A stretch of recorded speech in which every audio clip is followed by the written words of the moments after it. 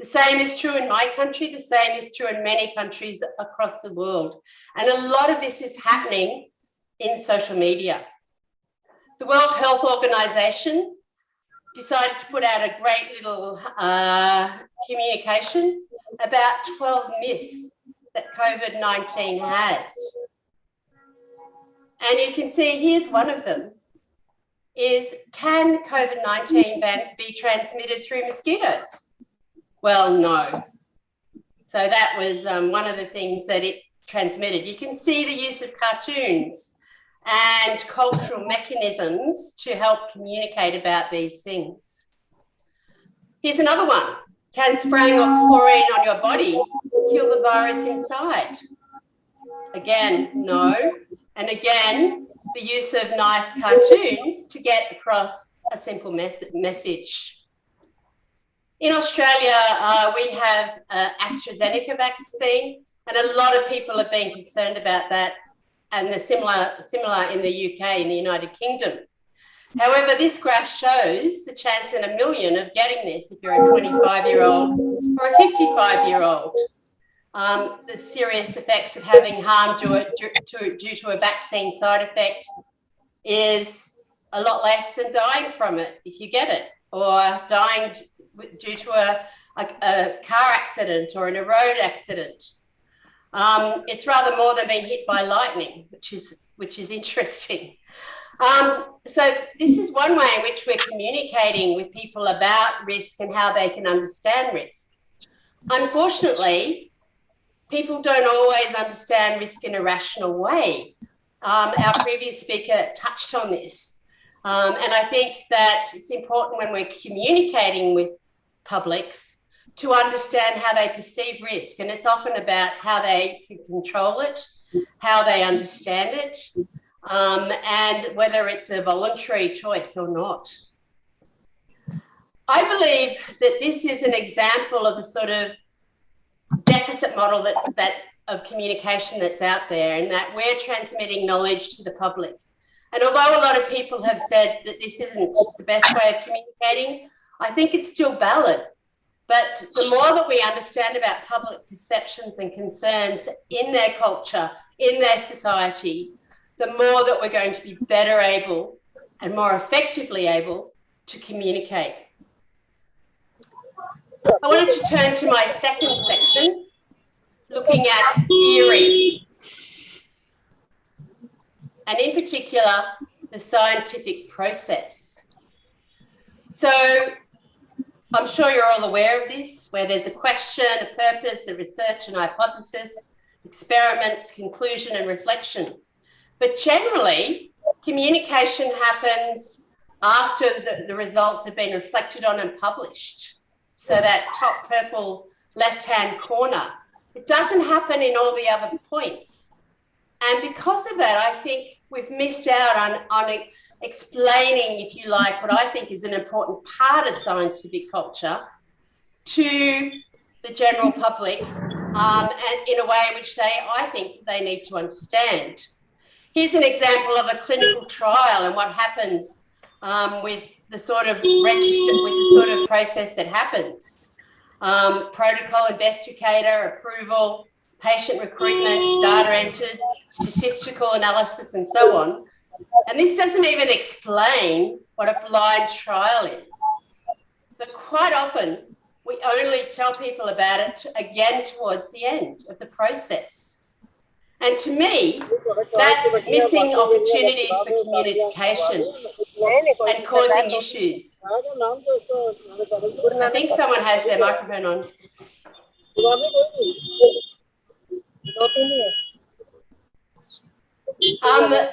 We know that trials for children, particularly children under 12, is still underway and is still happening. And that's an important thing.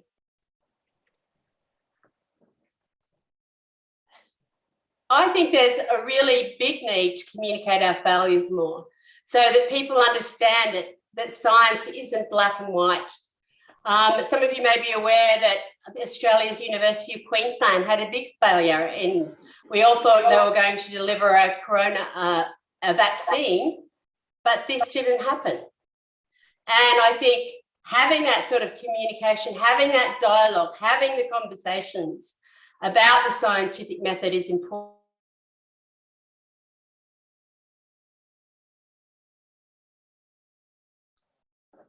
This brings me to the dialogue model. And this is where there's a sharing of knowledge between publics and scientists and institutions. And I think we need to do more of this to explain the nature of science, if you like, scientific culture and how it works and how things aren't black and white. And this leads me to my last point on trust.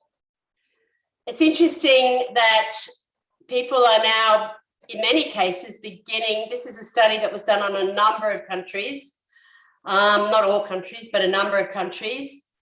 And there seems to be confidence in science being able to make our lives better and to bring hope. And in fact, science skepticism has declined for the first time in 3 years. Although we're starting to see it rise again now with vaccine technologies and all the myths that are happening out there. So trust is an up and down thing that happens. Scholars theorize that there are two different types of trust. There's the general trust that you have in an organization. And that depends very much on its reputation, on your experience with it, what your peers say about that organization. And then there's interpersonal trust, which is, I think, one that we need to think about more in science communication, but which happens on a much smaller scale than a mass communication scale that you get through social media and mass media. So people might trust a research institution because they've got a long record of carrying out useful research. And I'm sure you have organisations in India that are more trusted than others. We certainly do in Australia. People in Australia tend to trust what's known as CSIRO and some of the universities more than they trust, for example, government scientists. Interpersonal relationships, interpersonal trust, though, is dependent on relationships. And that's about how you are relating to people. And that's why that sort of trust is very much based on people we know, people we've interacted with. This is where I think the participatory model of science communication comes in. And it's one that I've been involved in. And in this one, knowledge is happening in many directions. And scientists are just one player in this. And to me, this is part of science in culture, very much. An example that I was involved in was the Climate Champion project of farmers in Australia. We had about 45 farmers over a 6-year period. So it was a long-term participatory program over 6 years where they interacted with scientists to look at climate risk and how they can manage climate risk on their properties. It happened about, as you can see, 2009 to 2016, so very unusual to get this level of funding. And here we're talking, as I said, about relationships developing over 6 or 7 years, and they developed to such a point that I think that trust was established and well established for this group. One of the people involved in this is Lynn Strong, sorry. She is a dairy farmer in New South Wales in Australia, and she was so inspired by this program that she set up a program for young people whereby they mix science with art to paint cows, to talk about sustainability issues and within the classroom. And this, I think, again, is a part of science in culture where art and science are coming together with education to raise awareness, to get people participating and trusting with each other. She gets young farmers and people involved in agriculture, young people involved in agriculture, to work with these school groups. And there's the relationships that are developed that trust process. In conclusion, I think that science communication can help scientific culture by creating science for culture. And that's very much that dissemination, one-way communication type of communication. Science with culture, which is that dialogue, that negotiation between science, between society, and science in culture, which is people participating with scientists, alongside scientists, looking at common problems and reaching towards common solutions. Thank you very much.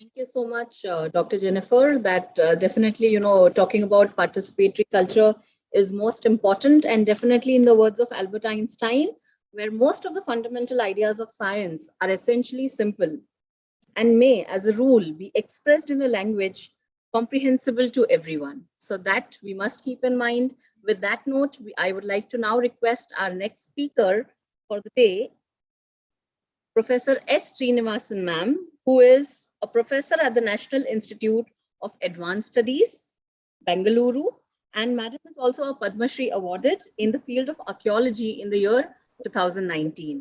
So over to you, ma'am. And for the participants, if you have any questions, you can please post them in the chat box. Yeah. Can you hear me? Yes, ma'am. Yeah. Just a minute. Yeah.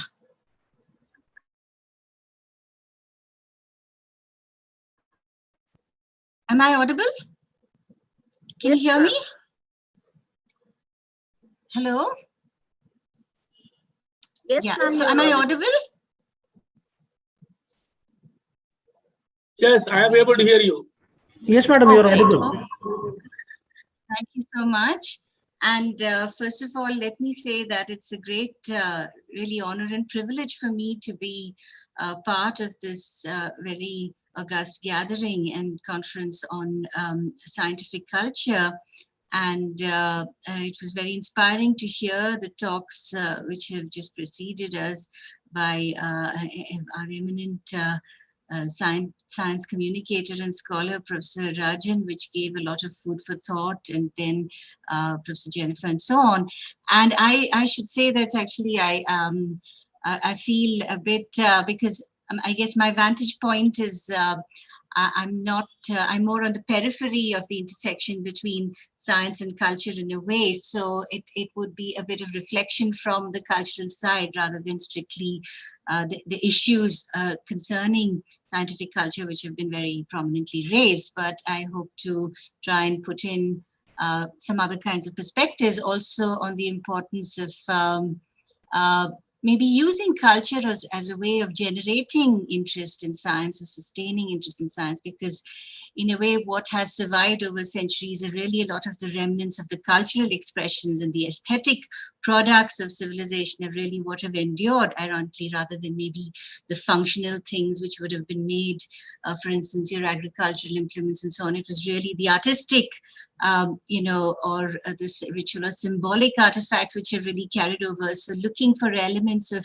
scientific understanding in them is also, I think, a way of reminding ourselves of the connections between, the holistic connections between diverse fields of science and art and all, which can also continue to inspire us, because I think scientific approach to science also has an element of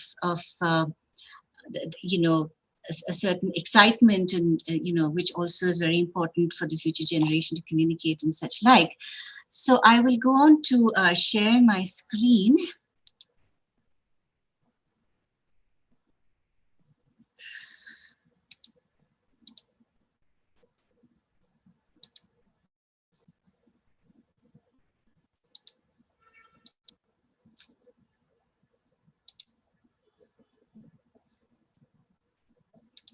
So is that visible, please?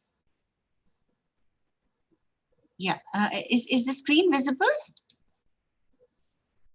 Yes, very much. Okay, thank you. So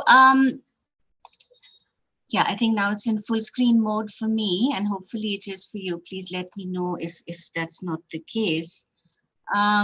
So my talk is entitled Art, Technology and Performance Perspectives on Sculptural Heritage, because maybe that's more the domain that I really work in as an archaeological scientist.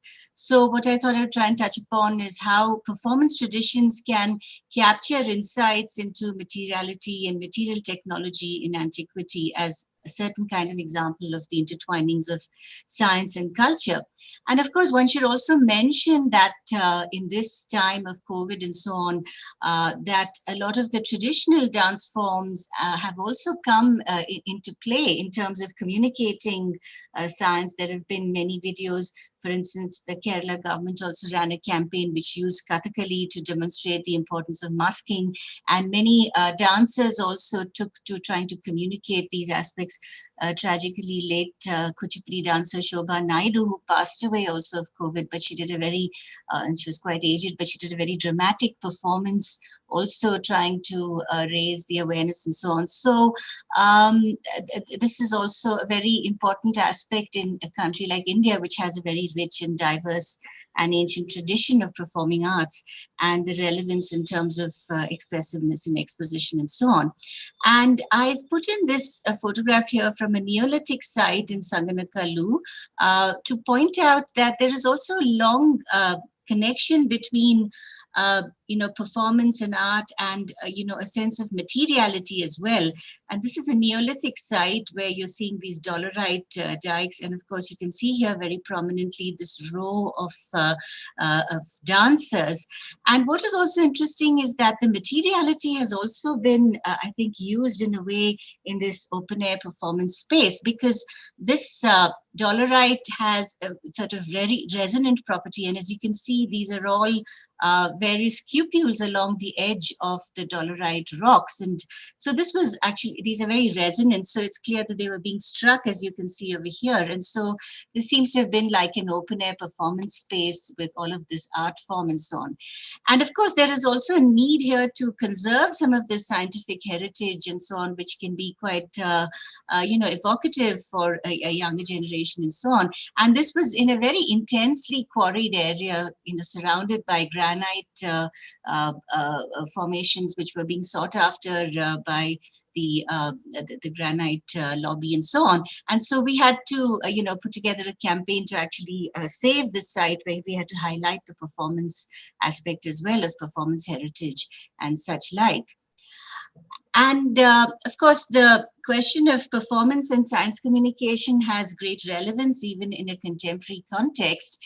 And amongst the many scientists who've thought about this, as Professor Rajan was also saying, the late Professor C.V. Seshadri, who was a developmental scientist, of course, he passed away in 1995, had also spoken of the need to convey themes of environmental and scientific interest through performing arts, and to also look at the traditional knowledge systems and their contribution also in terms of our understanding, and to value them in their own right and such like. And this is a rather charming group of school children and so on, who were performing at the Urur Alcott Kuppam festival in 2018. And they were using a very traditional art form, which is almost faded out, called Villupattu, where they have a bow strung here with bells and so on. And they were using that to convey some of their concerns about the environmental concerns of the region they were living in around Ennore, which had a lot of fly ash pollution and so on. And some of these aspects had also been highlighted through these campaigning involving children. And in a way, children, they're a group who can convey these concerns without, kind of ruffling too many feathers and so on. So this was quite an interesting example over there. And of course, when we look at the performance traditions, there is, of course, the classical tradition associated with the sculptural forms and the temple forms and so on. But there are still a lot of, ritual dance forms and so on, which survive across the country, many of which are actually part of the intangible heritage and fading out in a way. And this is from the region of the Nilgiris, the community of the Kurumbas, the local communities, indigenous communities. And some of these Ala Kurumbas, the honey gatherers, they also have a lot of knowledge, of course, the pigments and the tree resins and so on, which they collect. And this painting is also made from some of those tree resins, where they're depicting some of their dances after they have collected honey. And and this is very dangerous, actually, gathering honey from these heights and things like that. So these kind of dances that they perform and all that keep their morale up. So performance also has that very important aspect of keeping the morale going, which I'm sure it's important for us to remind ourselves, during times like COVID and so on. And this is, of course, the local hut of the Todas, which is surrounded by the stone circle, which is also depicted here. And of course, a lot of their music also, they use a certain kind of, this kind of trumpet, which also sounds a lot like the sounds of the bees and the honey. I mean, the bees, so it is also very much intertwined with nature and the sounds from nature and so on. And of course, I also wanted to mention that, myself as a practitioner of this dance form of Bharatanatyam, which, as I said, draws from Sadir, or the temple dance tradition of the hereditary performers, who, of course, have over time got a bit marginalized. Of course, it's a sad story, but the dance tradition has, in a way, carried over, which goes back to the temple traditions. And there is also a link there with the tradition of casting bronze sculpture and statuary bronzes. And this is a Chola period bronze sculpture, which you see it's in a rather similar kind of attitude. And of course, in this case, this Chola goddess is also standing here with an attendant. And there are these evocations which, as I talked about the nature mysticism and, the connections with natural mysticism, which is a very big ethos, part of the rituals and worship traditions of the Indian subcontinent and so on. And there are these interweavings in the Sangam poetry of the which goes back to at least the early Christian era and so on, from the Tamil region. And again, there are these intertwinings of the genre of Aham and Puram, the inner and outer space, which I think is rather beautifully captured in this verse from Agananuru. Of course, I won't read all of it, but since I was mentioning about the bees and so on, so here it says, the bees on the flowering slopes become lutes, and then it talks about the sounds of the waterfalls as dense as drums and so on. So again, this inspiration in terms of music and dance from nature and so on. Of course, a lot of my study, as I've come in as an archaeometallurgist, has been to look at the metal analysis of these famed Chola bronzes and so on. And these were typically found to be copper alloys. And as you can see here, this is a very low tin, low leaded copper alloy with a cast structure. And so you see that coppery color. And of course, this is a tradition which carries over, going back to several centuries, and it is one of the living traditions in India and so on. And this is from the workshop of the famous Sthapatis in Swami Malay in Tanjavur. And here you see that the icons are made by first carving out a piece of wax into the model, and then it is covered by numerous layers of clay to form the mold. And then the wax is melted out and expelled, and the metal is cast, and then it's finally finished to get the image. And of course, this technique is also described as Madhu Chahista Vidhana, which is also described in the Sanskrit texts and Shilpa Shastras and so on. But what is also, again, quite interesting is the connection, again, with the poetic traditions. For instance, there is a verse by Andal, the woman saint, who compares the mold to the clouds, which which she beseeches them to rain down on the Lord whom she worships and so on. And in this case, the allusion to the wax and molten wax inside the mold and such like. Sorry. So there are these aspects of insights which connect, let's say, the poetry and science and so on, which is quite a fascinating dimension. And I should also mention there that a lot of my research has also been to do with the celebrated Chola Nataraja bronze, the Hindu god Shiva as the lord of dance.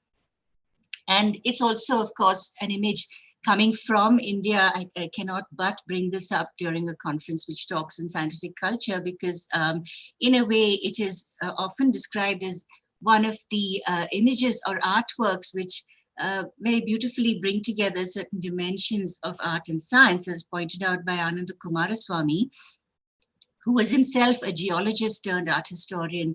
And he wrote, he described this image as poetry is nonetheless science, because in his interpretations from the Shaiva Siddhanta texts of the 13th century, he wrote that it depicted the 5 activities of Shiva, which balance creation as held by the drum with the fire of destruction, and the cycles, the perpetual cycles of creation and destruction and so on. And this image, of course, had attracted a lot of attention. The French sculptor Rodin also described it as une chose divine or règle. And in a way, it is also in an era preceding the Renaissance, you see that it's a depiction of a human form within a circle in a 3-dimensional way. Whereas Leonardo's Da Vinci's Vitruvius Man is, of course, a 2-dimensional depiction. And the image is also circumscribed by a 6-sided star, or the Satkona. And one is also reminded of the words of Nietzsche, the philosopher, who mentioned that I would only believe in a God that could dance. Well, I think it's more about the importance given to dance as a way of expressing something which which connects the human and the cosmic, and as a form of it is a very therapeutic act as well, and cathartic and so on. And of course, Carl Sagan also responded very beautifully, and Sagan, of course, is somebody who we all as science communicators admire as one of the foremost figures.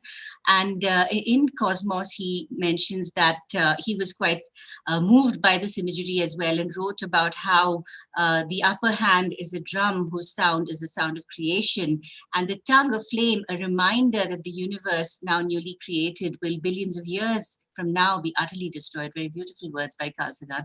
And of course, he also describes this image as a premonition of modern astronomical ideas. So, I mean, of course, I'm not trying to say that we necessarily look for, current scientific ideas in ancient arts, works of art, which are made in a very different context. And there's no comparison really between modern science in that way. And I think the parallels should not be taken too far. But certainly it's nice to see some aspects of intuition in those directions and so on, or at least these poetic metaphors. And that is also, I think, what Fritjof Capra was doing when he talked about how for modern physics, then Shiva's dance is the dance of subatomic matter. And as in Hindu mythology, it is a continual dance of creation and destruction involving the whole cosmos. Well, perhaps the idea is that certainly in the pre-modern world, there were perhaps more than other cultures, there was this connection between the cosmic phenomena and the divinity, and at least giving it a framework within the divine in this way.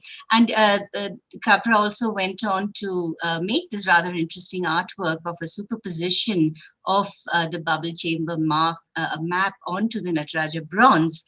And one should also mention that the Nataraja bronze was also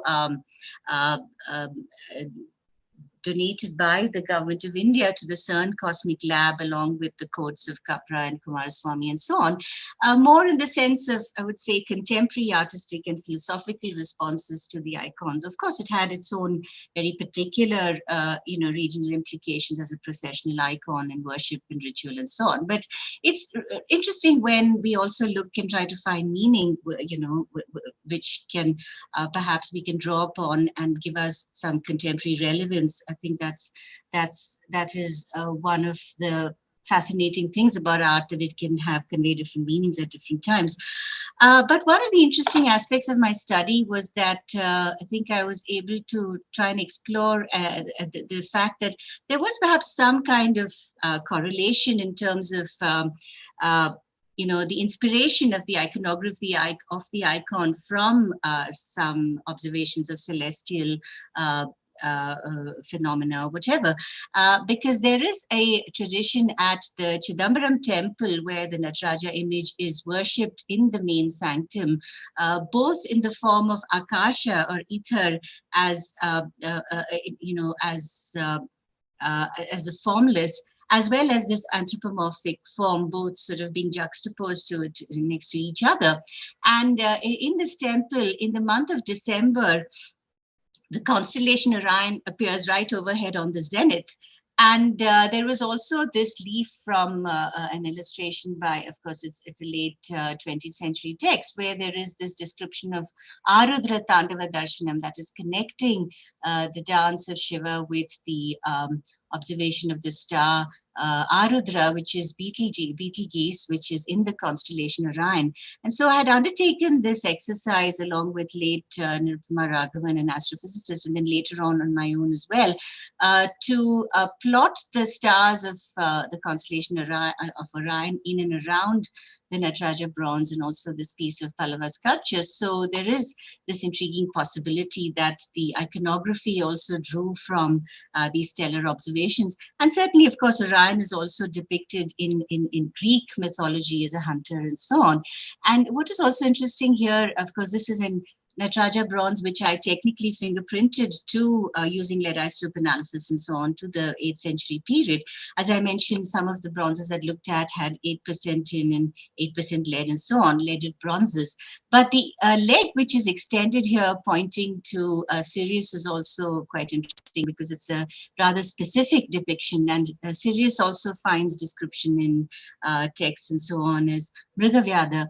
And in this case, also in Tamil, the dwarf demon is referred to as Muyalagan, which is actually translates as hare.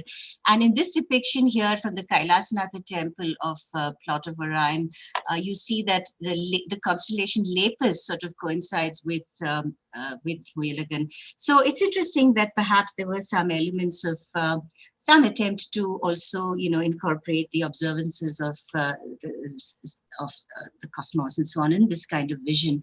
And it was also interesting that there was a beautiful work of space art, also interesting work at any rate, which was inspired by the writings of Capra and so on, which was undertaken by the Swiss sculptor Arthur Woods, where he made this piece of very light sculpture, which one has to see the video to really understand it, because it was sent up in the Mir space station in 1993, and it sort of moves very in a very kind of elegant way in space and so on. And that was inspired a bit by the geometry of the Nataraja bronze. And you also see, these very beautiful depictions of the flying locks, which also give a sense of weightlessness. And this is here a sculpture from the Chidambaram temple, where I was very struck by this this hair, ornament of hers and flying in that rather weightless sort of way. And of course, this sculpture also went down with Mir, but it was an interesting way of, contemporary sculpture drawn from ancient art.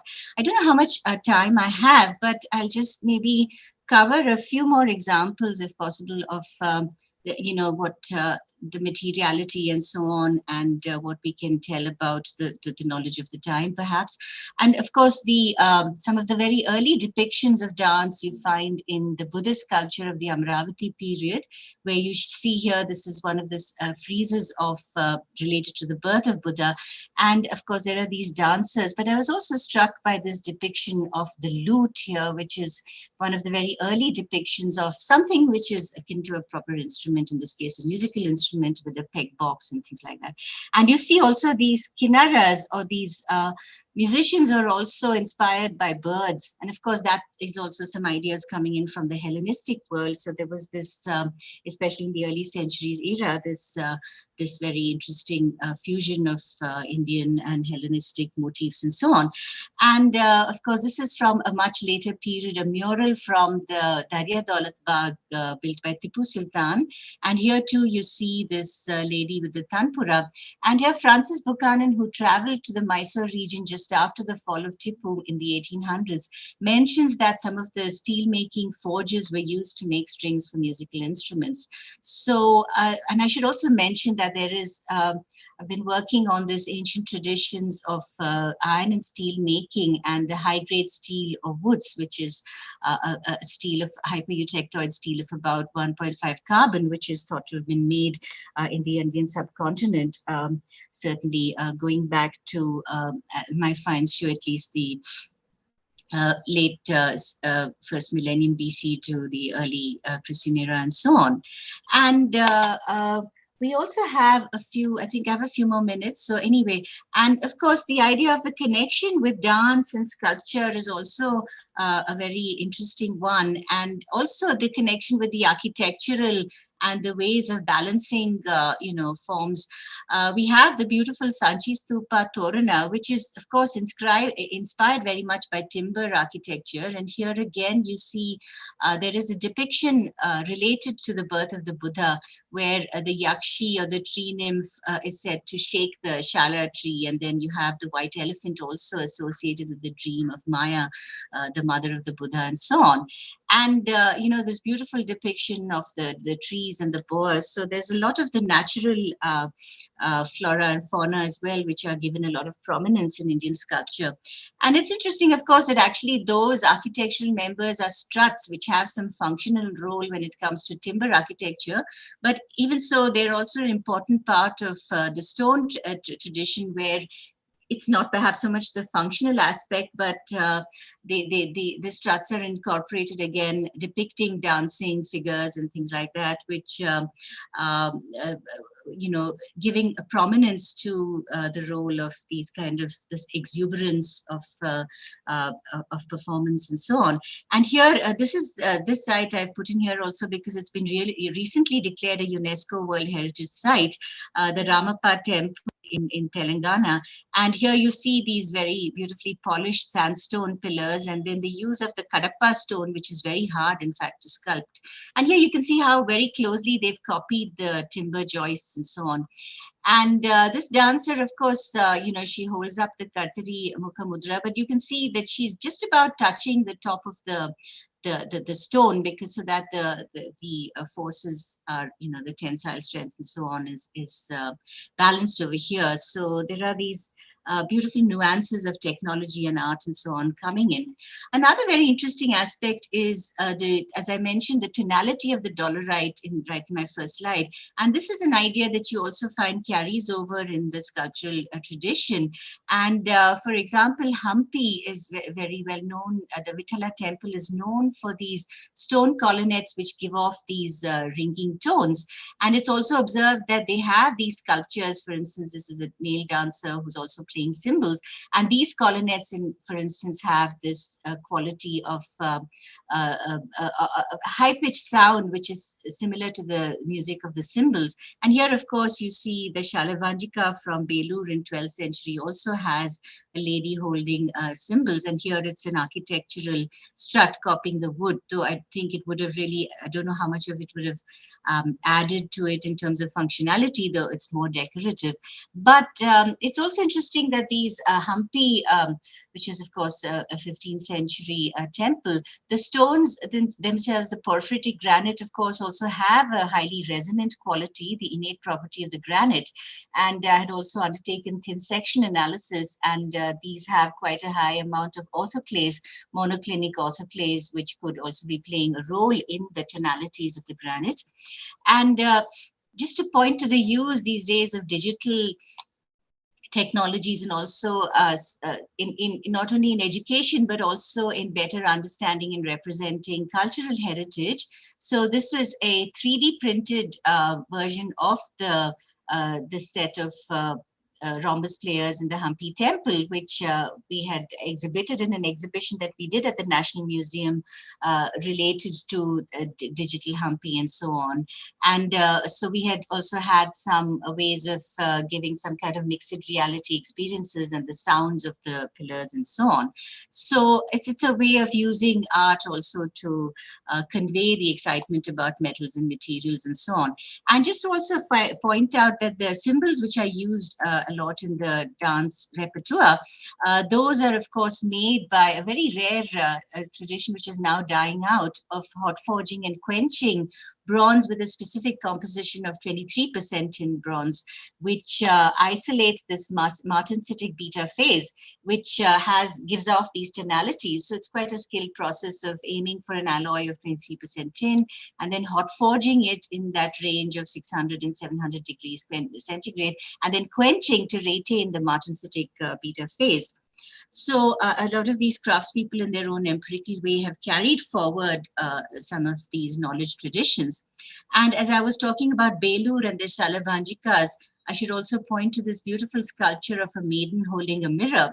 And this is another rare tradition which still survives in India, the making of metal mirrors in Aranmula in Kerala, of a very specific alloy which aims for almost the pure delta phase in bronze, which is this delta phase which forms at around 33% tin, is a very silvery and hard material which can be polished, and it takes a very fantastic polish, which is practically as good as a modern mirror.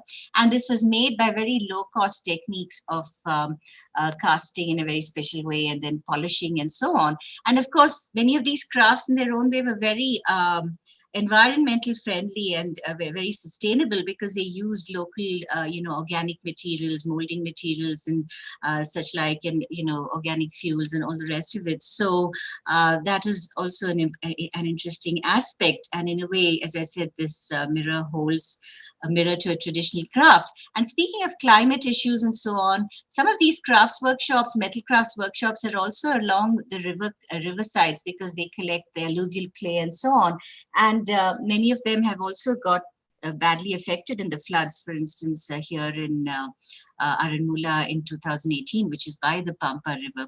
Well, I just will conclude by saying that as a dancer, I've also tried to engage with technology, and this was one of the very early experiments with using the internet streaming in a performative experiment that I did with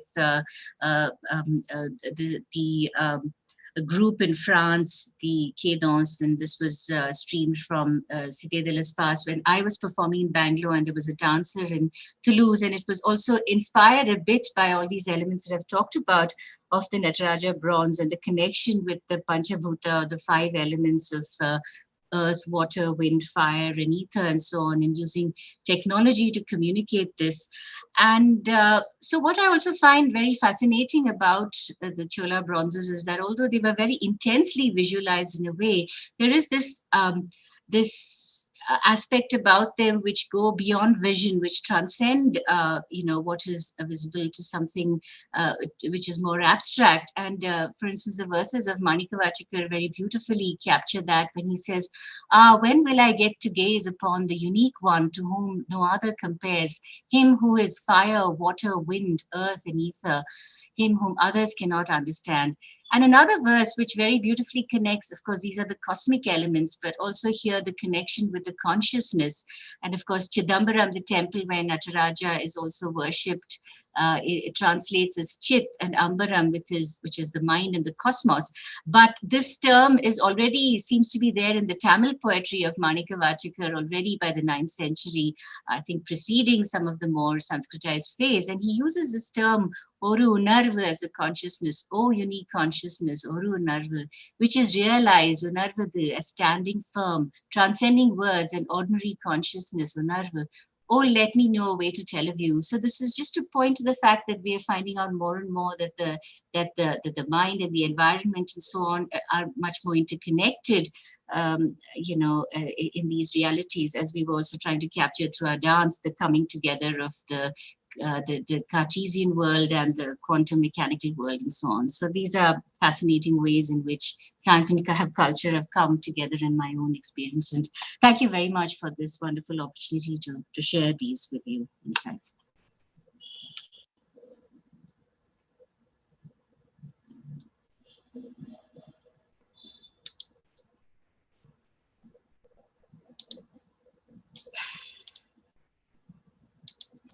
Thank you so much, ma'am. It was indeed a wonderful presentation.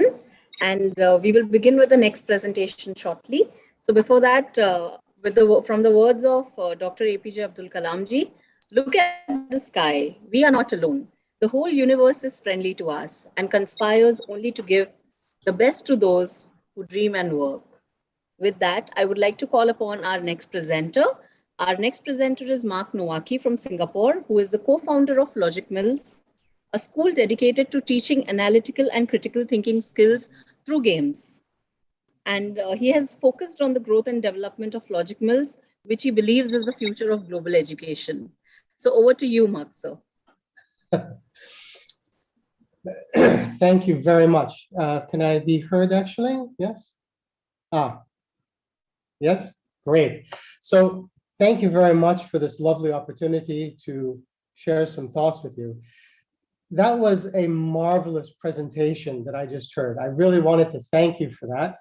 And I wanted to just share perhaps a slightly different perspective, which is one of more of a person who worked for many years as an academic professional logician, right?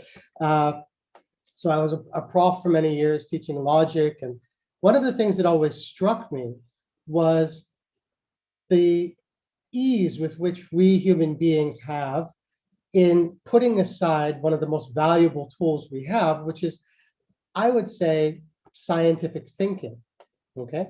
And this is a sort of disease that even the best-willed and most thoroughly grounded scientists can actually be guilty of.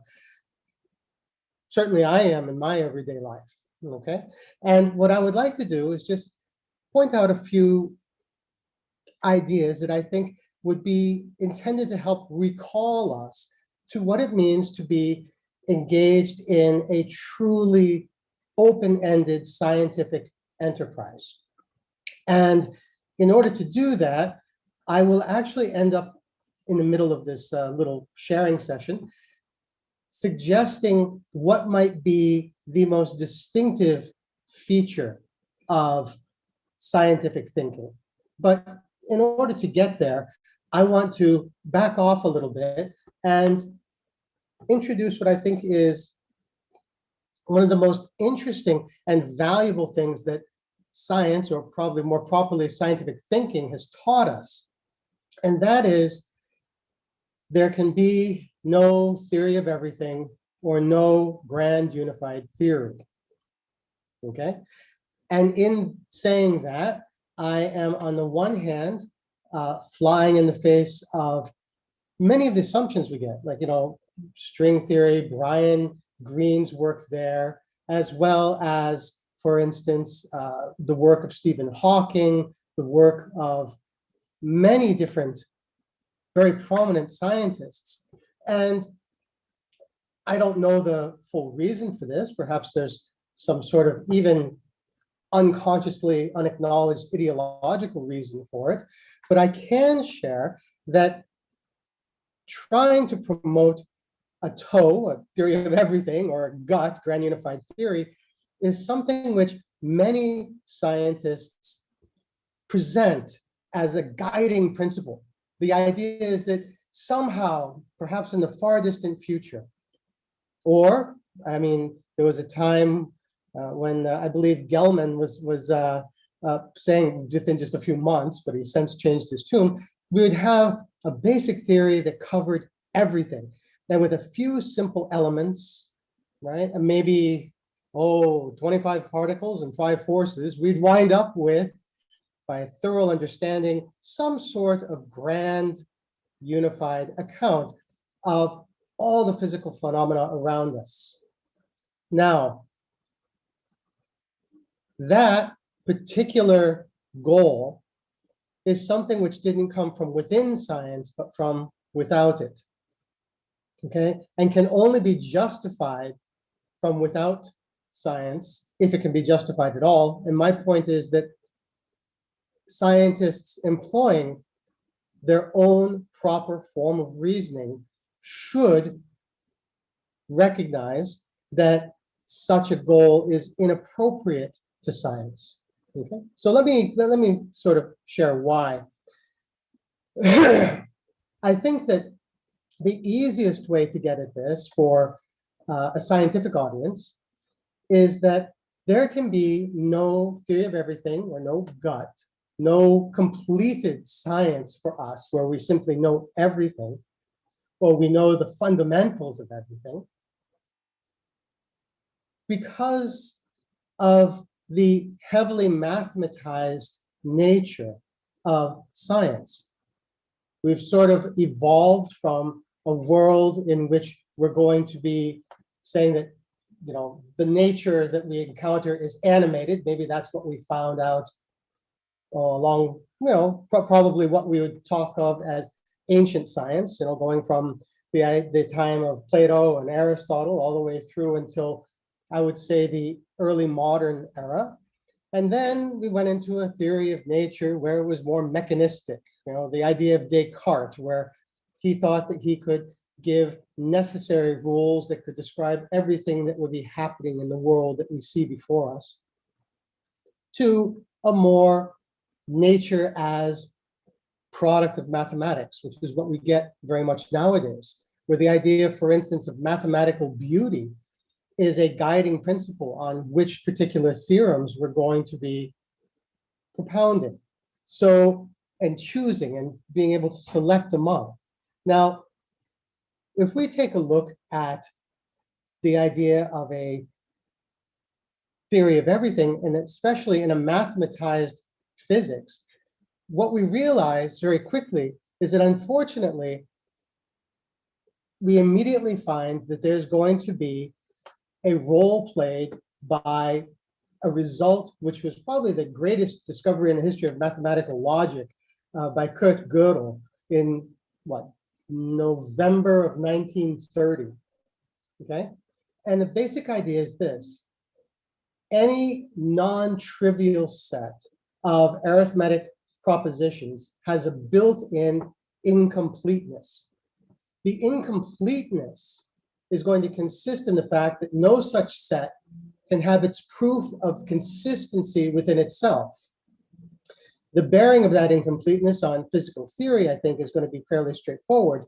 The idea is that as soon as we're going to say that the laws of science are going to be expressible in any mathematical form sufficient for the expression of the simple laws of arithmetic, we immediately run into the idea that it's going to be internally incomplete. Why? Because if we're talking about a physical theory, if our choice is between consistency and completeness, we definitely are going to have a consistent set of propositions because we're describing something that's actually happening, right? And the cost of that is incompleteness, okay? So that means that there's always going to be some fundamental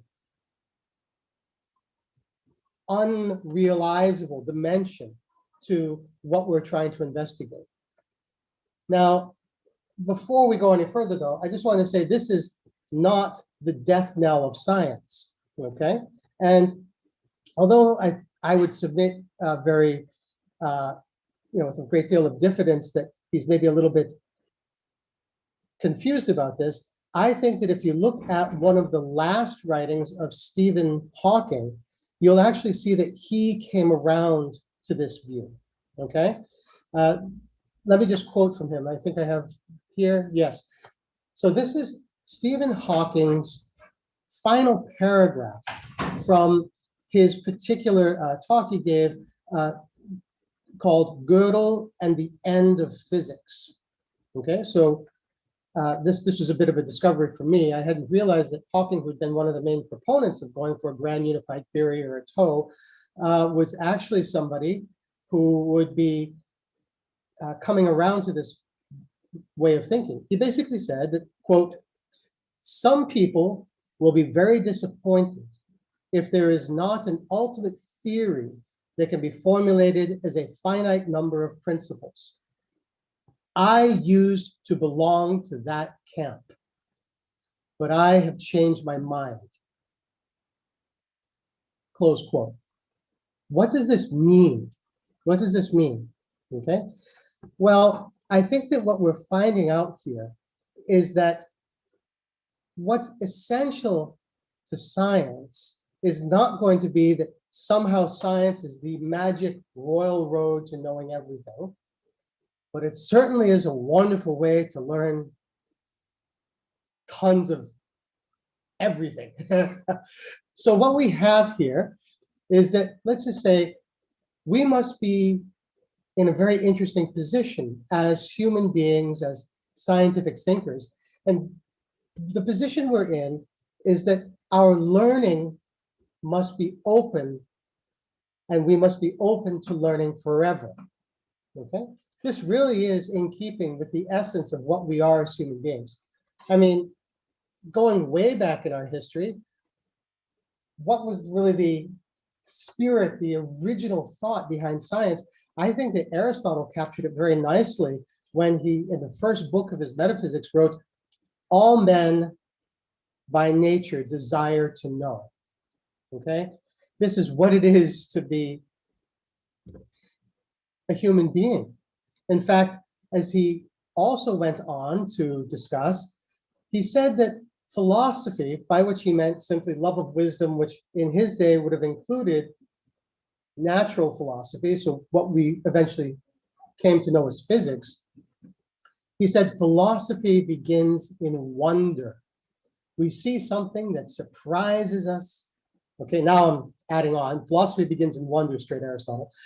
He says, if philosophy begins in wonder, well, what is it that we find wonderful? Well, surprise. We are surprised. We open our eyes and we see a world which has a degree of beauty that we didn't put there, but nonetheless is so.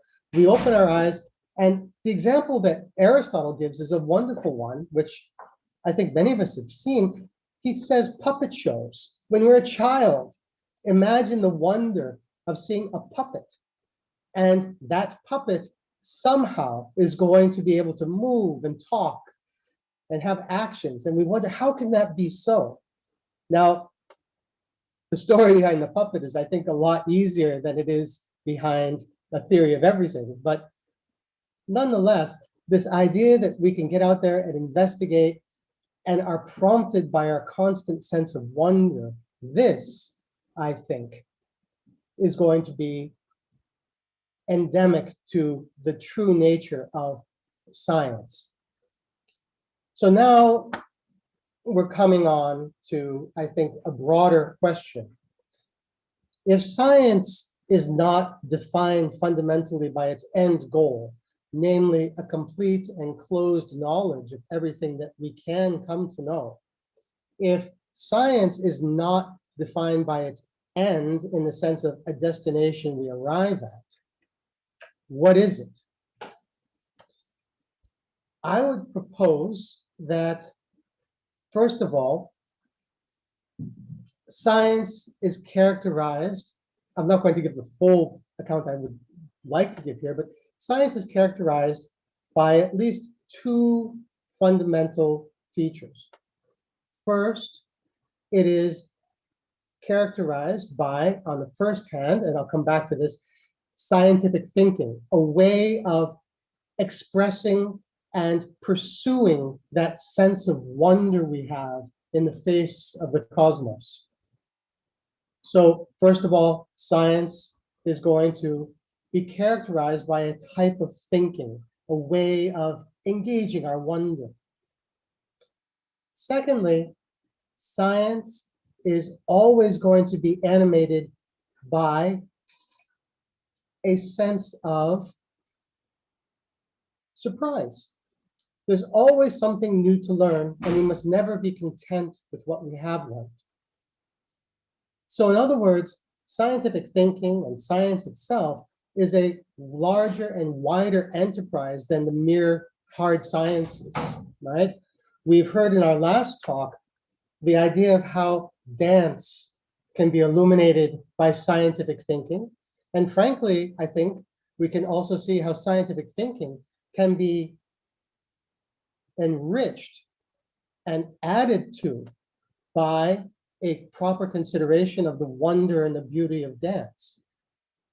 So what we find here, I think, is that scientific thinking is, I say, larger and wider than the hard sciences.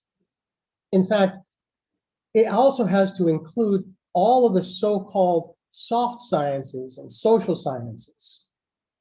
In fact, it has to even include something more than that. It has to include explicitly the humanities.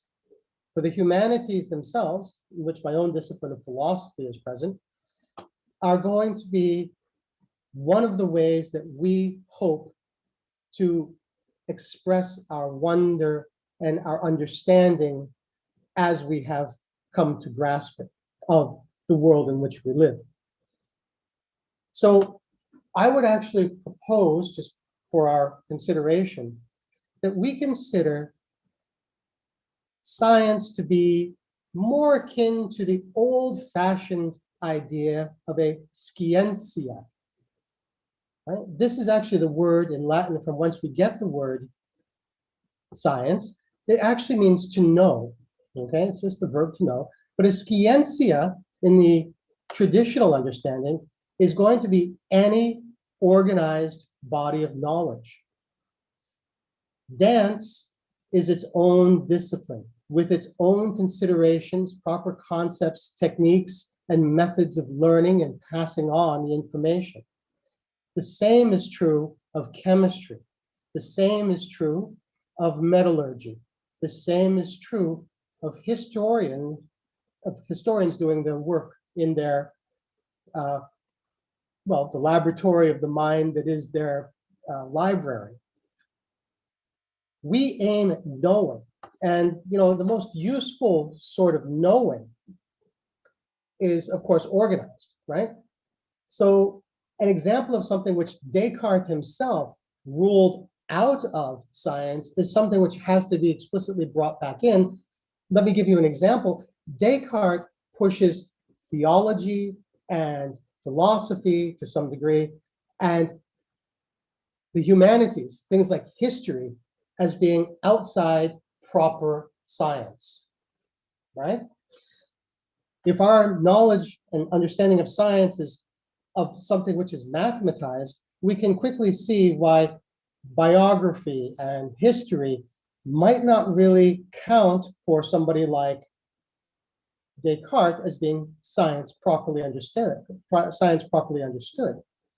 And so what I'd like to suggest is that for Descartes, what we actually see is something a little bit different, right? We really need to think about lovely stories like there's an old story, and I'm actually looking at my little account here, of what we find in separating out measurement and knowledge to be had, which is broader than just the traditional hard sciences. So here's a lovely story. I think maybe some of us have heard this before. basically there was I think it's often cited by Stanley Yaki, who's passed away not so long ago, but was a lovely scientist and philosopher of science. He basically says this. The story is of a young scientist who gave a factory tour to Lord Kelvin. Now, Lord Kelvin, of course, was arguably one of the greatest scientists of his time. He lived from the first quarter of the 1800s through 1907. I think he passed away in 1907. And the interesting thing is that factory was pretty much completely filled with equipment that had been invented by dear Lord Kelvin, right? So the equipment that was actually being manufactured at that factory was specifically dedicated to measuring the effects of electricity, okay?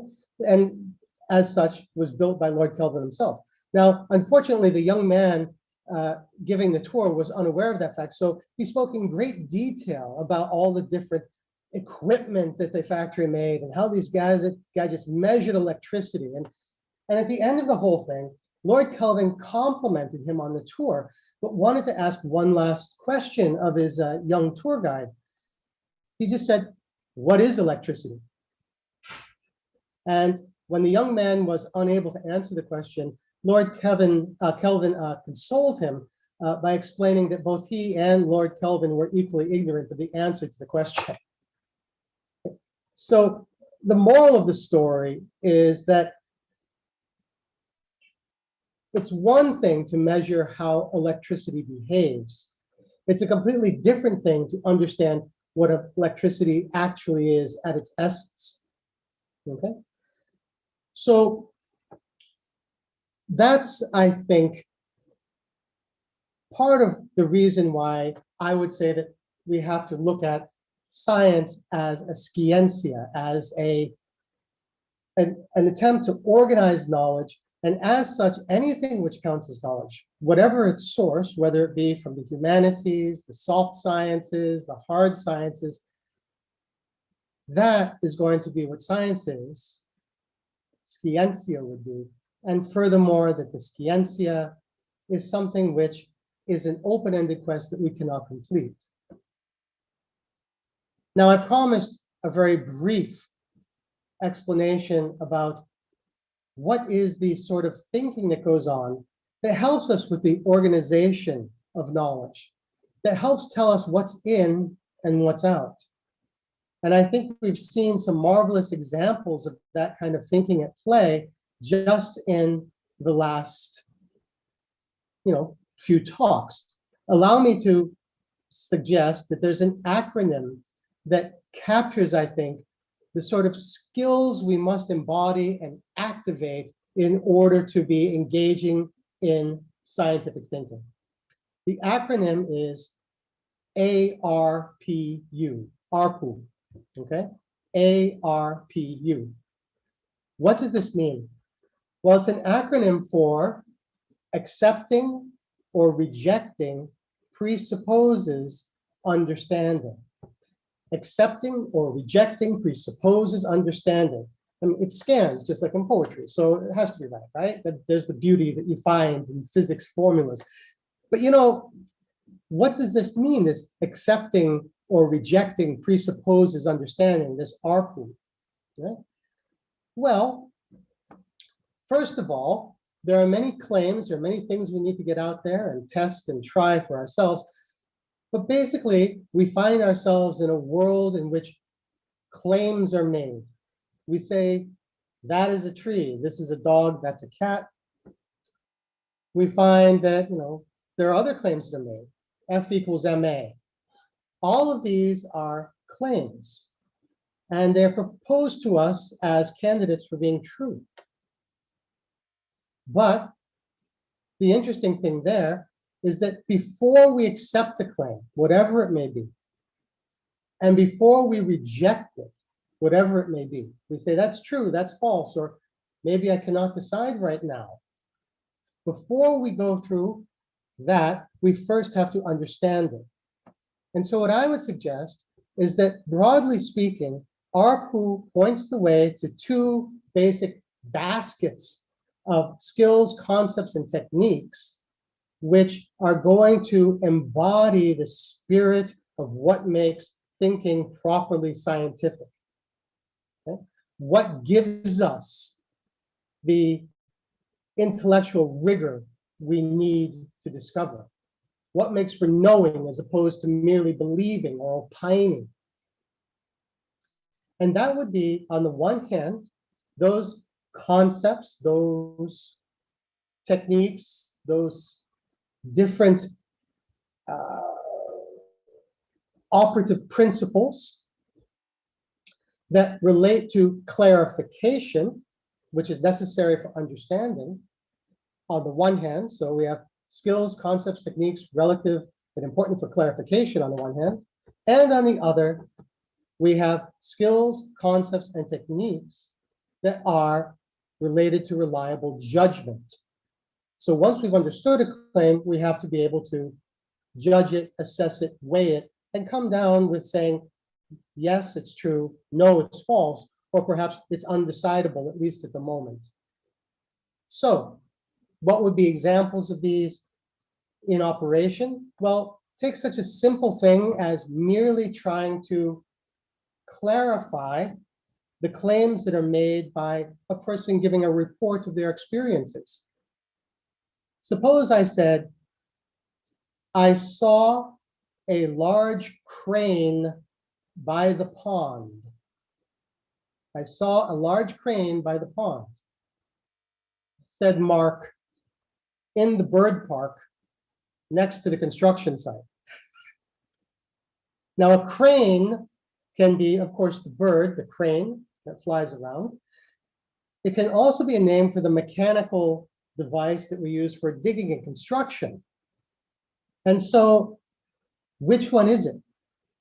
And the answer would be, of course, dependent on further questioning. We have to make sure before we reject my claim as false or we accept it as true, we have to at least nail down, my gosh, what type of crane are we discussing? And the idea is that if we're discussing the type of crane of one sort or the other, that actually matters. But of course, after we have clarified the claim and we understand it, so that's the presupposing understanding, we've understood the claim, we now have to go into the tools of reliable judgment. That's the accepting or rejecting part, right? Because it turns out that there are certain canons of reliable thought. These are the laws of applied logic. And through these laws, we know that there are things that we can come to understand with certainty, and then there are things that we can come to know with a certain degree of probability. And actually what makes the probable truths worth their salt is their openness to the test of reason of ARPU. We keep re-clarifying, retesting, and seeing what follows from that. In other words, what I'd just like to conclude with is the idea that scientific thinking, which will be conducted in conformity with the canons of reliable thought, the reliable logic of judgment, and the constant process of refining that we find in ARPU, accepting or rejecting presupposes understanding, this both reveals and furthers our progress along the road we travel in a fundamentally open quest of discovery. It is our duty in all of our endeavors to be guided by the ARPU principle, which can be found in good history, in good philosophy, and I submit in the hard sciences and the soft sciences as well.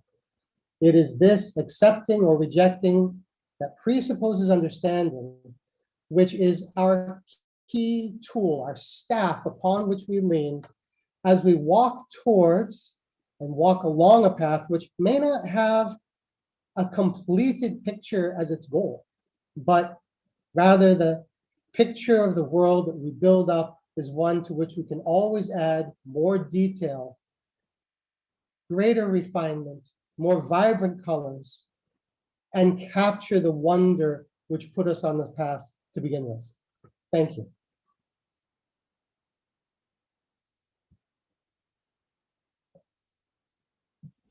So, okay.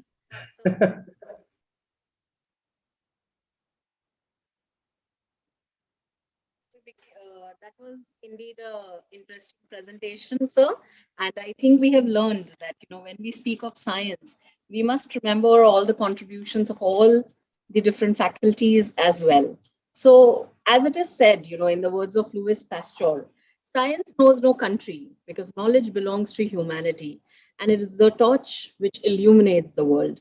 We would like to continue with our session, and the next session, I would like to call upon Shiv Prasad Kener, sir, who is the former director of Nehru Science Center, to introduce our next speaker.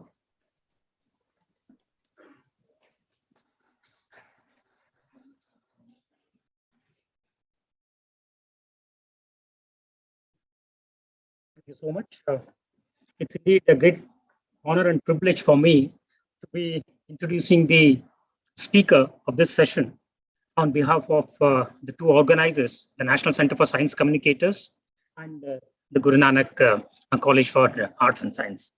Professor Mayank Wahia, who will be delivering his public lecture today, joined the Tata Institute of Fundamental Research way back in 1979. So in that sense, he's got about 4+ decades of service. Since the session is restricted to just about half an hour, I'll not be standing between you and the speaker because Mayank Wahia Sahab is I would put it as in a positive sense, a compulsive science communicator who is known for speaking for hours together. We've had the honor of hosting Dr. Wahia. I mean, he's spoken for about 2 hours and taken a question and answer session for another hour and a half. So maybe this small little half an hour, I don't want to come in between Wahia and introducing. But all I can say is he's a very passionate science communicator and associated with both the National Center for Science Communicators, of which he's the patron, and also almost all the science centers. Incidentally, he's also been the national coordinator for the astronomy Olympiads for about a decade plus. He is associated with the National Council of Science Museum, both in the capacity of a member and chairman of the program and planning committee, the executive committee member, the society member, and whatnot. He's also been very active in high energy physics to start with, and some of his experiments have flown on board space shuttle and also in some of the satellites in Indian Space Research Organization. So thank you so very much, Professor Wahia, for accepting our invitation. And I hand over the mic to you, sir. Thank you.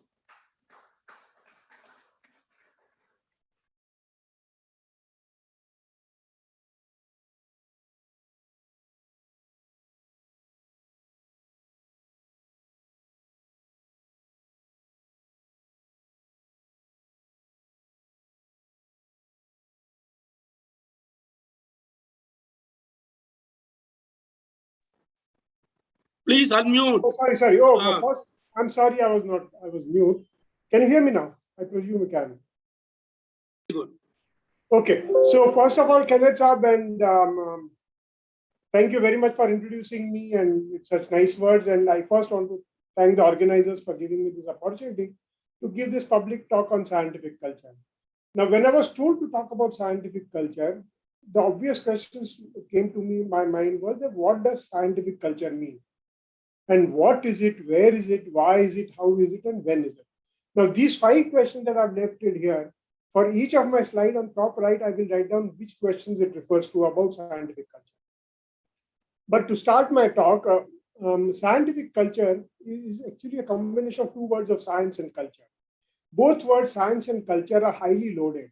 And the words, and when you put them together, you get a whole bunch of ideas and attitudes and realities and complexities.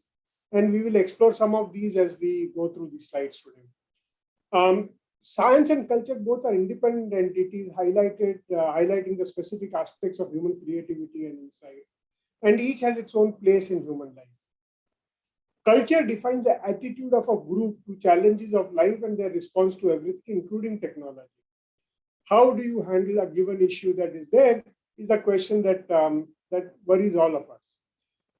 Culture is an expression in multiple. Is expressed in multiple ways, from everything from art to architecture, and I will discuss some of these issues in detail shortly. Science defines, on the other hand, the understanding of the working of nature to increase the efficiency of exploiting what we need from nature and to creating new innovations to make our life more comfortable. So science originally started as a way of being more efficient, and it now turned out to be a tool of developing a whole host of technologies, whichever make our lives easier and also answer our curiosity about how nature works.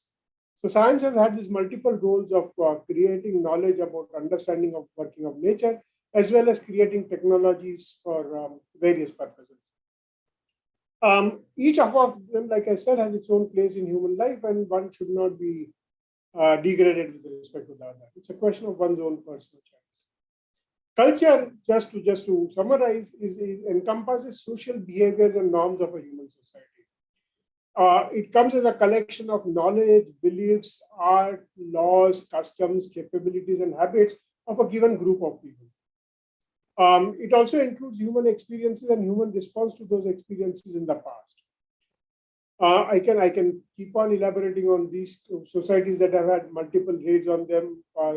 Wars will have a particularly warlike response and so on.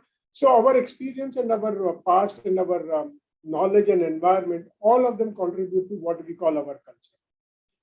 And even within a given group, depending on the subject and topic that you are talking about, you may belong to a different cultural aspect. So, for example, in a group, in a city like Mumbai, you may all be sort of tuned to the culture of Mumbai, but then depending on what your mother tongue is, you would also have other connectivities to other cultural aspects.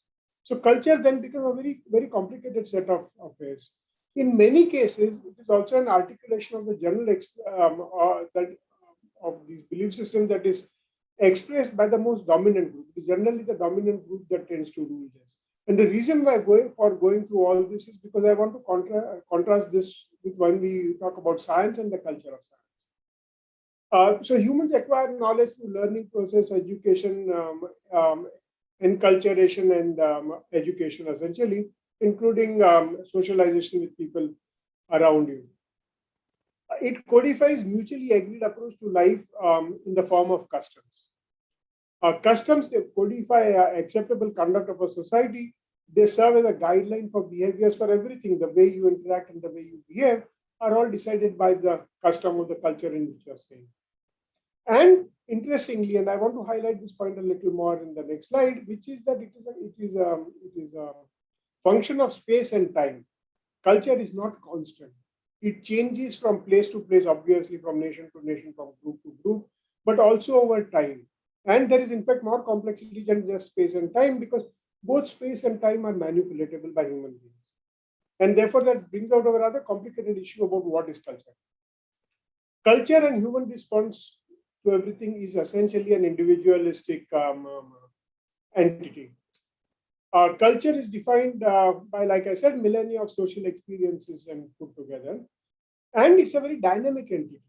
What you like today will not like tomorrow. What is acceptable tomorrow today is not acceptable tomorrow. Fashion is one obvious places where you see this changing much more easily than in other places. In authoritarian societies, in fact, the culture is completely in the hands of the dominant on the governing. They can decide what is to be imposed as culture and what is not to be imposed. The most simplest example that I can think of from current times is the way Chinese government is trying to put down the entertainment industry because it thinks that it has become too big for its own. So in authoritarian societies, governments can impose their own concept of culture, again, making this culture a very, very delicate and dynamic entity. History textbooks are usually the victim of cultural evolutions or cultural revolutions. And there, interestingly, if you look at the textbooks in schools and colleges, history textbooks are changed even more often than that the science books or other knowledge system books are changed. That is because each ruler or dominant group at any given time wants to impose its own perspective on the past and the events of the past, emphasizing some things, de-emphasizing something in order to convey their own personal biases and attitudes, and is generally ruled by the dominant group who is present at that time. And as dominant groups change, other dominant groups come, history is rewritten to reinterpret the past events to make you feel that your culture should be this or that. The temptation to reinterpret past is therefore very strong and very common in all cultures. It freely admits of authority of a single group of people who are dictating the culture. So it is a current trend, or the current set of leaders, whatever they decide is culture is to be the culture, and the community at large will succumb to that kind of pressure, because culture is a very delicate entity. Culture, therefore, is a function of time, and politics, time and space, and I should also have added politics and local history, local conveniences, and so on. Against that, science is a very different entity. In the background of this, it is worth looking at what scientific culture means. Now, scientific culture itself has two very distinct meanings. At one level, it shows how scientists behave as a group. So scientists are based on common traditions and value systems. They are stable since the invariant is nature. The judge for everything and every statement that is made within the broader aspect of science is to be judged by the way nature works. Whether nature agrees with your interpretation of the way things happen is what decides what it is. So unlike social cultures, the science tends to be more stable and invariant because nature remains the final arbiter of everything that is said. At another level, scientific culture is how society responds to the scientific ideas. And that is different from the way scientists would respond to a scientific idea. And this becomes crucial as COVID has shown about various aspects, and I will come to those a little later. The current varied response of computers and COVID vaccine shows you that the general public's response to science and technology varies depending on incidence results. The society at large has taken to computers like it's unbelievable how computers have become such an integral part of our life. On the other hand, the amount of resistance that you see for COVID vaccination tells you that the response to science is not a uniform belief. It is partly how a given group will respond to a particular scientific issue depends partly on the group cultural response of that. If there is some dominant person who says that COVID vaccines are poisonous, there's a large group of people who won't take COVID vaccine even if their life and livelihood depends on that. So it is essentially a cultural group response to science, and therefore the response to science and scientific culture as seen by general public is very different from what scientist to scientist response to culture would be, or scientific culture would be. At another level, because of the fact that science often appears to be magical, there's a degree of apprehension about science. I mean, till last year, we did not know what COVID, or 2 years ago, we had no clue that there could be a virus called COVID. And in 2 years, human beings now claim to have an antibodies that can prevent COVID from spreading and doing harm, etc. Gives you a sense of kind of magical activity. Most people who use computers will not even understand what a CPU is, or what a computer is, what a memory is, except in a very vague general sense of the word. So computer in many ways, look at the room you enter. If you are a villager who had never seen electricity, imagine walking into a room where you touch a part of the wall and the entire room lights up. It appears magical. And when you start believing in science as being magic, it has its own risks and its own dangers. And once you start believing in magic, there is always a vulnerability to be exploited, because people may say that the magic that is in this particular thing is harmful to you. And that can be dangerous. And then these views initially tend to be highlighted by media as a comical interlude, but they often pick up very serious consequences. COVID, the way it has been handled by media, tells you how common culture responds to science and the complexities of scientific ideas. So we need to worry about this when we talk about scientific culture. In general, science and technology have had an integral part of human society. Ever since the first person decided to cut the hide of the animal he or she was trying to eat using a sharp stone instead of hand and teeth, the scientific revolution began in human society. Even way before Homo sapiens became Homo sapiens, Homo erectus onwards, we have had this scientific development. But it has been entirely subterranean. The fact that new technologies and new science and new engineering came up was essentially a side story to largely social developments and political issues and all that over the period of history. And therefore, science had always remained a subterranean stream on which the societies of the past flourished. This changed at Industrial Revolution. Industrial Revolution brought this subterranean stream now to the surface, much with the resistance at that time, but eventually it brought it to the surface where science and engineering are now dominating our life as it has never been before. In fact, the very fact that the science and its role in society becomes visible after industrial revolution essentially means that a lot of cultures tend to believe that science is a Western enterprise, and it is not. We have no clue where the first person who cut the hide with a stone lived, whether it was in Africa, Asia, Europe, we have no clue. Science has been universal for a long time, except that in most cultural histories, you will see it as a subterranean strain, and therefore you would not notice it, and it will not be as dominant. Industrial evolution, with its massive power of axiomatizing science, created a culture which tended to dominate. And therefore, after industrial revolution, essentially, you are now the leaders now required to have certain, at least the basic understanding of science, which was not something expected of them in earlier periods. In that sense, industrial revolution changed a lot of perspective of science as much as it brought technology. Well, there is no doubt there was a lot of positive impact of industrial revolution over the last 400 years. There have been some spectacular ill effects that are equally devastating.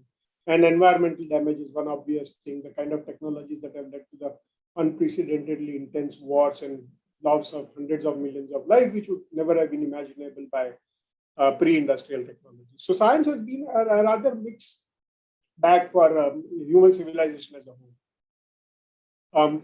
And one could, of course, discuss these issues in great detail, except that I don't have time for that. It has also encouraged a lot of anti-science movements in the world. Some of these anti-science movements are because of the genuine concern about the kind of technology that we are now putting in our hands or inventing or discovering, about which we do not have control.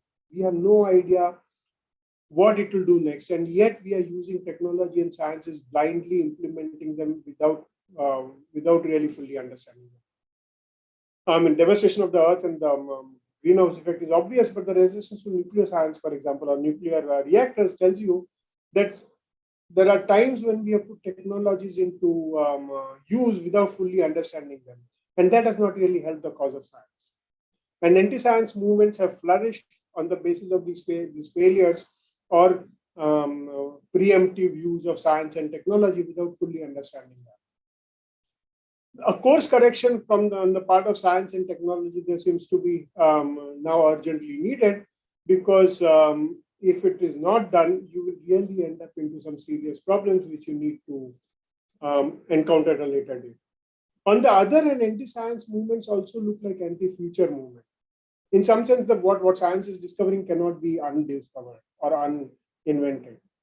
There are some problems of human success today on Earth, which cannot be answered without science and technology. The obvious thing is food requirement. With some 6 or 7 billion people that make up the Earth, if you go by conventional way of farming, there is no way you're going to be able to feed that kind of population. So you do need to worry about a whole bunch of things. And therefore, anti-science movement as anti-future movements are always going to be dangerous. Because science is required and technology that it gives is required for the future of science. So science works on the set of norms and practices that propose that whose purpose is to understand the working of knowledge. And because nature is the arbiter of the whole thing, there's an objective reality which people are trying to understand. I mean, one can argue the subtleties of whether quantum mechanics keep the reality objective or not, and those kind of issues one can argue. But by and large, it's an objective reality. It demands a consistency in the working of nature across space and time. And again, this is not something that was expected of culture as a whole.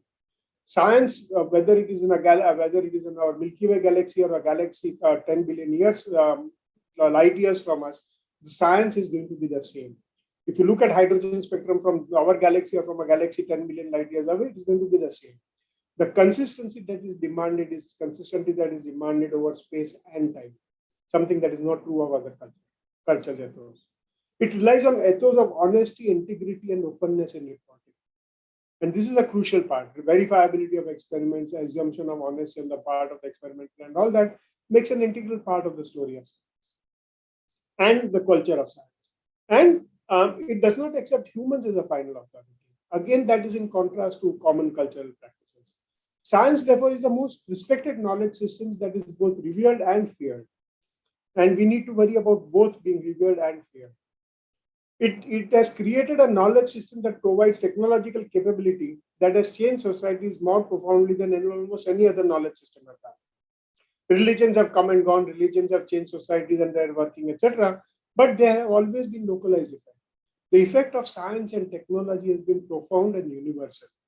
And that puts us in a unique position where we need to worry about what scientific culture means and how it is to go and where it is to go. Then science and authority. Science has no gods. Nobody in science is a god. Eventually, there is only one god, which is nature. And if what you say about how nature works is confirmed by nature, we accept your idea is very good. If what you say is not how nature works, then your idea was interesting, but not of great consequence to the culture of science. Scientist, the word therefore is never elevated to the status of sermon or discourse, because it is not. It has to be validated by nature, and everything is critically evaluated against the background and response from nature. And the reason why I'm emphasizing these points is because sometimes these things play against science itself, and I will come to that point soon. There is a broad criterion that scientists agree almost amongst themselves that the sense, and in that sense, we have a core of culture of science. Whether you are a biologist or an astronomer, there are certain value systems on which you will agree as the common general principles. And that's in the word of culture of science is not a bad word to use. Unlike other cultures, it is also very meritocratic in the sense that within the limits of social complexities, it is far more merit-based than any other form of human cultural activity.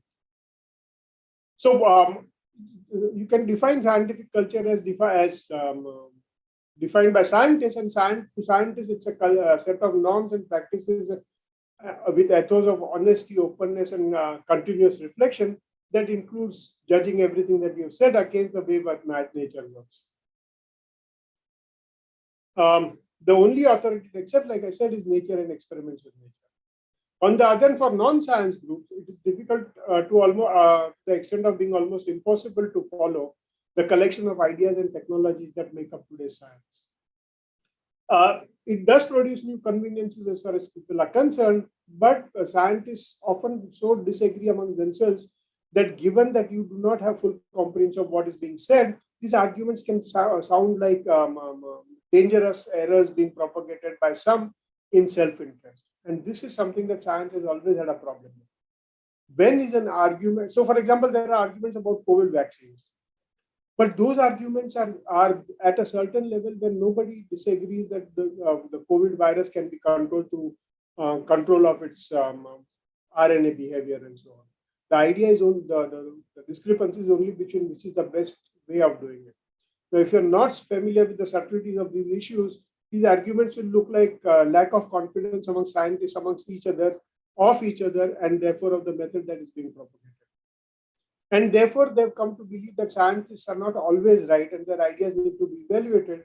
And because they have only limited wherewithal to evaluate it, they essentially depend on their social culture and social connectivity to decide whether an idea is to be accepted or not.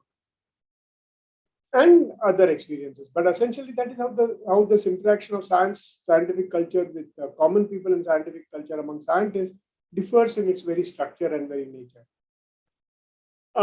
As far as science and scientific thinking is concerned, it is supposed to be a way of life. It's not that you can be scientists here and non-scientists there. And I'll come to some exceptions here also.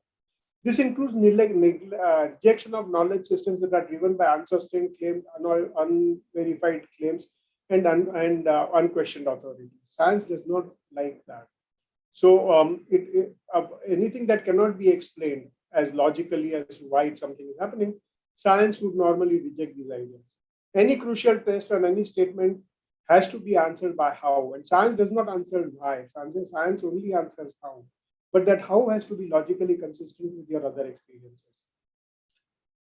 Science, because of its arbitration authorities beyond humans, it also gives you certain safeguards against manipulation because nature would not agree with what you have delivered. So, for example, you can take this horse horse fungus tablets, and it will not cure you of your COVID. So you know that it is nonsense. And it should percolate in everything we do. And yet, we must also accept that human frailties are such that many cannot give up some form of original cultural belief and remain bound by them. Scientists are not bound in isolation. They will have a certain cultural context in which they will live. As a result of which, there are various issues that come up. So there have been abuses of science, and science has often delivered technologies to humans where we are not so sure whether it was a good idea to have that technology, because that technology has often been misused. Technology without moral constraints has led to environmental abuses, including things like gender determination tests in human fetuses and so on, all the way down to what it has done to the biosphere. So in many ways, there is an apprehension against science because it has created some disasters on Earth. And when nature, and it's worth remembering that if you push nature too much and nature rises in fury, as we have done with the biosphere, the results can be devastating. And this has also resulted, or will soon result in sort of shaken beliefs in science as the ultimate arbiter, and a kind of rethink on how much science should be allowed to run our world. Whether the stream of science should be forced to go back subterranean, or whether it should continue to dominate society, are issues that we'll have to start worrying about. Science has also been vulnerable to other abuses. So there are cultural and racial superiority issues. There are pre-birth identification of genders. There's a greed-based differential and uneven distribution of human conditions and so on. So there are issues like those. On the other end, there is also a disconnect with science. The problems created by science and its complexity are of great magnitude, and we need to worry about those issues. Like I said, it has also created anti-science movements because science is considered difficult and complex and something that only nerds can study. Others have been disconnected. And so we have a clear disconnect in the populations between those who like science and who are into science and those who are not. And our education system definitely encourages this trend because the way the very teaching is done. And there are issues with the teaching of done. According to me, we don't teach science at all. We only teach the grammar of science in school, and the grammar is not so easy to follow. So it is very easy to get put off by the subtleties when you do not give students an overall picture of what science is. So there's a very famous book by G.P. Snow of 1959 called Two Cultures. And apart from all that he says about this culture of science and non-science, the summary is that for an English speaker, not knowing Shakespeare's work is a matter of shame, but not understanding Newton is a matter of pride. And there, something is wrong. And there, we need to worry about when a society considers it is fashionable not to know science or even the basic ideas of science, but not knowing some cultural work which is strictly context-based is considered embarrassing. There is something that is wrong, and there is something that is bad, and there is something that is dangerous. Rejecting science could certainly be a disaster, and we need to worry about those issues. There have been, of course, follow-up books on this. Snow's book of Two Cultures called Three Cultures, which talks about the fact that some of the technologies are now so well accepted by people across the board. There is a mixing that is happening, but it is not happening. In real sense of the word, the so-called people who, non-science people who accept science and technologies are accepting them as magical tools and not as something of the working of nature. After all, how many people who use computers know about the silicon and the semiconductors band, which allows you to manipulate the currents and all that? They don't, and they don't care. On the other hand, we must also accept that non-science systems have a certain emotional appeal, which will always hold, given that the world itself is so complex that it seems unpredictable and irrational. Even given those limitations, emotional appeals will always be there. And therefore, it is easier or emotionally more less stressful to believe in the supernatural controller. You sort of either worship him or sort of bribe him in some format or the other, so that he looks after your interests in a world that is completely pure.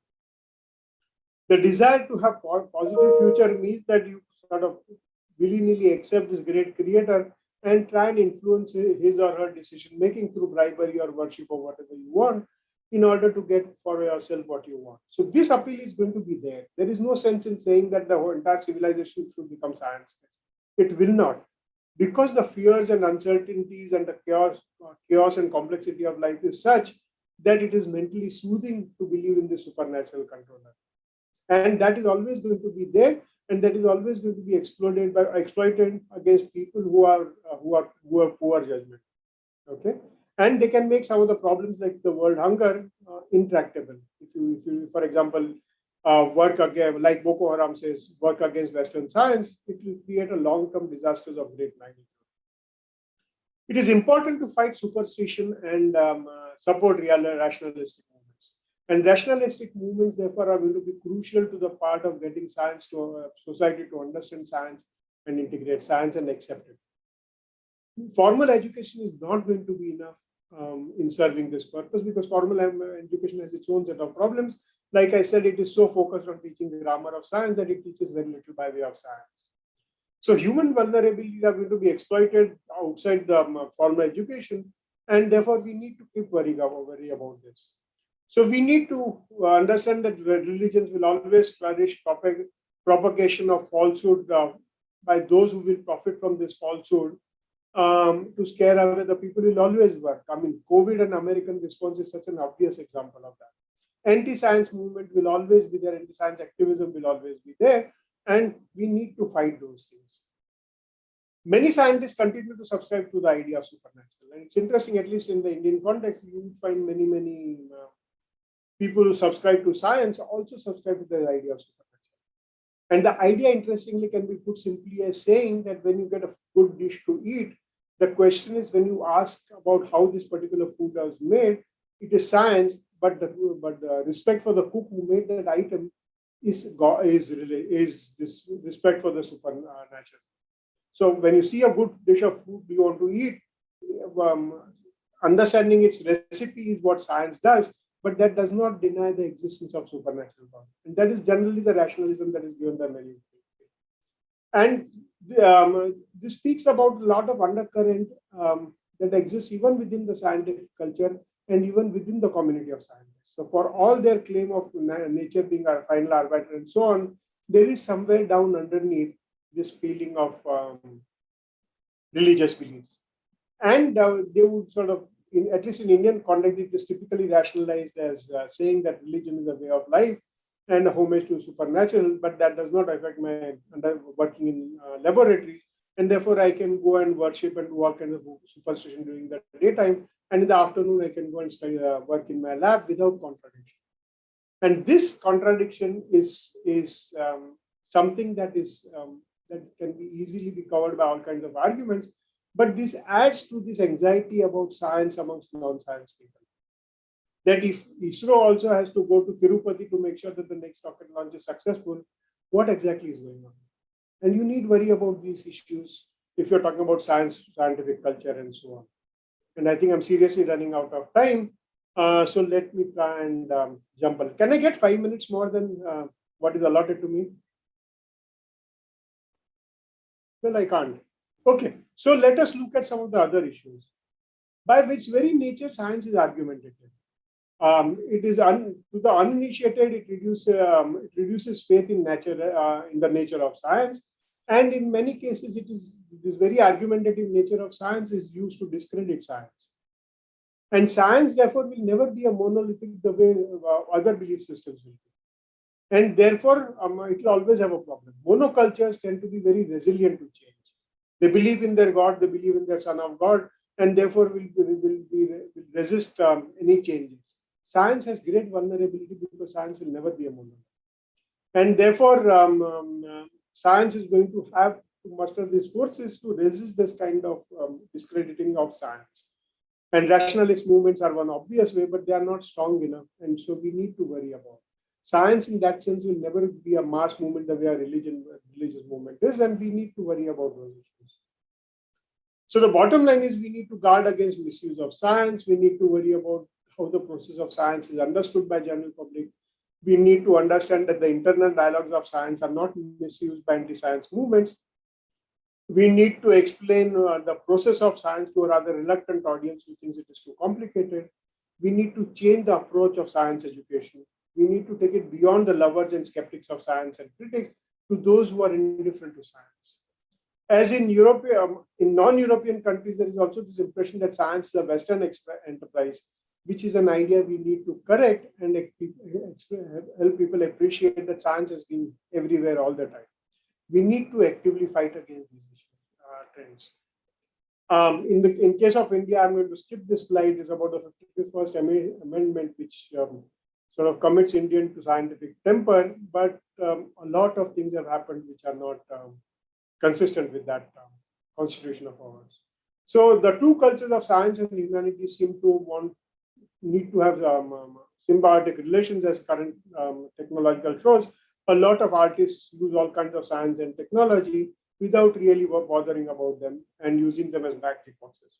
But this is clearly not sufficient. Somewhere along the line, they must understand that complexity of the computers and something is something you can understand. Don't treat science as a black box. Don't treat technology as a black box. At least get a basic idea of what is happening, how we are manipulating nature when we use computers, for example. And this needs to be done, and a lot more needs to be done in this regard. There is another change, and this was discussed by an earlier speaker also, that science is, even the science is considered difficult, it is considered respected. So even social sciences today are vying for the title of science. And they separate humanities from social sciences in order to call themselves sciences. And social studies are turning to data-driven conclusions to legitimize themselves as science. And they separate out humanities and they use social sciences.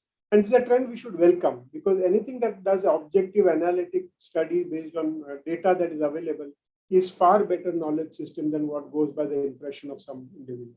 So this trend of social sciences to separate humanities, languages and arts, which are not subject of science or analytical studies, and other social sciences which are amenable to analytical studies, this distinction should be encouraged, and science should welcome these aspects of social sciences. So we need to inculcate scientific culture in public domain. We need to help humanity understand it, separate pseudosciences from sciences, give them power to understand what is true and what is false in science, and where are you being misled, and how do you evaluate those things. So what is knowledge, what is scientific knowledge, how it is acquired, etc., needs to be taught much more than what we do. Essentially, the broad idea of culture of science that is there with scientists should also be understood, at least in its basics, by people who are otherwise not interested in that. The very paradigm of science education will have to be altered. And the focus should have to shift, like I said, from grammar of science to teaching the logic and foundations of science. What science needs to do is to first stop treating humans as machines. We accept the variety of knowledge systems and so on. We need to make sure that human ability or human desire for free thinking, creative aesthetics are something that are to be encouraged and not to be degraded. We need to like to express ourselves. We must accept that human forms of expressions are multiple. And generally, people are not interested in the subtleties of scientific culture. We need, like the Charlie Chaplin's modern time, their idea of treating machines is something that is fearful. There is a high degree of irrationality in these activities which we need to worry about, and we need to create a strong society. We need to work on laws. We need to work on culture so that they do understand what science is, because science as a dominant culture puts into place this idea of crime and punishment system, which does not work, and the social structure that it tends to imitate also does not really work. So we need to work somewhere along with other cultures in order to create for human beings an environment where we can go further. Science must work together, science and humanities must work together, and neither should demand supremacy over the other, because therein lies the problem of conflicts. The bottom line of what I want to say is that scientific culture needs to manage the opposites. Scientific culture needs to be explained. The fact that science is its own strongest critic doesn't mean that it is wrong. And these debates and their nature needs to be explained. And the dilemma that is science must be resolved. Accommodating other cultures within it will be critical to our acceptance. Thank you very much. And I think I overshot by a few minutes. I'm sorry for that.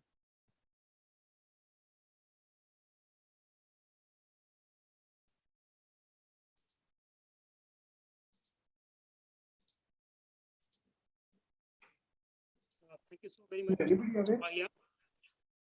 I know the time was very short, and the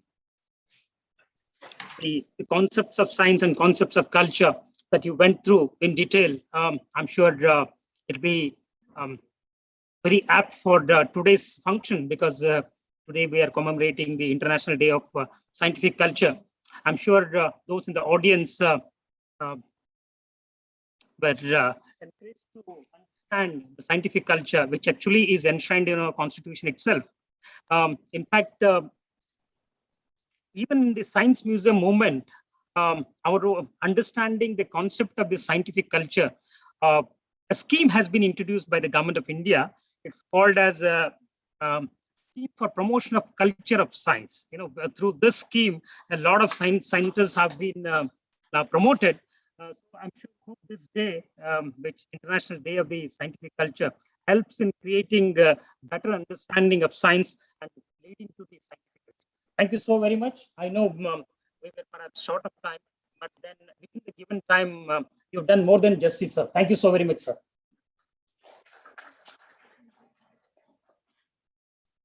Thank you so much, sir. Thank you very much. With this, we come to the end of our first session, and I would thank all the presenters who took time out from their busy schedules and were with us here. With that, I would request the admin to play one of the videos which is curated internationally, involving eminent personalities across the globe. And one of the personalities is our very own dynamic principal. So I would request you to play the video.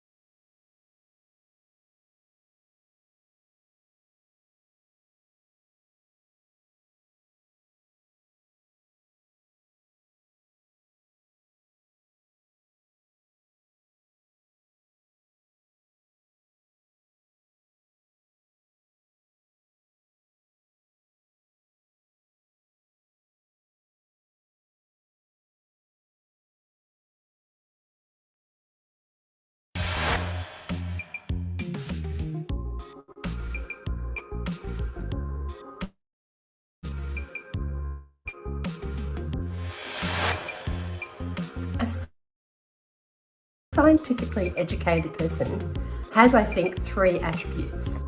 The first is that they are able to understand the way in which science proceeds and progresses. They understand the scientific method.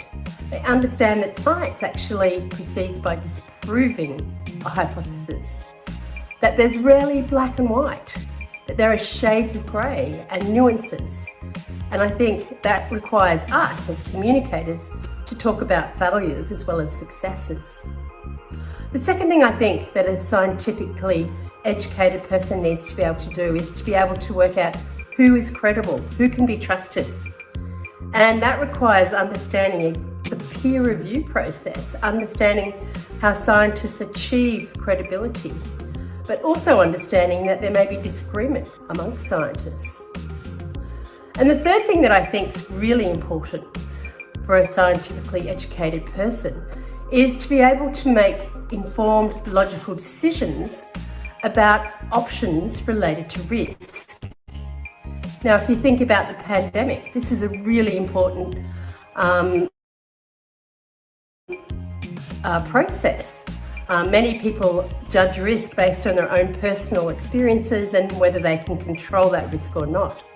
A scientifically educated person will be able to look at the pros and cons of each option at the risk levels and make an informed decision.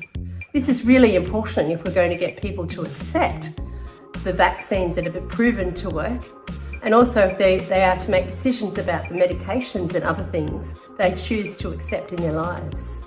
I don't think a scientifically educated person knows how their television works or how radio waves move through the atmosphere. Rather, they know the process of science and are able to use and collect the information they need to make the decisions they need to make.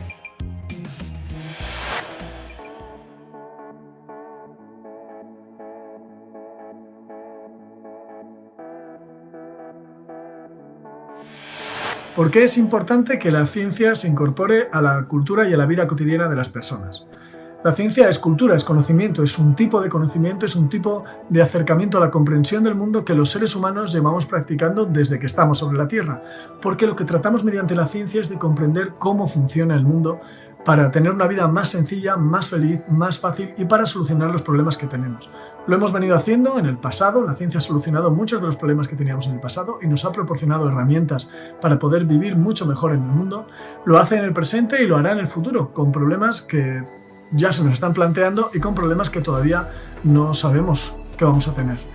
Por eso es muy importante que tanto a nivel colectivo, a través de las autoridades y de las instituciones, como a nivel individual, incorporemos la ciencia a nuestra cultura y nos incorporemos nosotros y nosotras al discurso científico para poder tomar de forma adecuada las decisiones que nos van a llevar a solucionar nuestros problemas y a tener un mundo donde sea más sencillo y más intenso el ser feliz para una cantidad de la población cada vez más grande.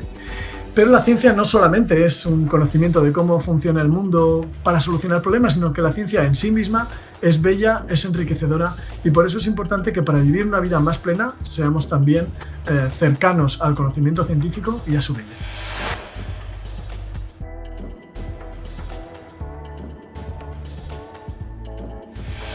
¿Qué significa que una persona sea científicamente culta? Que una persona sea científicamente culta significa que es capaz de incorporar los conocimientos científicos, la forma científica de ver el mundo, a su propia experiencia personal, junto con las artes y junto con las humanidades, y es capaz, por tanto, de enriquecerla, que conociendo personajes de la historia, conceptos científicos, desarrollos que ha habido, incluso el método científico, es capaz de experimentar la vida de una forma más intensa, más feliz, más rica y más enriquecedora también para los otros, también para los demás.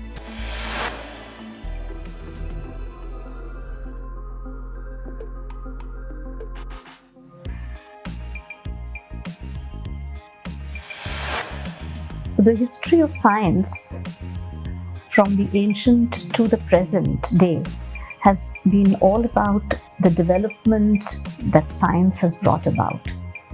The applications of science have transformed our lives and are there for all of us to see.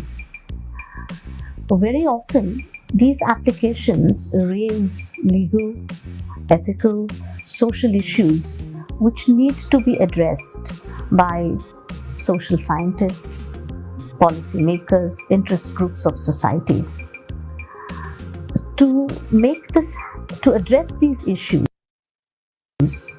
it is important that a dialogue be established between scientists and the rest of society.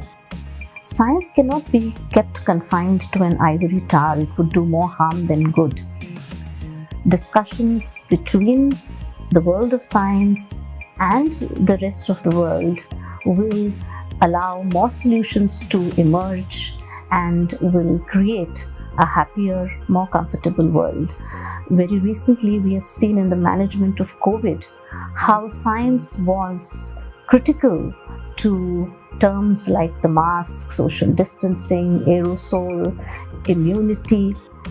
If these terms are understood by the layman, solutions would be more forthcoming and we would be better equipped to handle any such problems that await us in the future. Hence, a science culture needs to pervade all across the world.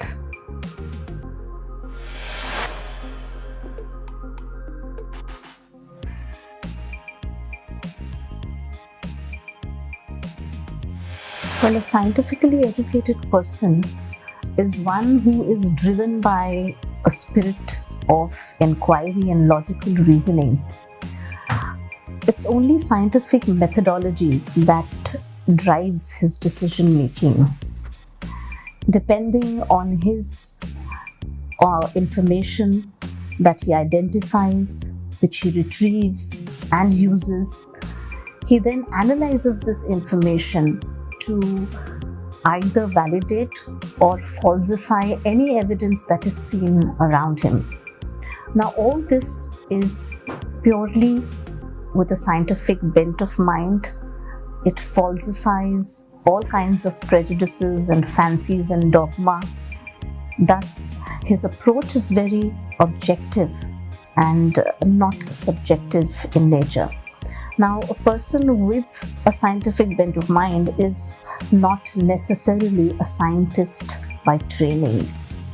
Therefore, he's a very balanced individual who approaches a problem from all dimensions with a simple aim of revealing the truth and arriving at the truth.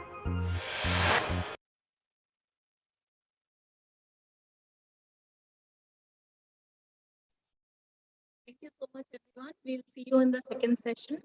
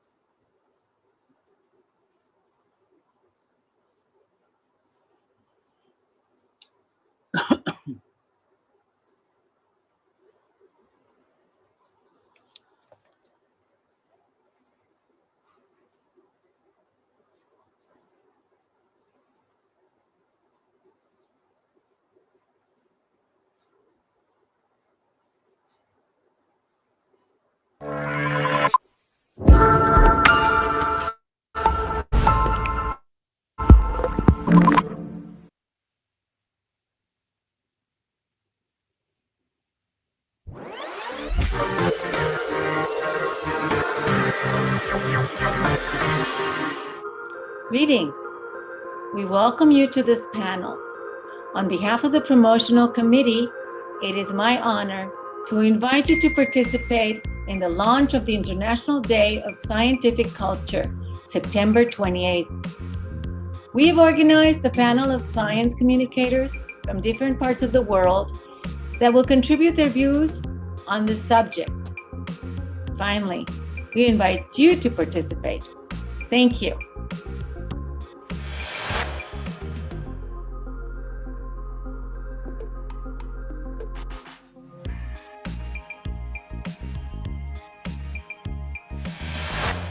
As president of the International Network for the Public Communication of Science and Technology, it's absolutely crucial that science is part of everyday life, and it already is part of our lives.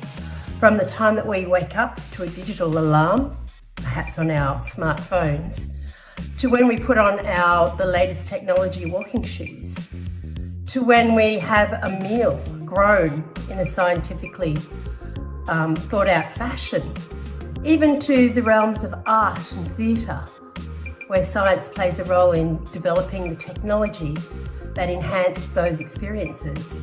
Science is part of our everyday life.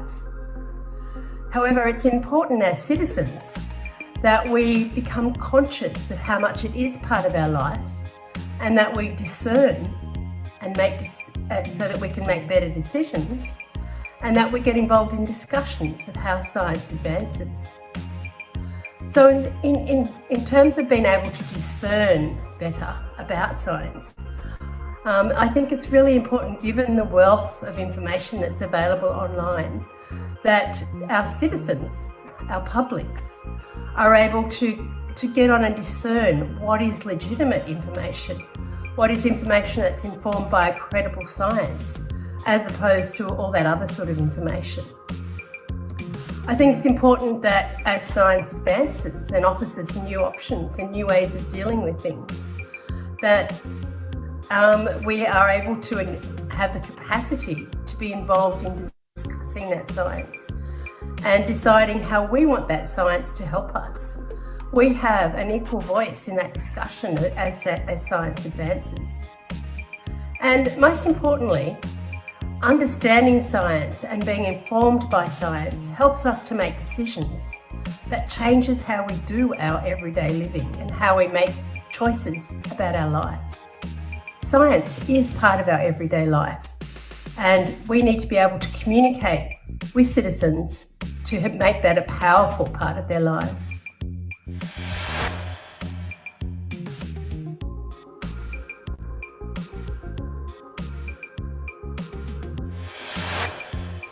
A scientifically educated person has, I think, three attributes.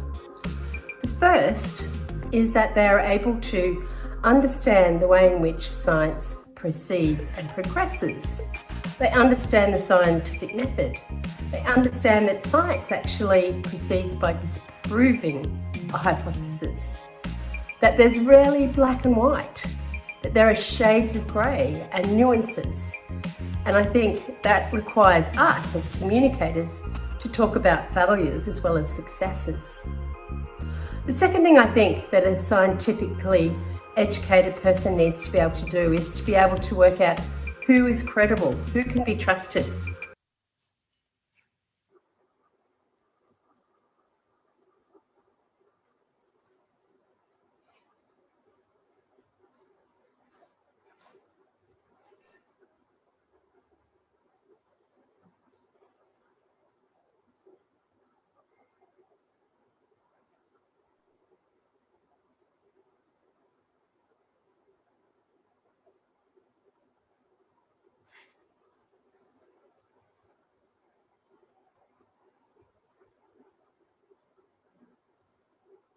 Good afternoon.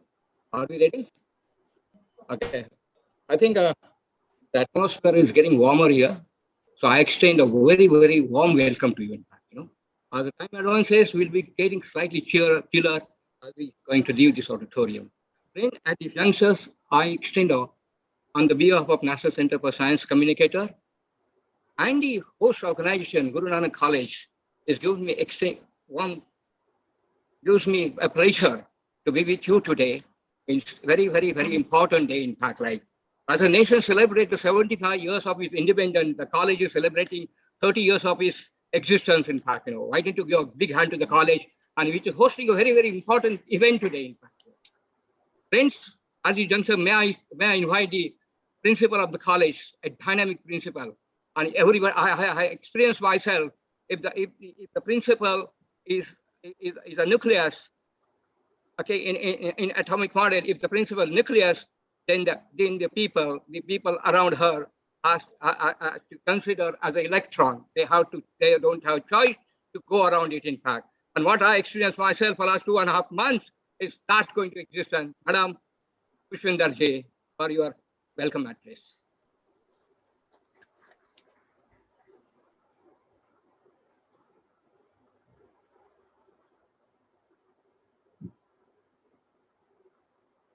Thank you very much, Mr. Suhas Naik, who is the General Secretary of the National Center for Science Communicators.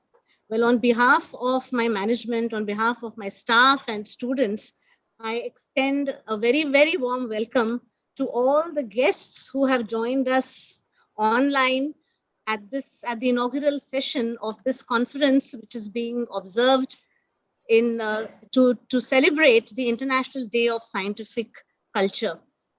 I extend a very, very warm welcome to Professor M.M. Sharma, who is the chair of this inaugural session, Professor Gagandeep Kang, who has joined us from Vellore, Professor P. Balaram, who is here with us from Bengaluru, Professor Ennio Condotti, who has connected from Brazil, and Lourdes Ma Platino Babo, who's here from Mexico. Now, Lourdes Platino, madam,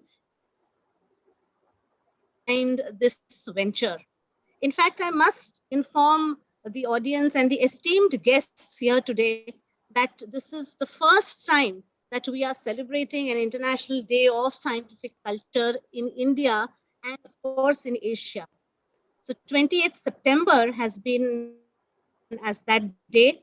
It's got history behind it, history of Carl Sagan and his whole theory of the cosmos. You will get to hear more about it in the sessions that follow after the inaugural session. I extend a very, very warm welcome, and I'm sure at the end of this session today, we would have more clarity and we would be enriched with ideas about what scientific culture exactly is and what are the signs of a scientifically educated person. I'm sure, and the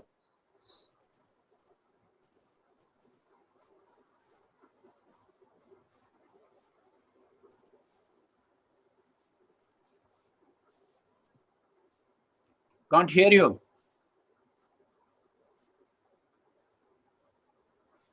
Cannot hear you.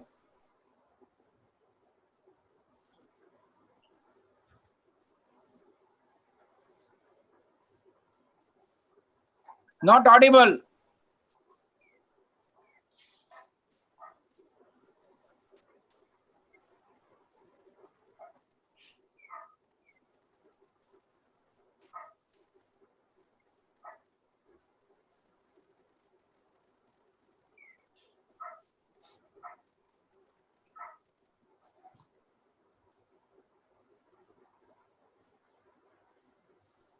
Suhas, we can't hear you.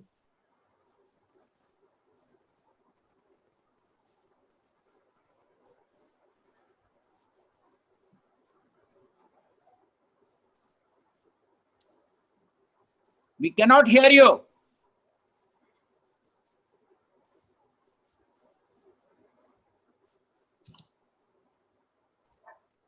We cannot hear you.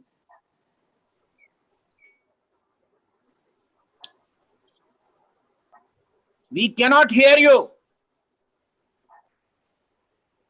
Please set your audio system. We cannot hear you.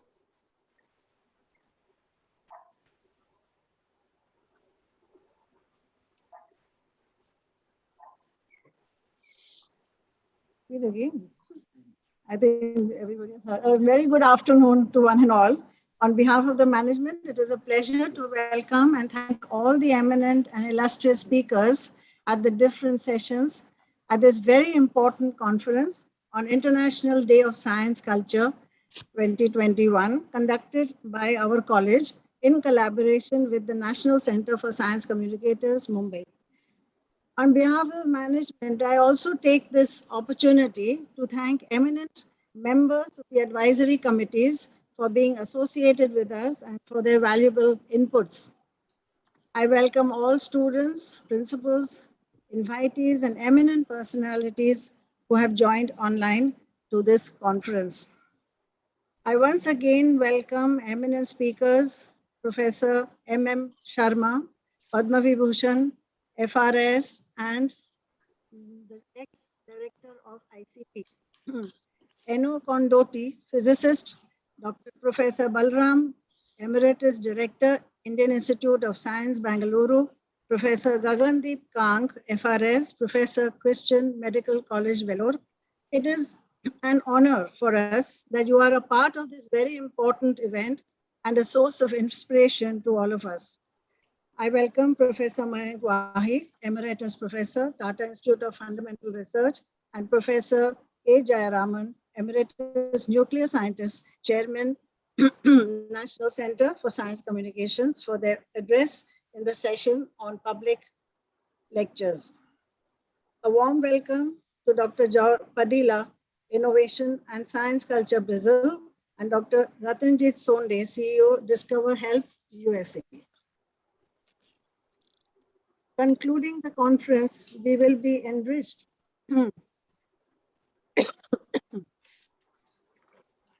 by your thoughts on this occasion. I also welcome other members from the National Center for Science Communications, such as, and Dr. present here on the dais, Dr. Subhas Naik Satam, Dr. Prakash Kondekar, Dr. Kothial, and Dr. Bharve. The global awareness of science communications and scientific temper is more than ever required today. In view of the present scenario of climate change, pandemics, endemics, depleting natural resources like energy and water, environmental degradation, it assumes greater significance and is imperative if we are to face these challenges and change the lives of millions in the underdeveloped and developing countries. In a small way, we are trying to contribute to this awareness by conducting this conference to create some impact globally. I congratulate our principal, I would say our dynamic principal, Dr. Pushpinder Bhatia, for this initiative, and the chairman, Dr. Jayaraman, for collaborating with us and for encouraging and motivating us in our humble endeavor. It is indeed very heartening to see the change in the development of taking science as an instrument of change, especially today during the COVID-19 pandemic. The awareness about the importance of science has helped to deal with this calamity by new scientific drugs, vaccines, sanitization, etc., which has also percolated right from the educated to the ordinary layman. Our tribute to Pandit Nehru, who actually coined the term scientific temper, I quote, that the scientific approach to search for truth and new knowledge, the refusal to accept anything without testing and trial, the capacity to change previous conclusions in the face of new evidence, the reliance on observed facts and not on preconceived theory, the hard discipline of mind, all is necessary, not merely for application of science, but for life itself and the only solution to its many problems. I wish this seminar, this conference, a grand success. And I'm sure it has been going on since 10:30 in the morning. And I've been listening to most of the speakers. It has been really very, very enlightening. And all the best to the institution, the organizers, and our collaborators nationally and internationally. Thank you very much. Jai Hind. Vaheguru Ji Ka Khalsa, Vaheguru Ji Ki Fateh.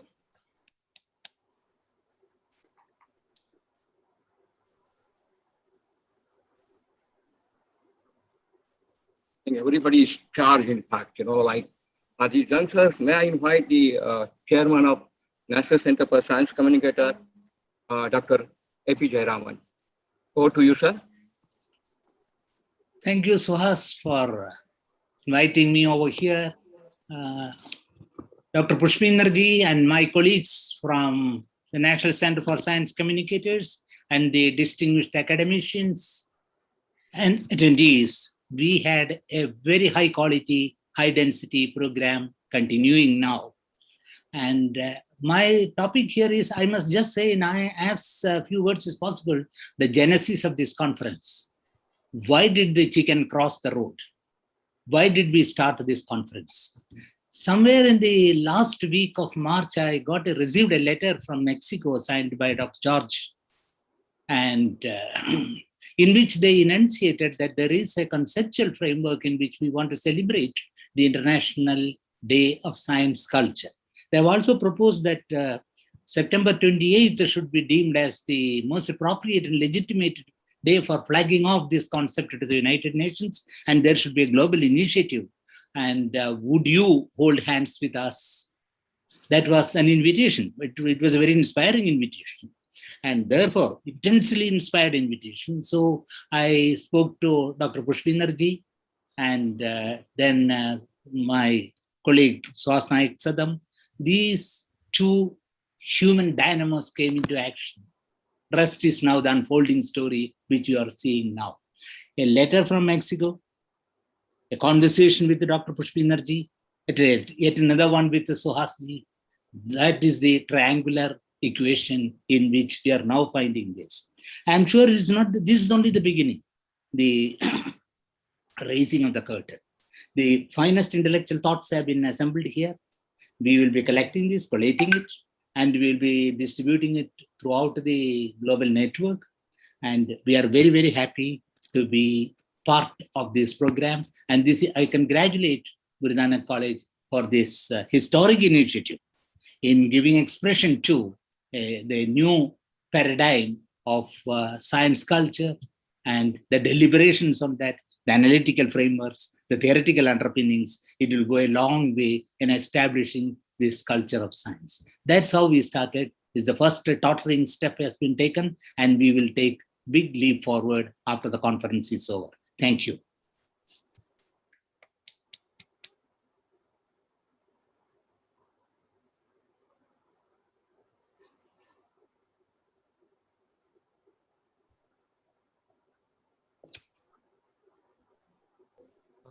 Am I audible?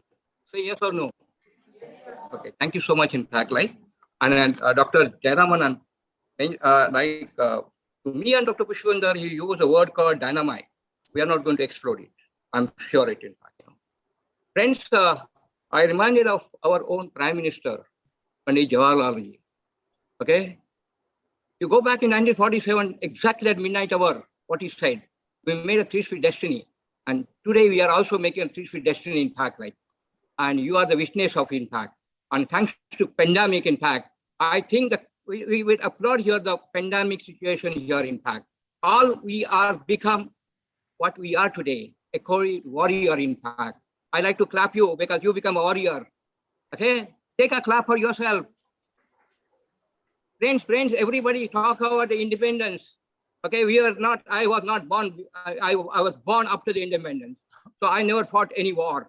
But this particular 1.5 years, everybody is fighting the war of pandemic, in fact. Okay, friends, at these junctures, I am going to invite the first speaker in our inaugural session is Gagandeep Kang. People kindly raise your hand, those who don't know Dr. Gagandeep Kang. Wow, that's great, in fact. And the only affiliation she has, she acquired the affiliation called FRS, Fellow of Royal Society, in fact. Salutation to you, over to you, Dr. Gagandeep Kang. Thank you very much for inviting me to join you here today. I'm going to be speaking to you about communicating science in COVID times, and I hope that you will be able to see my presentation. Can you please confirm that you can see my slides? Yes. Great, thanks so much. So if there's ever been a time for information overload, it's been the last 20 months. And it's been very difficult, as was pointed out earlier, to try and identify what are credible sources of information and how we should be thinking about communicating. And for scientists in particular, it's very difficult because people create this, your job as a scientist is supposed to be writing papers and talking within your own community and not so much reaching out to society. But we also have some scientists who do reach out, and then they become very, very famous or popular for entirely the wrong reasons. So if we look at this compendium of slides here, this became very popular in the first half of the year when we had a veterinarian by the name of Geert van den Bosch making a presentation at a vaccine summit. And essentially his message was that if we have COVID-19 vaccines and we have a lot of virus circulating, then those vaccines should not be used. And he had a lot of arguments that he made about why these vaccines should not be used in a pandemic. And he stated things that sounded very, very credible. When you read words like this or you hear them, it's not exactly rocket science. It's a basic principle taught in a student's first vaccinology class. One shouldn't use a prophylactic vaccine in a population exposed to high infectious pressure, which is now certainly the case as multiple highly infectious variants are currently circulating in many parts of the world.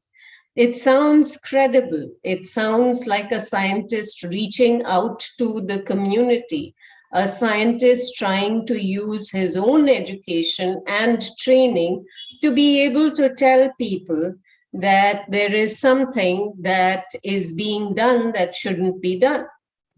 But actually, if you have other scientists who look at this information, particularly vaccinologists, in fact, we use vaccines to respond to outbreaks. We do this for polio, we do it for measles, we've been doing it for Ebola. You want to try and get out there. You want to be ahead of the virus. You want to try and protect people as much as possible. And if the virus is circulating while you're doing vaccination, it does not actually enhance disease. And we know this from studies that we have done for other viral pathogens. He also goes on to talk about a number of other things, which I'll walk you through. But I think the important thing that we need to understand about communications is that a lot of people use different kinds of what are called ABC strategies. My own personal ABC strategy is when I am asked a question, I answer the question, whether I think it is right, wrong, conveys different kind of information, but then bridge to what I really want to communicate so that I can connect with the audience and make sure that I communicate what I think is required to be communicated. But when you have people who reach out to you, as Geert van der Bosch did, and it is somebody who sounds very, very credible, it becomes very difficult because it takes a lot of time and effort and information to be able to counter what is effectively pseudoscience. I'm not going to walk you through every statement that he has made, and what the facts really are. Just wanted to illustrate to you that in terms of science communication, at this time when misinformation is rife, there is a lot of effort that is required to be able to inform people of what is actually correct. So it's not just about statements, it's also about definitions, about descriptions, about the terms that are used. And this can get really quite complicated. It gets even more complicated when people use figures, and the figures are incorrect. So you have to sit there and review all of these figures and explain to people exactly what is wrong about the figures, that this is not really how the immune system works in terms of innate immunity.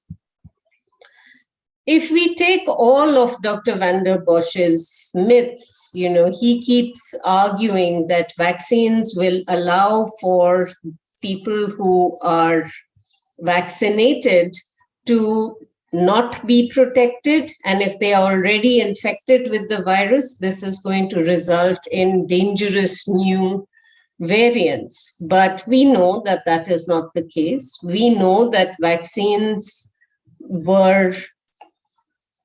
that are in use actually prevent variants from emerging. And variants had emerged even before we started to use vaccines. We started to see variants in November of 2020, and the vaccines really came into use well after that. So vaccines decrease transmission, they work even better to prevent disease, and they certainly don't lead to variants. But as I pointed out, you need a lot of detailed information to be able to convince people that Dr. van der Bosch, who sounds credible, who's worked in vaccine companies, is actually not communicating accurate information. And he's not the only example. We've had Nobel Prize winners who've been doing exactly the same thing. We've had scientists who've worked in vaccine companies other than Dr. van der Bosch who've been communicating to people about fertility and vaccines and telling people that they need to shut things down. There is a whole range of myths and misbeliefs that are out there. And what it really requires is application of the WHO's tips for navigating the infodemic, thinking about what the sources are, going beyond the headlines, because headlines are quite often intentionally provocative. We need to identify the sources to see whether they're really credible, whether the information is up to date, look at the supporting evidence and check our own biases, and also use fact-checking organizations to make sure that information is accurate. But scientists, when they think about doing all of this, actually have concerns. When are you a serious scientist communicating with the public? And when are you actually promoting yourself? When is it science communication? When is it advocacy? When we think about science and we communicate our findings, are we actually being accurate in how much societal relevance this has? If we read the newspaper, what we see quite frequently is such and such lab in Bombay or Delhi or Chennai has developed a new cure for cancer. When you actually read the paper and figure out what has been done, it tends to be studies that have been done in cell culture or in animal models and have not been evaluated in humans. So we are overselling the stage at which our science is and the societal relevance of that science at this time. Questions are also asked about whether rigorous science can be communicated easily. If it's complicated, how can you make it easy and simple for people to understand? How do you communicate uncertainty? most scientists are very careful about measurements, about not stating more than they have actually found and making sure that interpretations are accurate. Now, when you are unsure, when you can't say for sure that whatever you have done has immediate societal relevance, is required to change policy, how can you communicate that? And when you simplify, how do you make sure that it remains accurate? And finally, of course, scientists have a day job to do. So who really has the time to do proper science communication? There are, of course, many reasons why science communication is critically important. But I think the important thing to emphasize today is the role of both science communicators and scientist communicators. I view myself as a scientist communicator, someone who takes what is being done in research and tries to communicate that to the public. And the reason that I want to do this is because I am an infectious disease researcher. I work on vaccines, and I feel like I have a point of view that I can offer that a journalist might not necessarily be able to explain in quite the same way. Now, if I don't do it well, of course, it becomes a bit of a problem. If I use complicated language, then nobody is going to be able to understand what I'm saying. But as I said, credibility and expertise do matter. And we have a requirement when society is in crisis to make sure that we, as scientists, make sure that we are communicating with the public and answering their questions. Science communicators, with whom we also interact, continue to be important, probably know how to tell stories much better than we do, but also play a role in making sure that they are asking the right questions of scientists. It's important for society that scientists do science communication as much and as well as they can. There was a discussion and a mention of both Jawaharlal Nehru and of the fundamental duty that we have as Indian citizens of scientific temper. But I think this applies to scientists and to all of society, because we all benefit if society is aware of the kind of work that scientists do, and it allows for building of public trust in science. It's important for society to continue to question scientists and make sure that they have a critical view of the information that is presented before them. As with the advice of the WHO, it's very important to look at what the information is, who it is coming from, whether it is credible, and whether it allows us to frame the world in a way that we understand.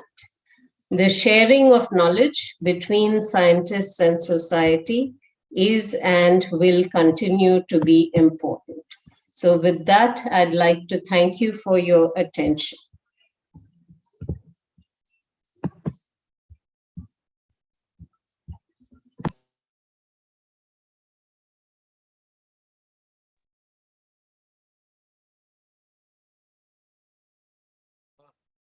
What I engage with science and technology, in fact. Madam, thank you so much. In fact, like the push of reality will be experienced just now. May I hand over your token to our convener? The situation that reaches to you, in fact, right?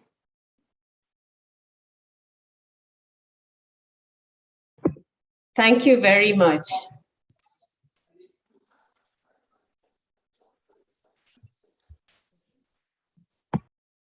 Madam, for your information, there are 5 fruits are there. I'll sit with that.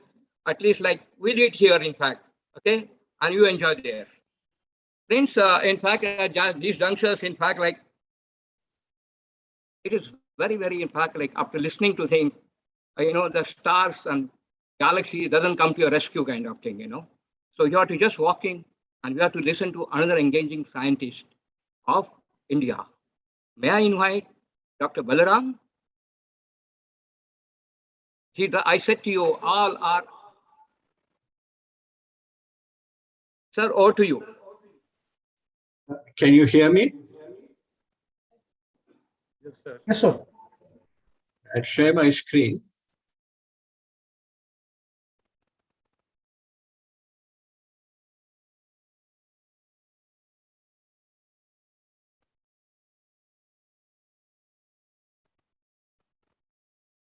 Just make it full slide and then I'll start. I hope you can see it. Dr. Gagandeep Kang has really made my job very easy. She's already mentioned scientific temper. You'll find this phrase, the temper of science, in Jawaharlal Nehru's discovery of India. But I suspect as scientific temper, the phrase was introduced into the Constitution by the drafters of the Constitution. And I'll quote another Prime Minister of ours who said that we must take science to the people. He went on to add that we are fond of quoting Jawaharlal Nehru's famous words, namely that scientists are a minority in league with the future. But he went on to add that let us also remember that a brighter future can be realized only when science is in league with the majority of our society. Now, in India, we celebrate 2 days, National Science Day and National Technology Day, February 28th and May 11th. The first commemorates the discovery of the Raman effect, the announcement by Raman. And the second, of course, the Pokhran 2 explosions on May 11th. Over the last 1.5 years, as Dr. Gagandeep Kang has already told us, the coronavirus has really become a public health nightmare. Everybody can recognize the images of the coronavirus. And many people ask, what is a virus? Now, one of the best definitions of a virus that I found was in a dictionary of biology by Peter Medawar, who called a virus a piece of bad news wrapped up in a protein. And those spikes that you see on the surface of the coronavirus are the spiky protein. Now, the virus is a 90 nanometer spherical particle, yet it has brought the world to its knees. It has captured everybody's imagination one way or the other. And in the early phases of the pandemic, you could see images like these in the newspapers. Policemen in Secunderabad, auto rickshaw drivers in Chennai, all the way to chefs in France and Italy. I'd like to talk a little bit about science. If you're asked what is science by someone who is not a scientist, the best answer is probably provided by going back to an essay by the German poet von Goethe, who said, science is the study of nature. So what is nature? Nature, he defined, we are surrounded and embraced by her, powerless to separate ourselves from her and powerless to penetrate beyond her. You cannot find a better definition of nature here. But in order to observe nature, scientists need tools. And two tools which are illustrated on this slide are the microscope invented by Leeuwenhoek and the telescope which Galileo used. If you point the telescope skywards, what you see is the cosmos. And so Galileo immediately was the founding father of the field of cosmology itself.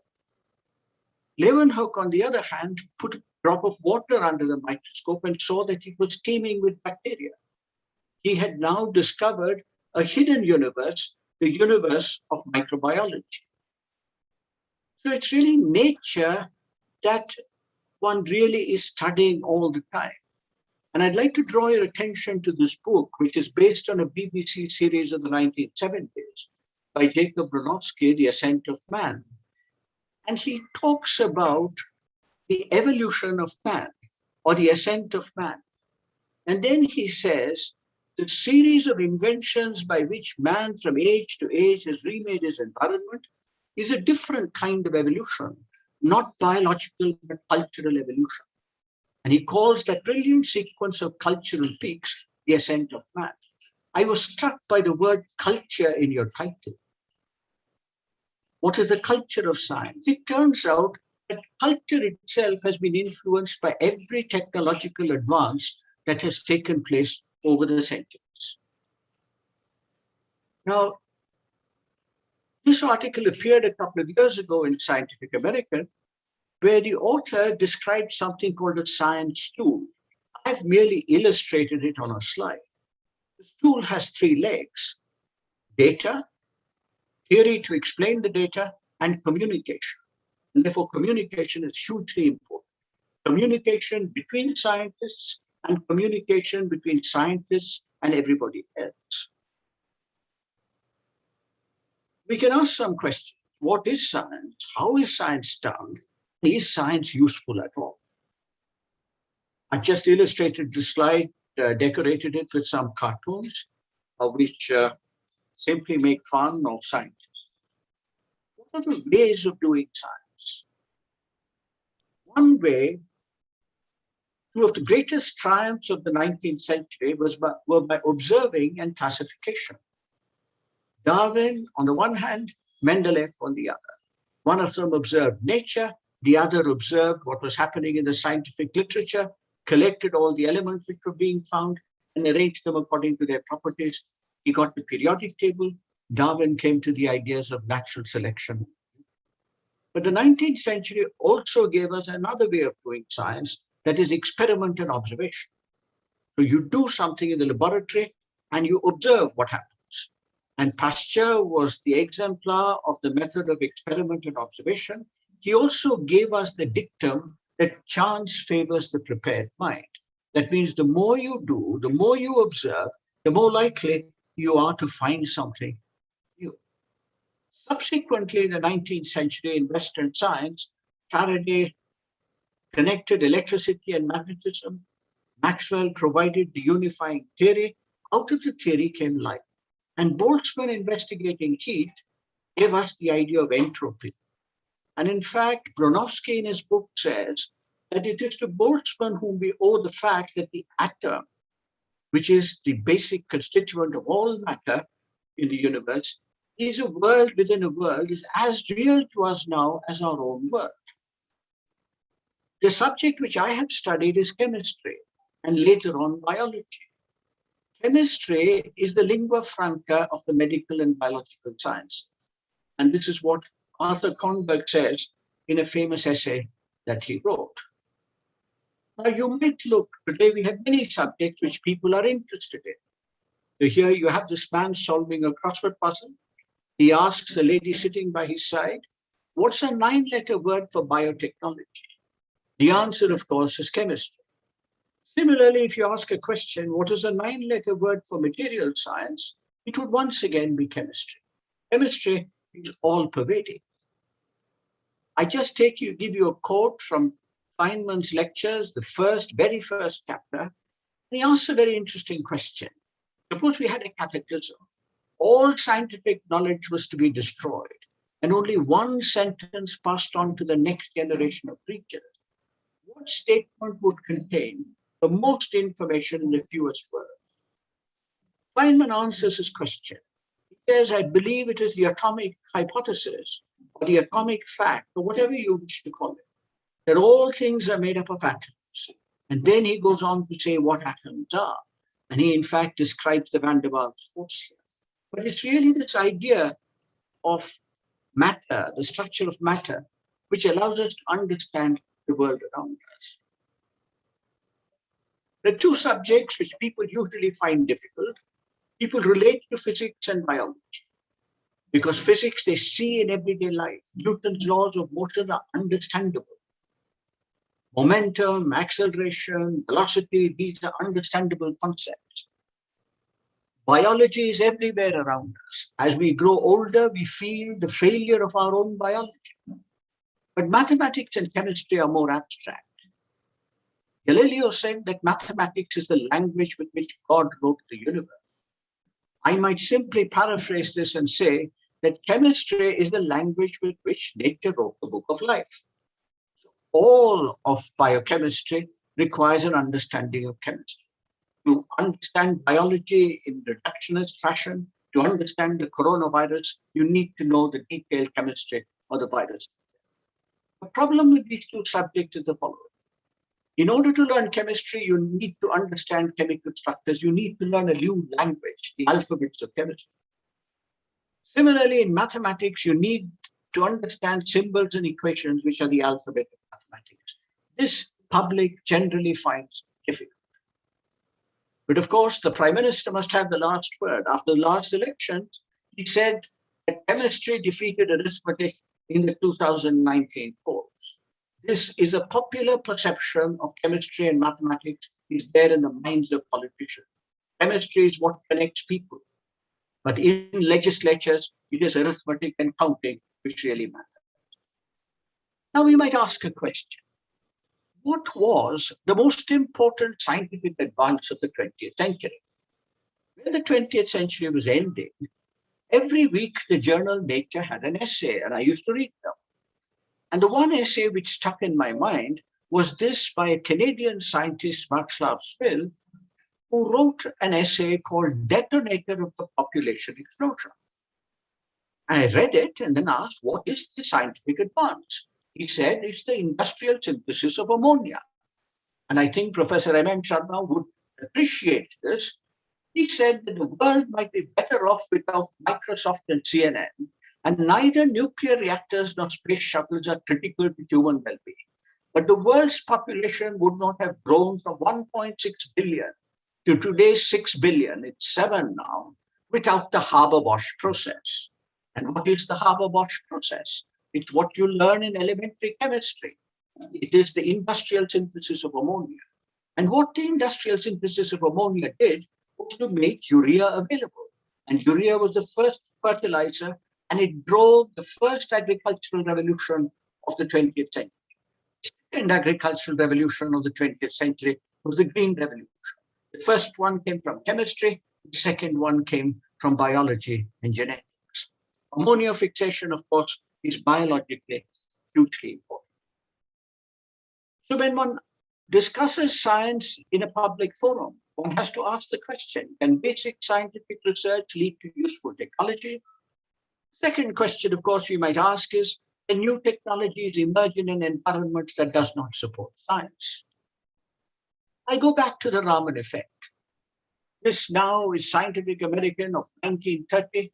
You can see a demonstration of the Raman effect. This is, of course, a celebration many, many years later, 70 years after the Raman. Today, the Raman effect is used everywhere. I've just made a sort of composite slide. You can use the Raman effect to find out whether it's really blood on the shroud of Turin. You can use it to study brain tumors. You can use the Raman effect, in fact, to look at the universe itself and look at the molecules which are there in outer space. We must also remember that there are two dominant technologies of our time, information technology and biotechnology. Both of them have their roots in fundamental science. Biotechnology's roots are in the mid-1940s, when Oswald Avery established that DNA is a genetic material. Around the same time, Claude Shannon at MIT was writing a PhD thesis called An Algebra for Theoretical Genetics. He later wrote his famous mathematical theory of communication. It turns out that both information technology and biotechnology would have never been imagined either by Avery or by Shannon. Neither would Raman have imagined that his effect would have so much of application. Today, when one tries to communicate science to the public as a communicator, one must draw links between science and society. Sometimes it is also important to draw a link between science and beauty, because many, many people appreciate aesthetics. Many, many people appreciate beauty. And I have noticed that you get a very good response sometimes, even if you talk about science, which is not very useful, but science which looks beautiful. In concluding this brief presentation, all I want to leave you with is this cartoon, which is again by the incomparable R.K. Lakshman. The common man usually looks at science with a look of bewilderment, and never will you find the look of bewilderment better represented than in this cartoon of Lakshman's. This is a cartoon he wrote, I think, in 1989 or thereabouts, where he talked about a man on the moon project. We are now talking about it quite actively. And here it is. Into the space laboratories, a scientist brings in the common man and he says, this is our man. He can survive without water, food, light, air, and shelter. We might now add in the 21st century that he can even survive the coronavirus. Thank you very much.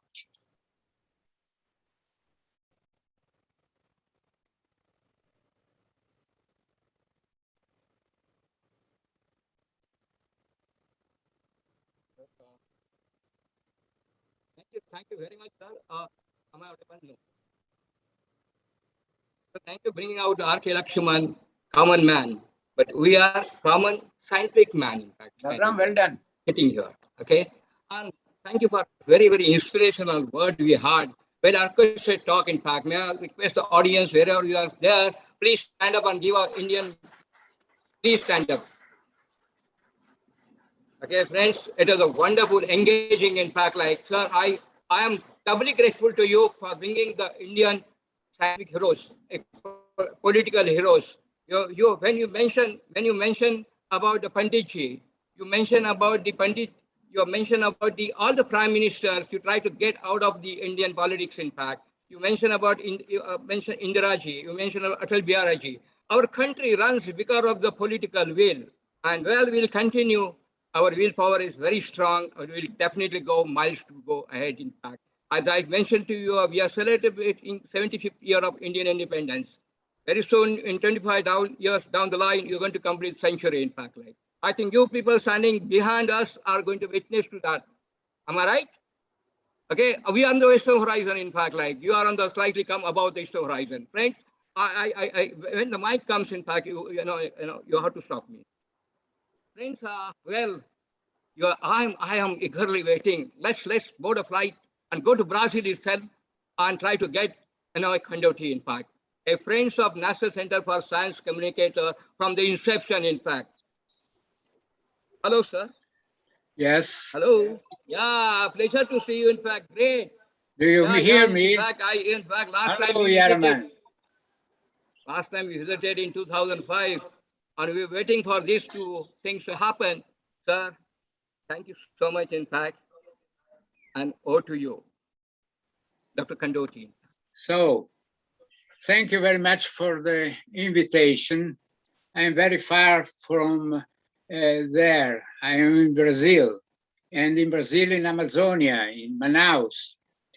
I will just tell you something a little bit different from the earlier speeches. I will speak about science and human rights in these COVID times, in these pandemic times. Between scientific temper and human happiness welfare, human rights are a fundamental step, we all know. Property rights in these neoliberal times, or individual or industrial, threaten scientific discoveries in nature. This threat, it seems, from my point of view, to be a major challenge in today's principles guiding science and ethics temper globally. Threats that were tragically revealed by the present struggle of science temper as a human right against coronavirus, COVID. Last year, Donald Trump, the time president of the United States, tried to negotiate the exclusivity of property rights of a German vaccine. Luckily, the German laboratory did not accept the ignominious trial of exclusivity. We all know that science owes a debt to history of humans' effort to build better conditions of life to everybody. Since French Revolution, we are all equal. During the last 400 years, the public domain of scientific discovery fertilized progressively the scientific endeavor and temper. Public domain, we know, is also a fundamental step in the truth criteria to validate scientific discoveries. If data are not public, how can we verify if a discovery is really consistent? Science is a lever in human effort to elevate civilization patterns and human rights, a guide in human and cultural diversity, and particularly in women rights and in common efforts for peace. Nevertheless, COVID demonstrates that property rights are dominant in our tragic world. We realize with horror that we have constructed a system of science and a science merit reward without protection against property rights, viruses, patents, or property industrial rights. Well, it seems that neoliberal economy dominates theories that had contaminated and bestialized not only markets of the world, but also bestialized our science system with such values. All against all is the new motto. That's as I ask. Are property rights more important than human rights? That's another question. Where are solidarity and cooperation principles? Principles that cement during centuries the scientific world community. Where is the famous invisible college that promotes and defends the principle of science for people and for peace? It's our responsibility that only 30% of the world population is totally vaccinated, but only 3% of these vaccinated people are in Africa. Something unequal is happening. At price of $10 a dose in Brazil, it's not surprising if only 3% of African human beings were twice vaccinated. The tragedy cannot surprise us. We also know that few private pharmaceutical laboratories participate in this banquet. I ask, constructing the scientific system, we were not able to protect it, vaccinate it against predator threats. All the effort we spent to promote the popular scientific temper were not sufficient to protect the science system against pharmaceutical profit virus, market, and political interests. I strongly believe that we need something like a habeas data naturae, a political and legal instrument to defend the public domain of natural data and fundamental scientific information. An instrument that should be also a fundamental principle, something like the role of habeas corpus in social human rights. In India Constitution is the Article 226, although that's from habeas corpus. I speak about something like an habeas corpus and habeas data naturae, an instrument that should protect the public domain of scientific information and the public charter of scientific discoveries and data extracted from nature and science history. A legal instrument that should protect and promote international scientific cooperation and improve educational efforts for peace and defense of human rights. We were proud of the results of the 400 years of international scientific cooperation. We inherit from Galileo, Newton, Kepler, the universality of the basic principle of physical science. Gravity here and in a distant galaxy behaves similarly. Newton once confessed, "If I see larger horizons, it's because I climbed giant shoulders." Well, in 1999, when I made a first visit in India to receive Honoros Kalinga Prize, I tried to sell something about the free access domain of scientific information. I remember that at that time, I mentioned a chart written by UNESCO and ICSO, written in March 1999 at Budapest, a few months before the Kalinga Award ceremony in Delhi. We read in the document, "The free circulation of ideas and the results of scientific research is fundamental for the advancement of science and its ethics, implication, and the enrichment of education. The knowledge, always applications that have been of great benefits for humanity. The life expectancy growth, the cure of illnesses become possible, and the agricultural production was amplified. The new techniques of communication open opportunities without precedents to the interaction of peoples and individuals.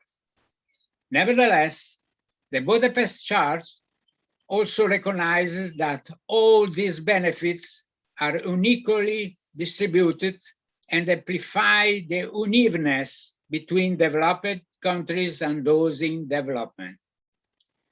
The application of technological developments had been source of unevenness and social exclusion, tells the chart.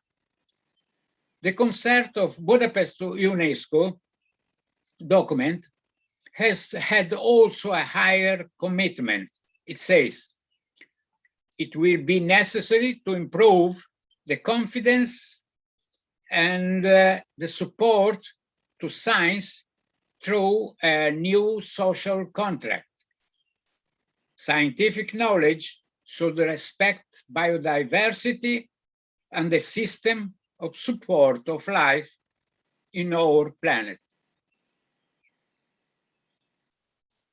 I am concerned about the absence in this paragraph on the side of respect to biodiversity and systems of life, the idea that scientific knowledge should also respect and understand the social and cultural diversity which we find in our planet. I insist, to understand, to better understand. 50 years of struggles for institutionalization of science and its practical uses should teach us that we cannot offer only a unique solution to the complex problems of development and justice, and social justice.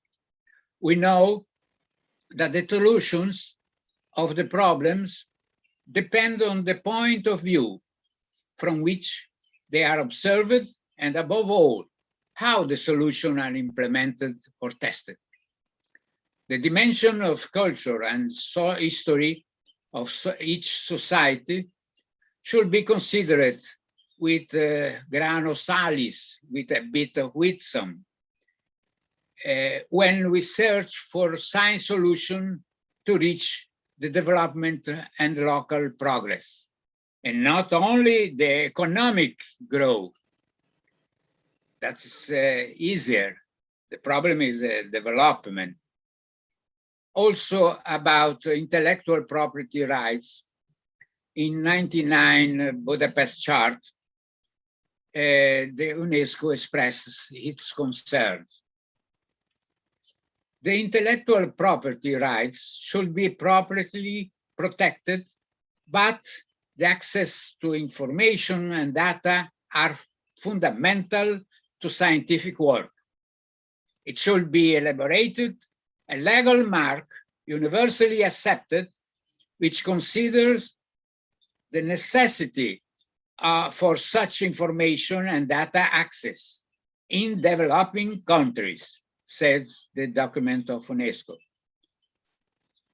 And I ask, and I add, to defend the free circulation of knowledge, the above mentioned pact should look at the values of science and history, look at the solidarity between people and human dignity principles, which should be opposed to the narrow border of economic interests predominant today.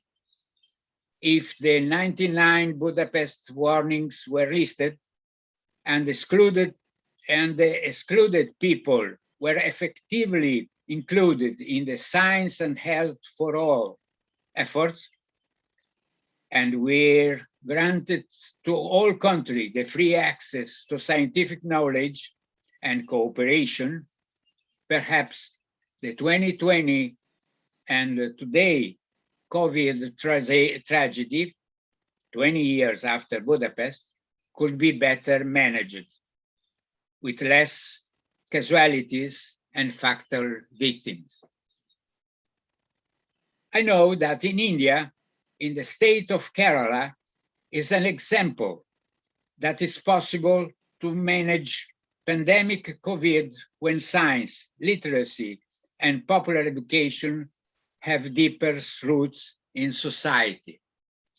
Many years ago, kindly invited and guided by a friend present today in our meeting, Jajaraman, I visit Kerala and personally meet MP Parameshwaran, who told me about the KSSP mass movement program in Kerala, a Science for the People movement, where hundreds and thousands of educators, scientists, activists taught and still teach to millions of people in a barefoot Science for All campaign.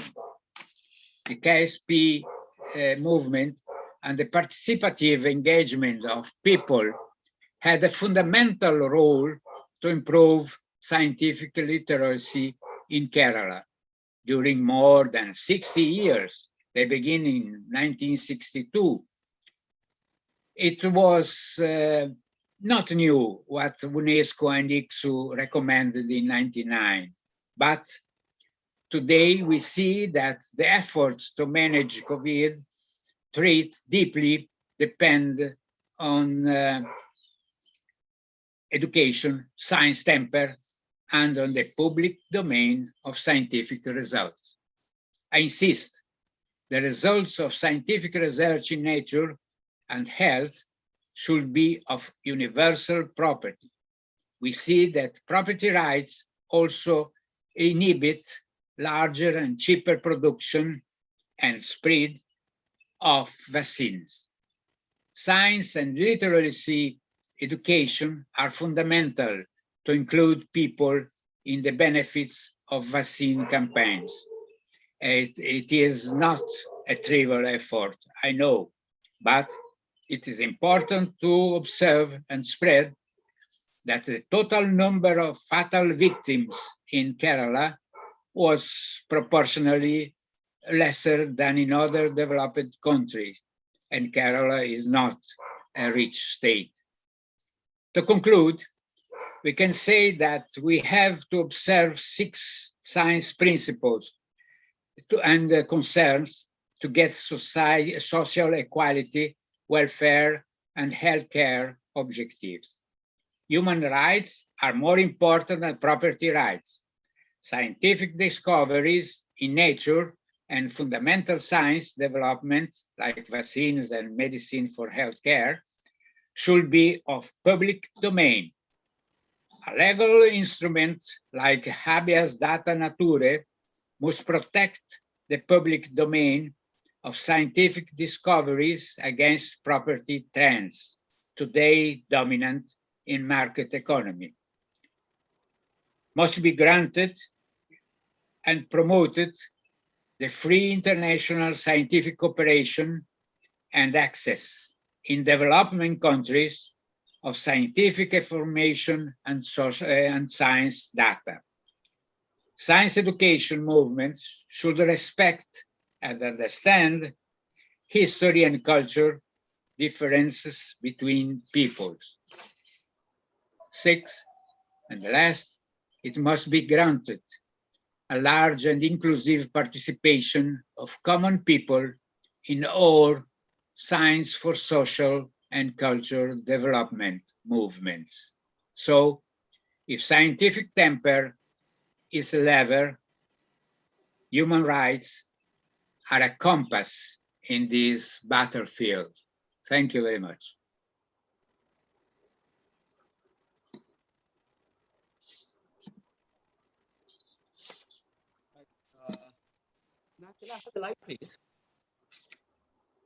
Friends, everybody is eagerly waiting for whom? If Manmohan Ji is the only one in science, are you with me? Yeah, I am here. In fact, today, if you have to see we have one FRS, Gagandeep, another FRS, Dr. Manmohan. Okay, I get inspiration by Manmohan, whether it's Manmohan Singh or Manmohan Sharma, both inspire us in fact. Like today, giving a very, very, very, what do you call? We call it presidential talk. Okay, sir, we are eagerly waiting for you. In fact, please come join us. In fact, and before that, we have very, very apt occasion. In fact, the occasion is of launching the new magazine. Okay, may I request the editor, please join here, and along with all the committee members sitting in the first row, please join him in releasing the book. In fact, and in presence of Dr. Sharma. Yeah, I'm here.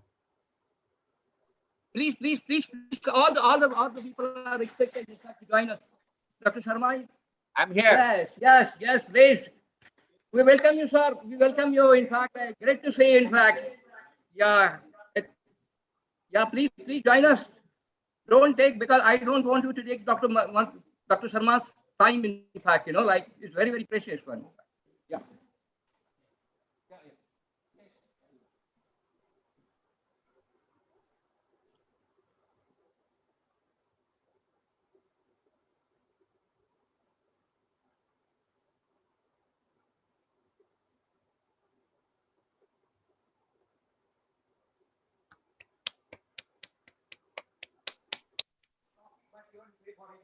Today's option is I'm getting the first one. Okay.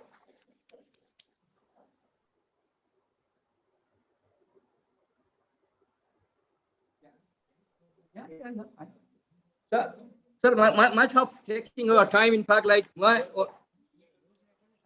बाद में करेंगे आएंगे ना वापिस आओ Sir, the floor is yours. We are eagerly waiting for it. In fact, Dr. Manmohan Sharma, FRS.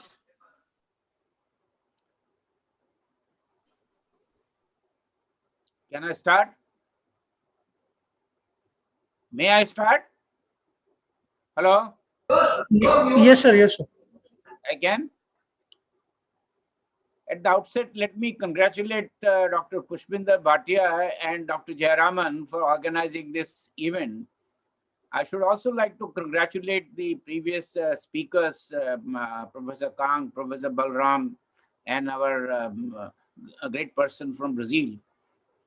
I'm very happy to be associated with this event, and particularly that an upcoming college like Guru Nanak College has decided to sponsor this program. I'd like to start by saying that pursuit of scientific work is also a cultural activity. I think we need to recognize that pursuit of science is also a cultural activity. Ancient India had a lot of interest, and I'd like to take 2 or 3 examples.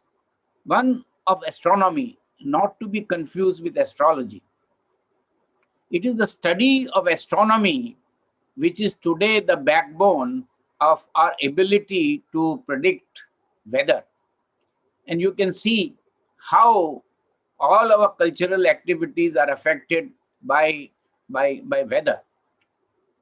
Pursuit of blue sky research is absolutely essential for inventions to come, and later on these inventions to be converted to innovation.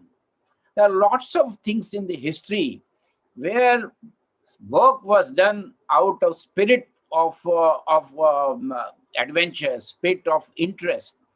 And you can see whether it is LED, whether it is crystalline polymers, liquid crystalline polymer, all kinds of activities came out of blue sky research. So I want people to recognize that unless blue sky research is supported, our ability to invent, then innovate and help the society will take a back seat. This is one point I wanted to bring out. Our interest in mathematics, historically in India, the concept of zero. Later on, what great scientist Ramanujam was able to do, his theorems are still being worked out. Mathematics is companion of science. Many times people are not giving enough attention to pursuit of mathematics. Lately, mathematics is coming in the way, in a very proper way, to support artificial intelligence. Artificial intelligence is being talked about for solving a variety of problems, whether from the science of catalysis to social problems, trying to use artificial intelligence to predict even unsocial activities and so forth. How benefits of science have percolated to the society and how society recognizes them. There was brilliant exposure both by Professor Kang and Professor Balram.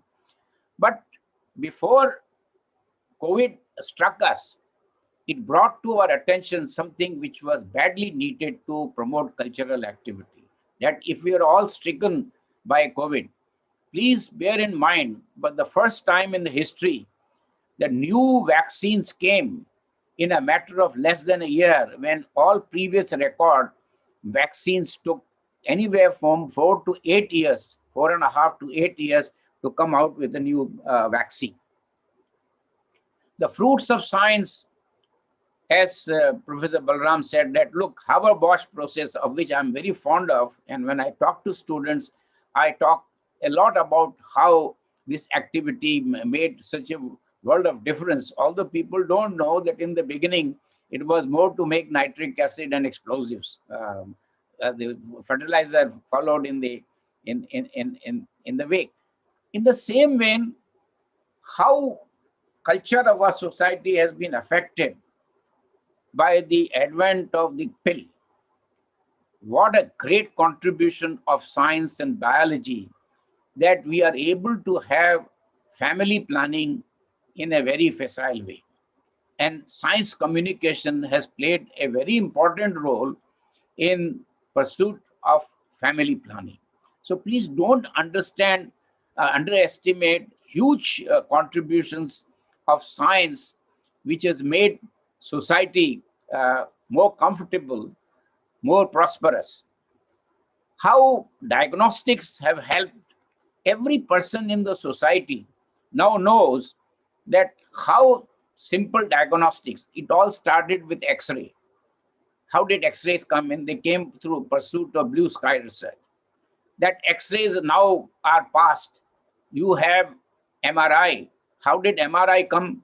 Out of series of researches in NMR, nuclear magnetic resonance, which has led to more than 5 Nobel prizes. How a common person can perceive that flow of blood into the heart can be done through nuclear medicine. I'm not talking of the impact of without carbon dioxide power to be generated by nuclear power. I'm referring to radioisotopes being used for diagnostic purposes in industry as well as for human health, that without any invasion in the, any of the unfortunate kind of inserts, you are able to measure the flow of blood into the heart and through a software get a printout what is the percentage like. In our cultural activity, you often find two things. One is many people who do not have the background or understanding of science, they blame the mother for giving birth to daughter, one after another. And even today's newspaper had some news about how the husband killed the wife for delivering twin daughters. Science should bring out in the communication how the sex of a child is decided and what is the role of the father. It has a lot of importance in the Indian context, not so much in the Western world, but in the Indian context, it is very, very important that we bring out. There have been a lot of things said about science communication. I like to quote one anecdote of one of the greatest scientists of the world, Michael Faraday. Michael Faraday, although didn't have much of formal education, and he invented electricity and all, and he was showing a demonstration experiment to Chancellor of Exchequer in UK. And after seeing the demonstration, Lord Chancellor inquired, Michael, this is very good, but what is the use of it? His answer was very interesting. It's one of the finest examples of communication. He said, before long, you will be taxing it. So you can see for yourself that how sometimes in very simple words, science can be communicated. I like to quote another example in India, where people have a tendency to doubt the integrity of the lady in the house, wife, and sometimes for the wife to doubt the integrity of our husband. And our television has played a very important role through the serials. And DNA has been popularized through this simple source of just having these serials in the TV. And is there a popular saying? Is this person the father? And DNA nails it. And famous politician Tiwari, you remember, he refused to recognize the boy he had fathered. Finally, DNA nailed him.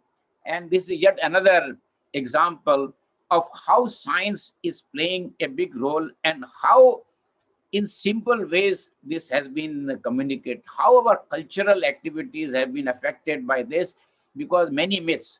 I'll also now like to take examples of myths in India.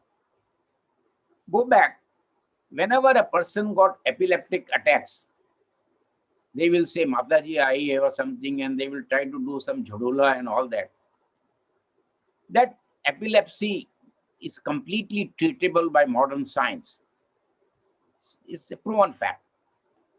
Similarly, when people are bipolar, and they will say, oh, this curse or that curse, and have all kinds of crazy things done on the person.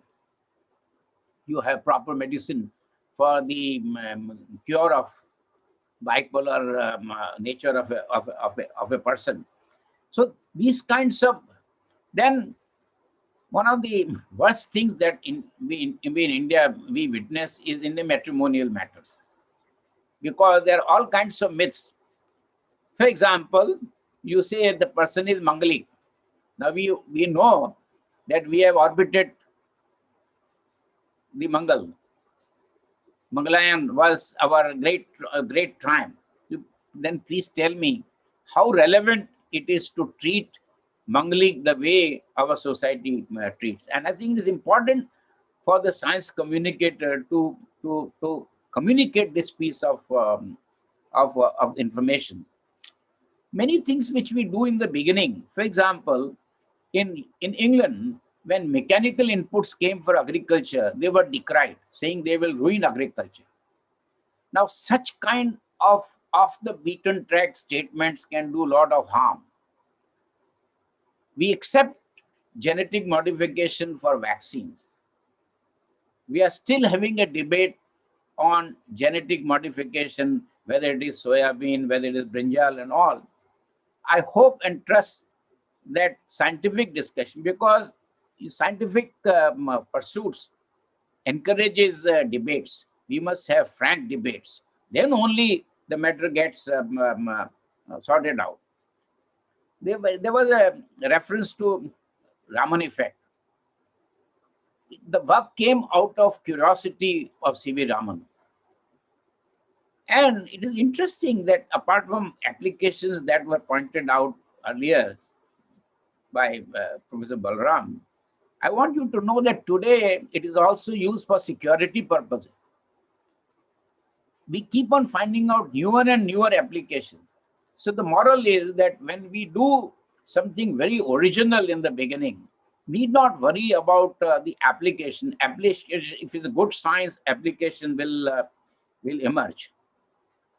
These days, there is a lot of talk about renewable energy, and cultural activities are affected because now you can have solar energy, you can have wind energy and all. But what people are missing out, that all these, although out of nature, but high science is involved in harnessing solar power, whether it is in terms of the silicon of 6-9 purity, whether it is dyes which is used, or the films which are high quality polymer films that are used. Similarly, in the wind power, the powerful magnets based on neodymium, how composites are used to make the, and maybe in the near future you will see wings more than 100 meters. The power production will go up in a very, very remarkable way. Lot has been said about what Nehru said and all. I like to quote what happened in 1976.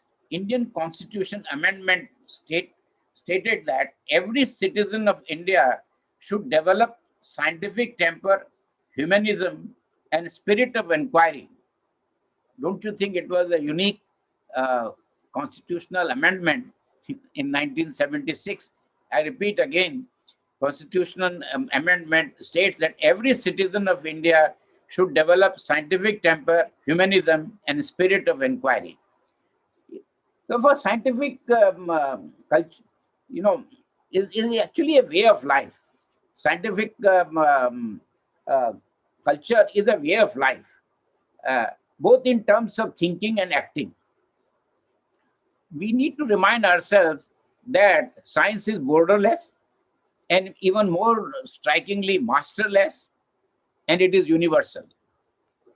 It is definitely a way of life. Let's take some other examples which affect the society. Although we are able to predict today, as I mentioned, thanks to the early studies in astronomy, we are able to predict cyclones, torpedoes, and all. We are still not equipped to predict earthquakes. We can certainly say that these are earthquake-prone areas, but we are not able to predict in advance as we are able to predict with considerable accuracy when the typhoon will come or when the cyclone will come, how heavy will be the rain, how intense will be the rain. Another example that I want to give, where high science has made all-inclusive growth in India, and I'm obviously referring to mobile phones. More than 1.2 billion mobile phones in India. Everybody in the society knows, globally also, that how important it is that they are able to communicate in the remotest part of India. And with this completely affordable, remember Dhirubhai's Ambani's statement that he wants the phone calls to cost as little as a postcard. What major change it has brought about the culture in India. Nobody is bothered about not being able to communicate. And therefore, it is very important that we recognize that science is critically important for well-being of all of us. And poverty can be only eliminated through the pursuit of science and application of science.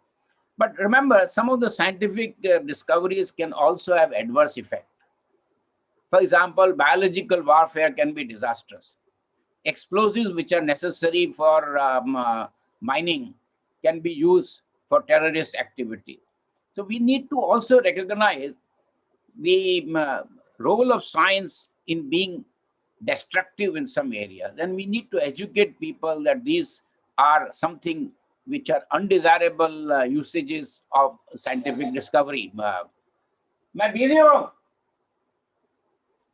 So I want to once again compliment the organizers for this. I feel this development of scientific culture is extremely important, and that we should pursue this and communicate to people in as simple a language as possible. Thank you. Thank you. I'm done. You realize now, if your fertile mind is working. 1 minute. Okay. I think something is wrong with the me or something is wrong with the technology. Friends, your mind is fertile. What happened here? You have fertile person sitting next to you, listening to you, in fact. I think amount of information you provided me in last 20 minutes, immeasurable kind of thing. At the juncture, may I invite all the people sitting here, please stand up and provide an Indian traditional way by giving up. Please. So thank you so much. Thank you so much for giving us excellent exposition to the scientific. Okay. Friends, please stand like that. And those who are standing the first row, sir, in your presence, we'd like to release the newsletter of National Center for Science Communicators. May I request the editor to please come along with the gang of the science communicators, in fact, So yeah. Yes. You can see in the, can I, in the presence of, yes, you can take the photograph of the, you can see everybody in the audience, in fact. Please, audience, please join us, in fact. May I show you? Okay, I join.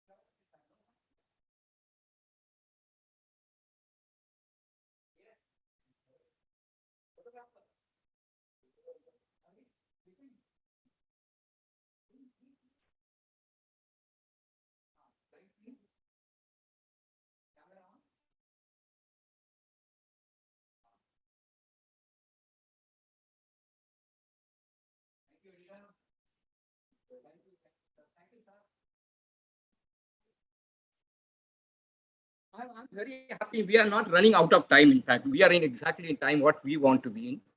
Friends, at the juncture, I like to invite the. Okay, am I miss somebody? Excuse me. Are you okay? Okay. Uh, Friends, Pushpinder, I'll At have the to junctures, may I invite you, another gathering. Latino Barbo from Mexico, in fact, like from Bombay, let's move to the Mexico and try to get the what she want to say at these junctures. Go to Mamo.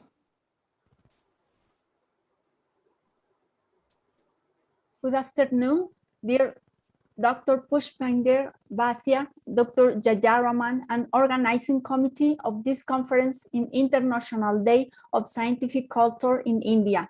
Dear colleagues, students, and members of the science and technology community of this wonderful country. I'm truly glad to participate in the opening ceremony of this celebration with you. In the United Nations Universal Declaration of Human Rights, Article 27 states that everyone has the right freely to participate in the cultural life of the community, to enjoy the arts, and to share in scientific advancement and its benefits. For every citizen to exercise this right, it's essential that he or she has a scientific culture. That is to say, some basic knowledge of different disciplines accompanied by critical thinking that, for example, support his or her abilities to discern between information based on scientific evidence or fake news. Scientific culture also requires a general understanding of the role and scope of science. We need to build personal agency with a scientific culture where we enjoy science and also think with it a culture where science is embedded in our everyday thinking with which we make a sense of the world. The COVID pandemic has shown us that it's not always predictable what kind of knowledge of science we, as citizens, will need to face a personal or social challenge in a timely and adequate manner. Being aware of the need to strengthen the scientific culture of citizens, in March 2020, as president of the Mexican Society for the Public Communication of Science and Technology, I proposed the establishment of an International Day of Scientific Culture. The aim was to highlight the importance of the scientific culture and to celebrate the institutions, groups, and individuals who promote it so that people make science a relevant part of their lives. 6 other institutions from Mexico and Costa Rica embraced and supported this vision, thus forming a promoting committee for this initiative. September 28 to the anniversary of the start of the broadcast of the series Cosmos, one of the most influential dissemination programs in history, was chosen to celebrate each year the International Day of Scientific Culture. Several other institutions joined to our initiative. The first celebration of the International Day of Scientific Culture in 2020 was carried out through diverse activities in 9 countries. In parallel to the institutional action and events, hundreds of science communicators from these same countries published their personal testimonies on social media.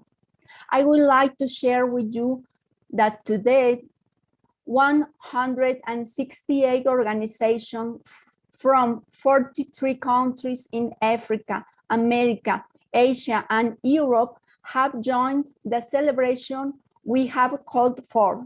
Altogether, they are carrying out 236 activities on this day. Mexico and India are the countries with the most participating institutions. Therefore, on behalf of the promoting committee for the International Day of Scientific Culture, I acknowledge and thanks the enthusiasm and effort of Indian institutions in general, and in particular, the Guru Nanak College of Art, Science and Commerce and the National Center for Science Communicators. It's an honor and truly happy occasion that together we put scientific culture into the public conversation in our societies. Thank you so much for your kind attention. Oh my God! Thank you, Mom, bringing Carl Sagan into limelight. In fact, because you have to go back 40 years. In fact, like the Carl Sagan is the only science communicator in the world, I could say. In fact, like now, with the first row sitting here, I'll become the communicator.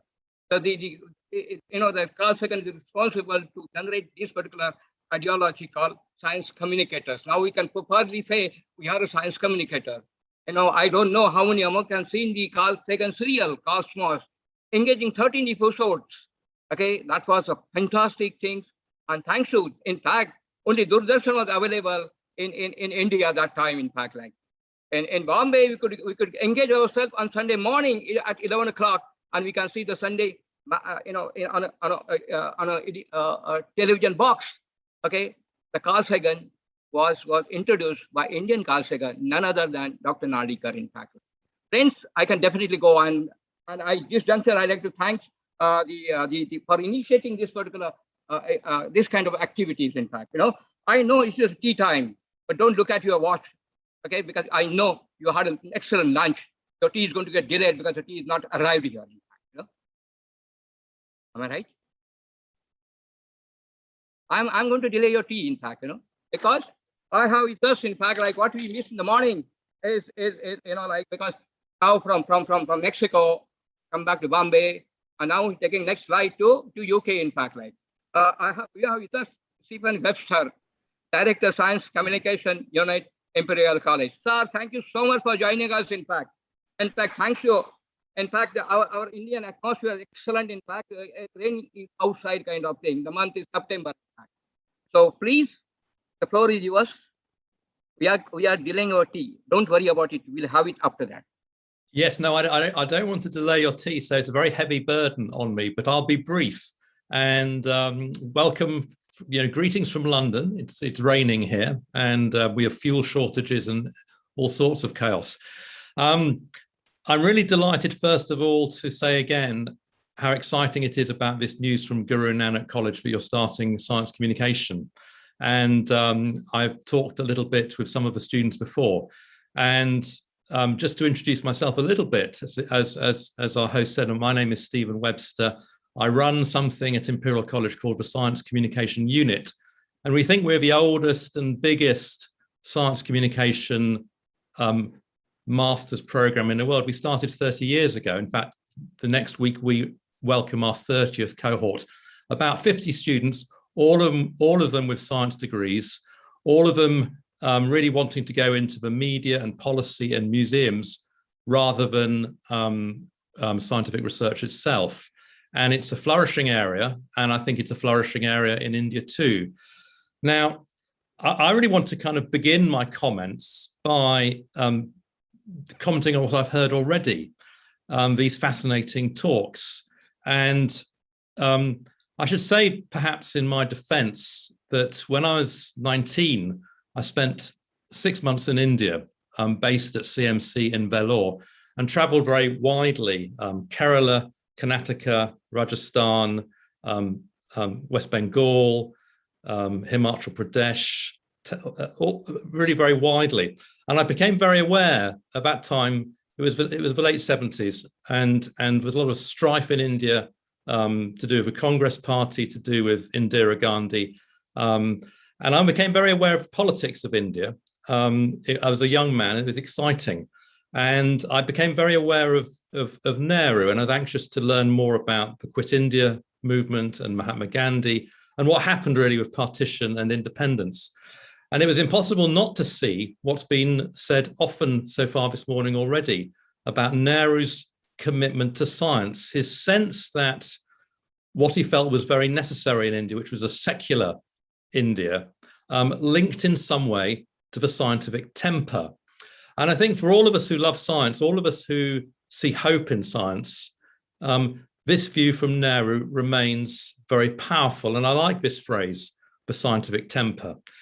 But also I do know that when we come across a problem like COVID, or a problem like the climate crisis, it's pretty obvious, isn't it? But science, while providing a set of possible solutions, science on its own cannot provide the solution to COVID, cannot provide the solution to the climate crisis. And Professor Candotti made this only too evident, really. We have a vaccine, we produce the vaccine extraordinarily quickly, but we cannot distribute it. And we've heard, through Nehru, through Professor Sharma, through Professor Candotti, through all of us really, and I want to bring this element out to you, early career science communicators. The point about doubt, what is the role of doubt in science communication? Of course, we all know that good scientists know their hypotheses are not the final truths. But what does a science communicator do with the concept of uncertainty, with the concept of doubt? And really, this is not the time for dialogue between myself and Professor Candotti, but listening there, I was reminded of a very powerful thing that happens with my students, my science students at Imperial College, which is that really through my own reading, because once I was a school teacher and read a lot of educational theory, I came across someone who's not that well known in England, very well known, of course, in Brazil and in India, Paulo Freire. And Paulo Freire was a literacy expert and much used by post-colonial countries and independence movements. And in my probably rather weak understanding of Paulo Freire, I talk about him to my students, and I say to them this idea that Freire was asked to improve literacy rates among contadini, among illiterate people in a number of impoverished countries, in a number of countries emerging from colonial rule. And he was asked to produce, to heighten literacy. And his question was apparently shocking, really. Why do you want me to increase literacy rates among the farmers of this newly independent territory? And his doubt was, and his feeling was, but to be literate is to become more fully conscious, to become more fully conscious of one's own skills, one's own life, one's own culture. His doubt was that he was being asked to improve literacy really as a way of increasing the power of the centre. Use my tractors, use my seed, irrigate your land in my way. And this is very interesting to my students because we talk about science in this way too at Imperial in terms of science communication. The reason why the scientific temper is important is not because it increases a country's wealth or makes a population more governable. The reason we might want to increase the scientific temper, support the scientific temper, is because it enhances the lives of everybody. And it enhances the lives of everybody within an unequal and unjust world. And this has to be terribly clear in our minds. It's obvious in the United Kingdom that financial inequality, economic inequality, social injustice, social mobility, these are all problems which are not improving. And therefore, it's very important that if we enhance scientific temper, that it has a role in improving social justice. And that's really my first point arising from Professor Candotti, because Professor Sharma also is quite right. There are marvelous and sublime achievements to science, and we need to be very proud of them. And we need to make sure they take effect. But it looks as though science can't take effect in the world unless it has a very good understanding of society and a very hard-headed understanding of society. But society is divided, but people are divided. But nationalism is everywhere. And I think science, possibly a change from 30 years ago, is much more aware that its beneficial effects can only occur when we have a good understanding of society and an ability really to engage in society politically. And that's really what I teach my science communication students at Imperial College. Now, moving on quickly and aware of that kettle boiling and tea coming fast, how do we understand this idea that science is linked to society? How do we see that? And in fact, this also comes from my travels in India. It was always obvious to me in India that the separation between science and the arts, between science and religion, science and wider culture, it was always obvious to me from my travels in India that these divisions are very hard to maintain. And yet I think Professor Sharma's right. You know, the autonomy of science, the ability of people to do blue skies research, this is very important. And so we have a paradox. We have a paradox for any science communicator, really, that we should look to the skills of science, to the wonderful temper of science, to the autonomy of science. Professor Kandotti said that too. He wanted to improve research culture. He wanted to improve the relationship between commerce and science, to make its values more honest. We should work to make the values of science as strongly beneficial as possible, and as necessary, as autonomous as possible, so that we can speak truth to power, so that we can pull up our politicians, so that we can challenge economic models, so that we can make the world a better place. That's why we do need autonomy in science. But at the same time, and this is the paradox, passing my comments on COVID and climate change, we need science communication to be entirely interdisciplinary. We do need to interact with faith groups. We do need to interact with politicians. We do need to have an understanding of science as part of culture. And this has been said many times today already. So in a way, what I'm doing with this talk, with these few words to the science communicators of you, I think we can only communicate science well when we're very conscious of this paradox that we want science both to be autonomous and we want it to be part of society. And it seems to me that paradox is indeed a tension. Now, can we understand this? Can we work this out? I think really that is something I must leave to you. All of us need to understand, how do we protect the autonomy of science, build the science we want, and at the same time make science genuinely part of society, genuinely sensitive in the way that Paulo Freire was sensitive to the real lives of the contadini. Now, I'm not going to explain that paradox any further or try to solve it. Instead, I'm going to give you two historical examples, which perhaps will be valuable.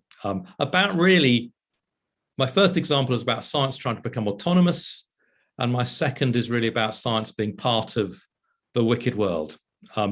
My first example will come from the 17th century lawyer Sir Francis Bacon, and my second example will come from the East India Company and the mapping of Bengal and of what was then called Hindustan, and relationship between that mapping in the late 18th century and the growth of British science in the 19th century.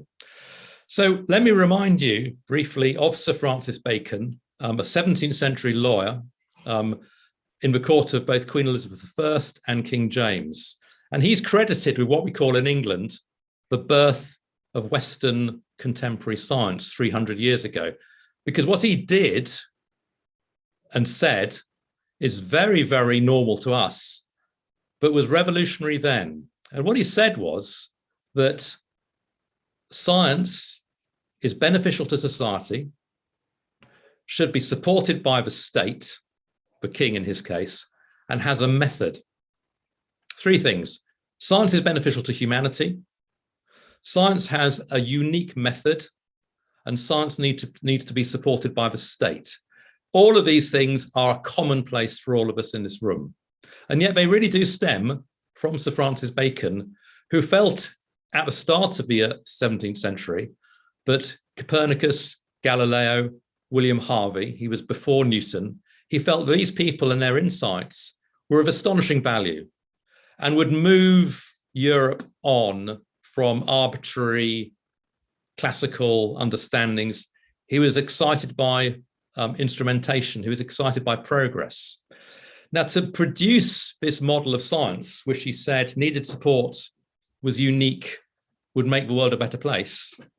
Galileo, for example, was interested in mechanics and interested in the right answer. was interested in autonomy, he didn't talk a lot about science being for humanity. Science being for humanity, something which we've discussed such a lot already today, really is an idea that for people like me, from a Westerner, comes from Bacon, is only 300 years old, not 2,000 years old. And to make his science that way, he developed a method, which I won't describe now, but which is very simple and is called the inductive method, and which has largely been discredited. But he also said something which has not been discredited and which is extremely powerful. And he really said that to do good science, you need to leave outside the laboratory door large amounts of your humanity, your personal bias. He calls them idols or delusions. And he said, you know, your personal desires, your biases, your traditions, your schooling, your place of birth, your political inclinations, all these things can only get in the way of science. You need to leave them aside so that your method can be done purely. And also very interesting for all of us interested in science communication, and troubling too. He said one of his idols, one of his delusions, one of the things he felt we needed to get rid of was the idol of the marketplace. And what he meant was chatter, talk, conversation, debate, loose language.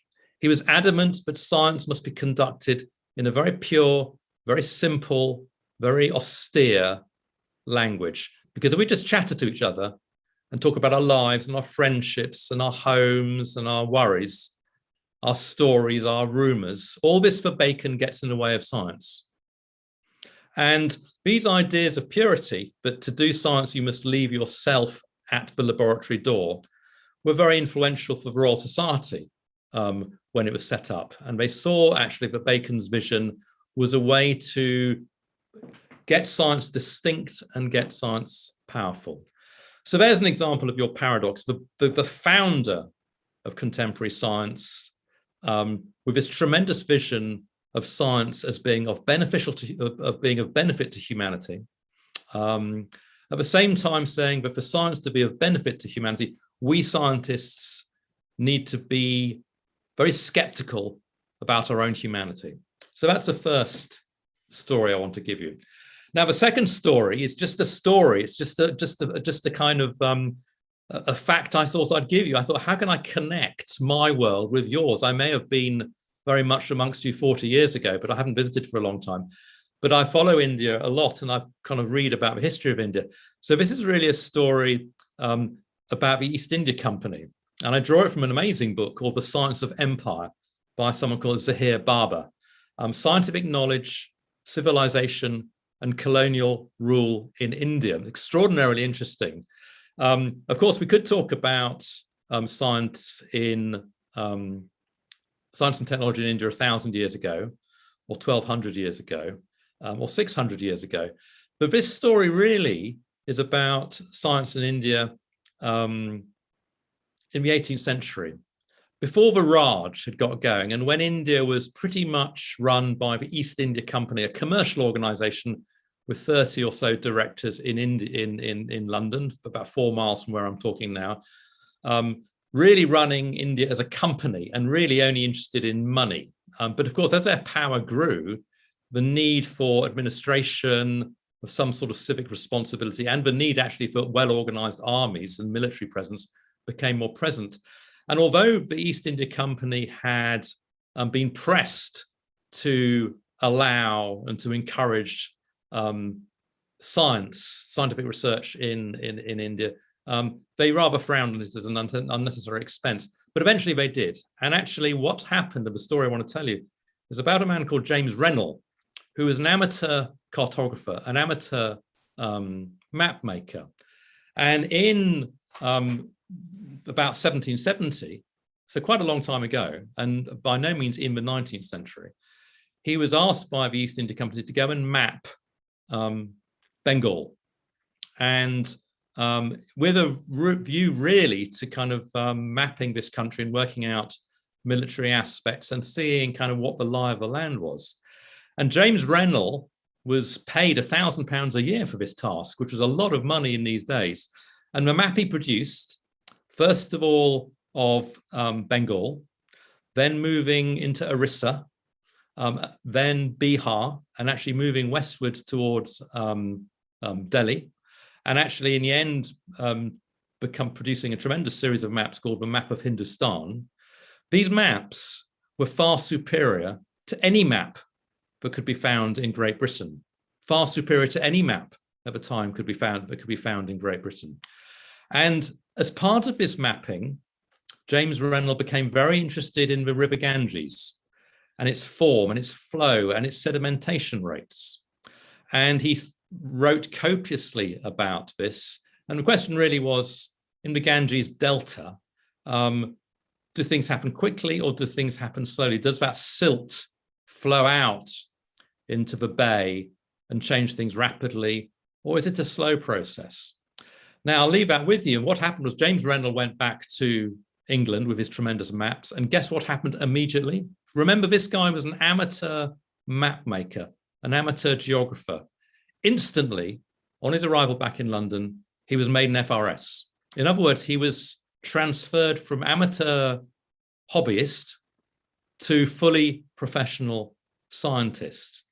And that knowledge he had of India began to be, which was produced for the East India Company, remember, produced for the better commerce of that company, for the more efficient removal of value from the subcontinent. He was turned from a kind of assistant of colonization into a established London metropolitan scientist, a member of the Royal Society.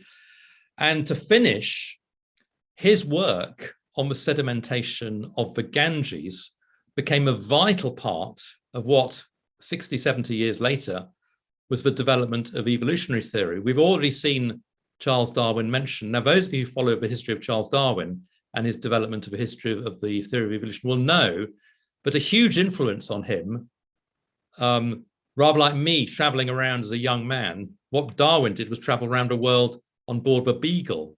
And some of you may know that the most decisive influence on him in terms of his reading when he traveled was a 3-volume text by Charles Lyell, who was a geologist, The Elements of Geology. And in that book, there is a whole chapter drawn from Rennell about river flow and how over many, many eons, many millennia, a river can flatten a range of mountains, slowly, steadily, surely. That sedimentation, erosion, not catastrophic, not quick, but slow, can actually affect in time the lie of the land. And that became essential to Darwin as he thought about the slow development of evolution, that it can happen slowly, not through some great flood, not through some great catastrophe. That knowledge Darwin used came from Lyell. That knowledge Lyell used came from Rennell, who was a cartographer doing practical work in India in the late 18th century. So that's my final example, really, of how complicated science is, that the East India Company, of very dubious moral qualities, produced tremendous pieces of science, which became in time essential in the development of a piece of science, the theory of evolution by natural selection, that we never or rarely think of involved with politics or very much to do with human culture. So I leave that with you. I'm delighted to be working with you. If I've got anything to leave with you, is that the science communicator somehow must combine Pandit Nehru's glorious vision of the scientific temper with the kind of worldly doubts that I think we all need if science is going to take its proper place in the world. So thank you very much. Good luck with your project. Please come and see me in London. and I'll hope to rejoin my travels and come and see you anytime soon.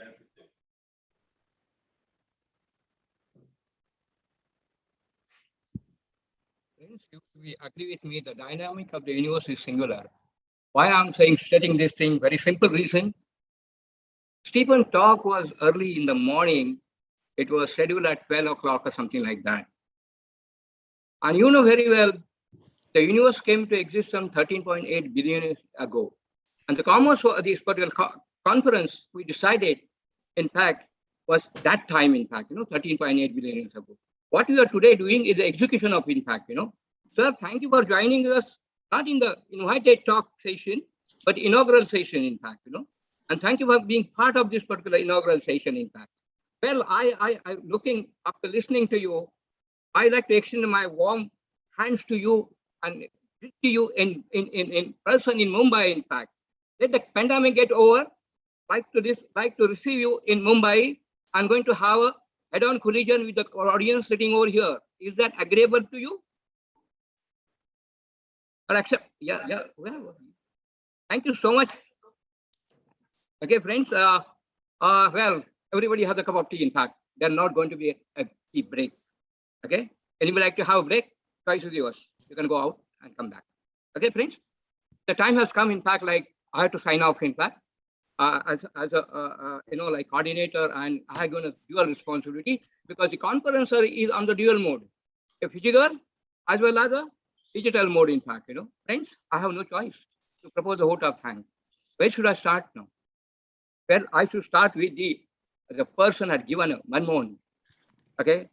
What an inspirational speech, in fact, like what a message he had. And I'm delighted here only for the only reason everybody had quoted Panditji. And I am also ardent believer of Panditji, in fact. For what? For scientific temper. Okay, scientific temper and temper. But present generation not might be knowing, because the scientific temper is no more temper. It has been tampered, in fact, And okay, in fact, that was a 1956 document, in fact. 1993, we are another document. And 2003, when Manmohan Singh was the Prime Minister, he brought out a document called Science, Technology, Innovation. Now the time is 2020, in fact, like we are ready with the document, in fact. The document is just to come out of the shell from the Science and Technology Division, in fact. It will come out kind of thing. Friends, I must, these youngsters, I was all the time gagged with two questions, in fact. Just imagine Panditji at the helm of affair. And if the Panditji has not had a good friendship with Vikram Sarabhai and another person, can you tell me who is the other person? Homi Jahangir Bhabha, in fact. Right? Very soon, in fact, like everybody had, we had a celebration of a centenary year of Panditji also, but centenary celebration of scientist Homi Bhabha in 2010, and in 2019 we are a celebration of Vikram Sarabhai centenary. If you look at these two people, in fact, like our Indian science, we totally depend upon two people, in fact. And I must tell you, if you had a good relationship with the Prime Minister, what happened? The country exceed and achieve a tolerable limit kind of thing, in fact. Our own program, atomic energy program, was headed by Homi Bhabha, and our space program was headed by then Vikram Sarabhai, in fact. And magnificent, in fact.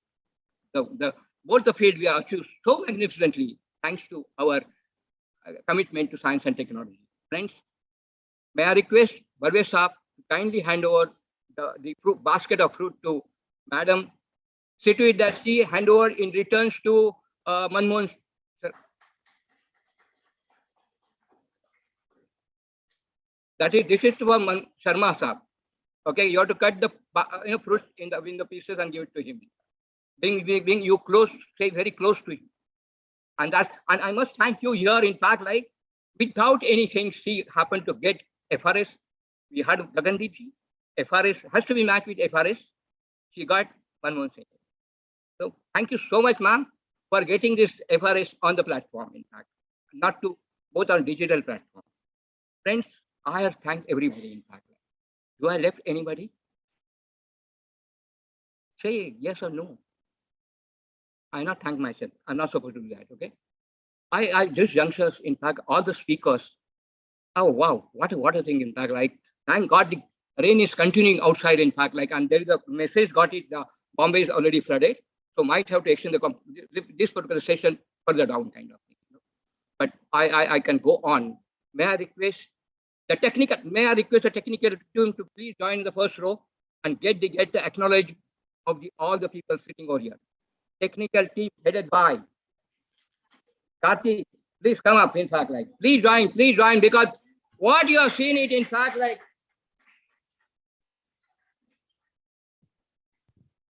Yeah. Please. No, please join. Please go ahead.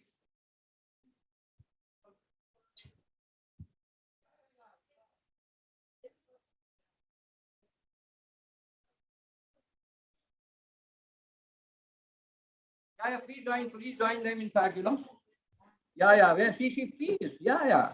Behind every woman, there is a man, in fact, Yeah, yes.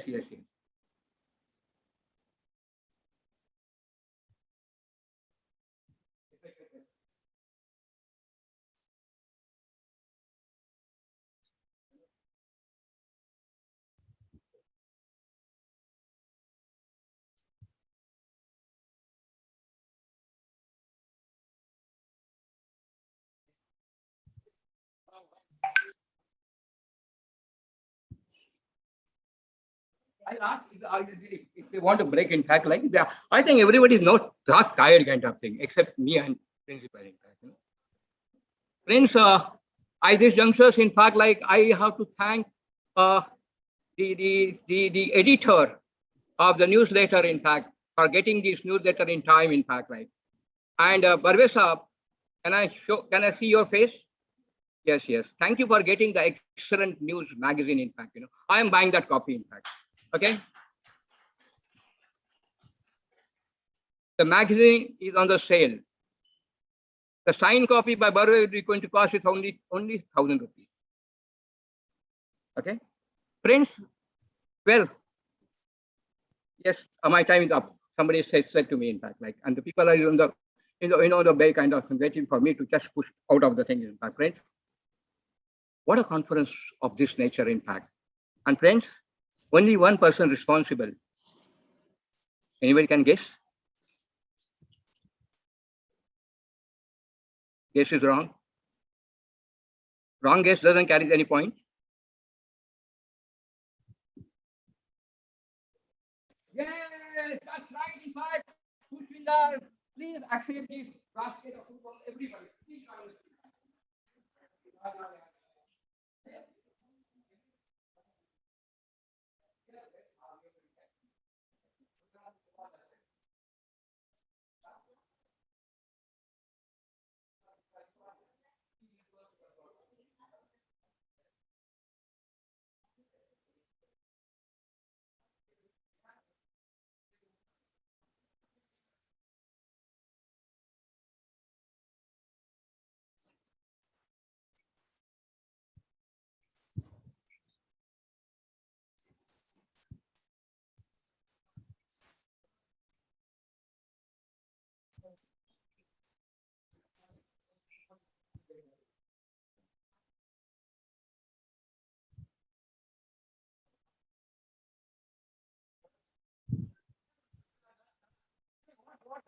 Conference of this is only celebration kind of thing, in fact.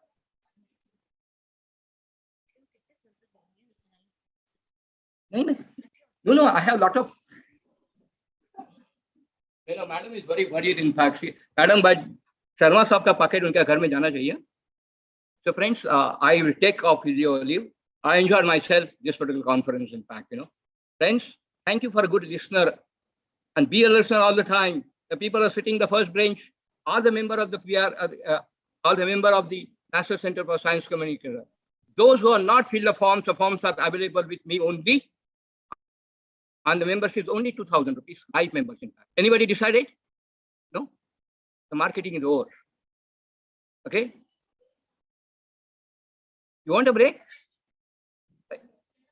Yeah. He's our person, in fact. He'll allow another 5 minutes also.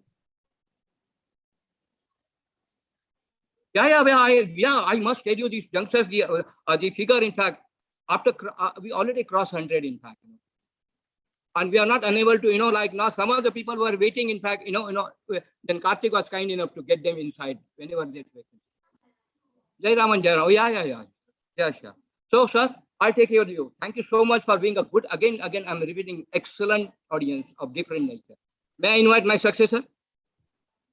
Dr. Michali, please, the flight is yours.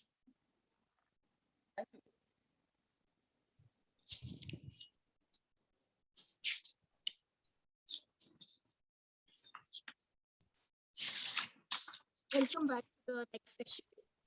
In this session, we have a talk by Professor A.P. Jayaraman. Professor Jayaraman is a nuclear scientist from BARC and is Professor of Technology Management. Sir is also the chairman of the National Center for Science and Communication in Mumbai. May I invite you, sir, to begin with your presentation. Over to you, sir.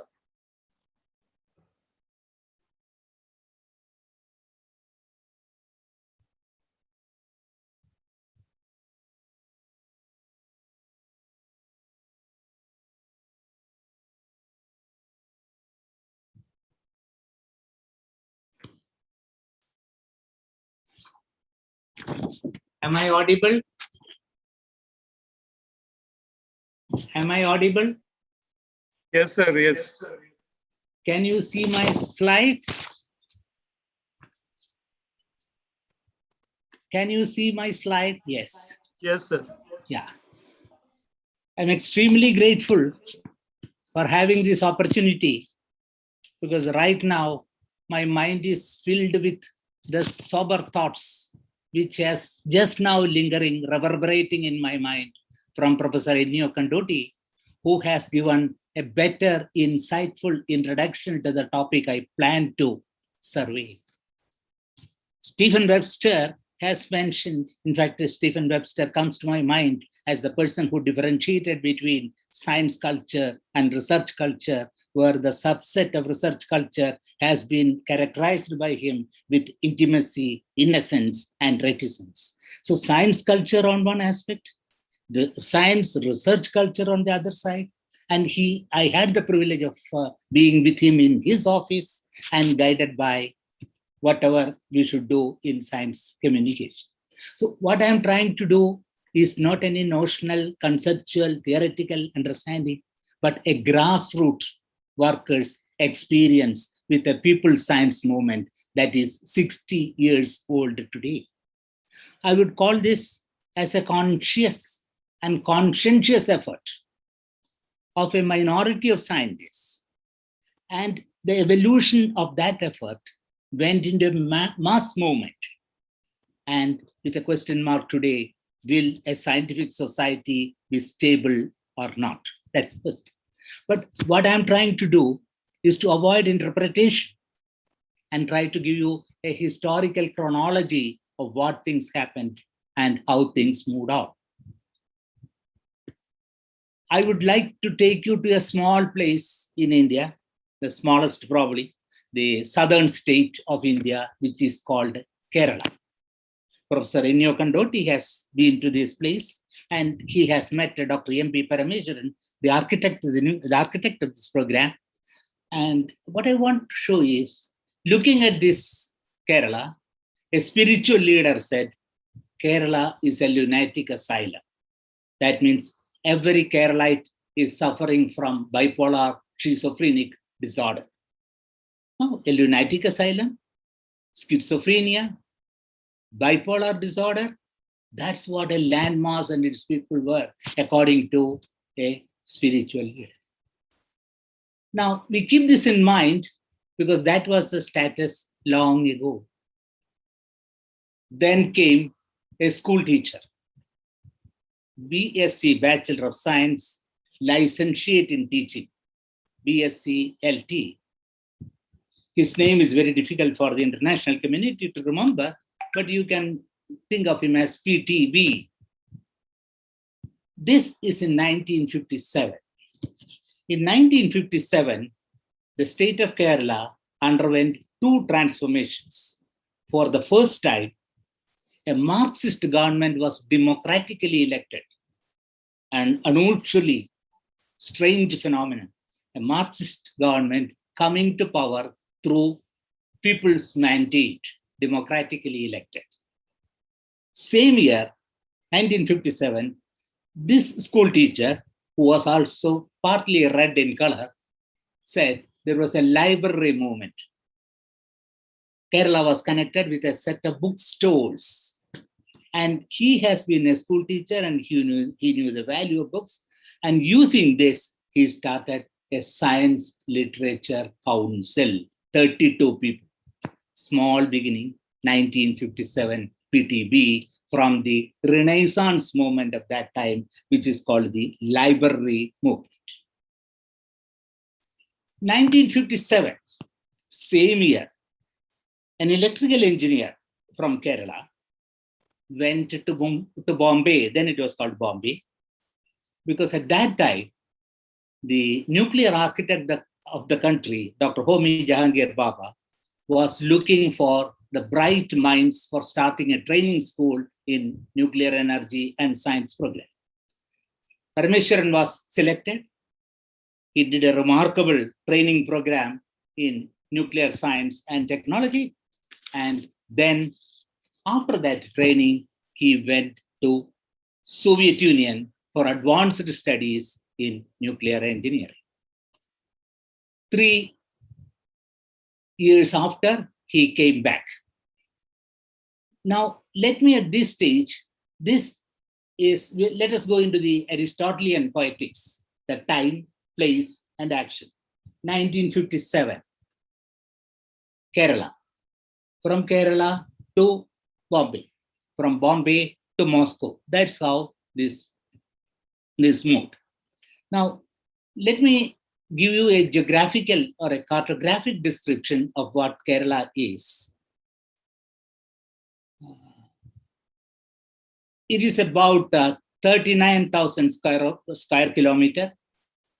There are 35 million people living today. They speak a non-English language, which is called Malayalam, M-A-L-A-Y-A-L-A-M, a palindrome. You can write forward and backward with the same spelling. And today, thanks to Dr. Parameswaran's effort, we have 60,000 science activists as grassroots workers in this place. That means we have 2 science communicators per 1,000 of the population, and we have 3 science communicators per 2 square kilometer of the area. Thanks to their effort, thanks to their sustained effort, unyielding effort, it was possible for them to create a literacy of 96.2%. The question of literacy and the natural and probable consequences of the philosophical underpinnings of literacy has been mentioned by Stephen. Yes. Now, this is also, I want to introduce this as a feminine state. I say it's a female state because there are 1,084 females per 1,000 of the population, but it's still not an aggressively feminist state. The state also should be introduced as the most radioactive state in the world. It has an annual dose of 70 milligray per year. That is the highest natural radioactivity dose which we get in the monocyte sands, very similar to Guarapari of Brazil. Now, this is because we have 500,000 tons of thorium in a 55 kilometer long, 5 kilometer wide belt called the monocyte belt. And today, this is the best livable and best dieable state. If you want to die, the best place will be probably in Kerala because of the geriatric care which has been brought about by the People's Science Movement. Surprisingly, the Human Development Index is 0.782, comparable with that of the Scandinavian countries. And in the SDG goals, it is 75. Now I make an adventurous hypothesis. This state of affairs has been secured by continuous efforts of a 60-year-long effort of the Science Communicators program. That's a hypothesis. And to my mind, this stands validated.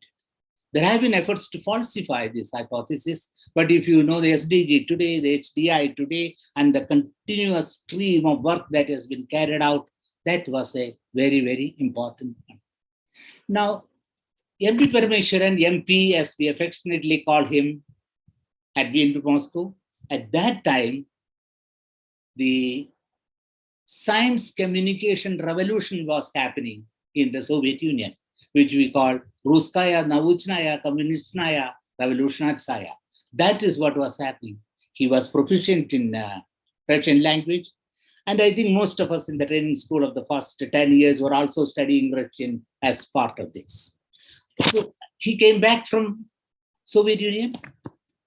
He found a number of Malayalam speaking people in Bombay, a team of scientists and engineers. And the common denominator between most of these scientists and engineers was they had a global exposure of having visited either Canada or with UK or USA or the Soviet Union. So there is a foreign exposure element, a foreign exposure to the elevations of science, nuclear science and technology. And the common denominator was they spoke the same language, Malayalam. He said, remember the spiritual leader statement is a lunatic asylum. The MP said, a certain amount of madness is required for doing anything good. I quote, a certain amount of madness is required for doing something good. And with that madness, that infectious madness, he brought 100 of us together. And his statement was, let 100 flowers bloom. So about 100 of us went behind him. And he was also trained very well on Russellian paradigms, Arnold Toynbee's views on interactions between civilizations and cultures, which wavelength of culture will penetrate into the body social and which will be rejected in the first instance. He was also very familiar with Sir C.P. Snow's two cultures. And to this amalgam or this eutectic mixture, he brought the Marxian dialogue too. So we have a very, very powerful concoction, and he invented a language. Now, inventing a language is very important. The traditional Malayalam was not capable of handling the technical terminology and glossary of technical terms. And therefore, 20,000 words were coined. 20,000 words created, fabricated, engineered in the language. And what is the proof of concept?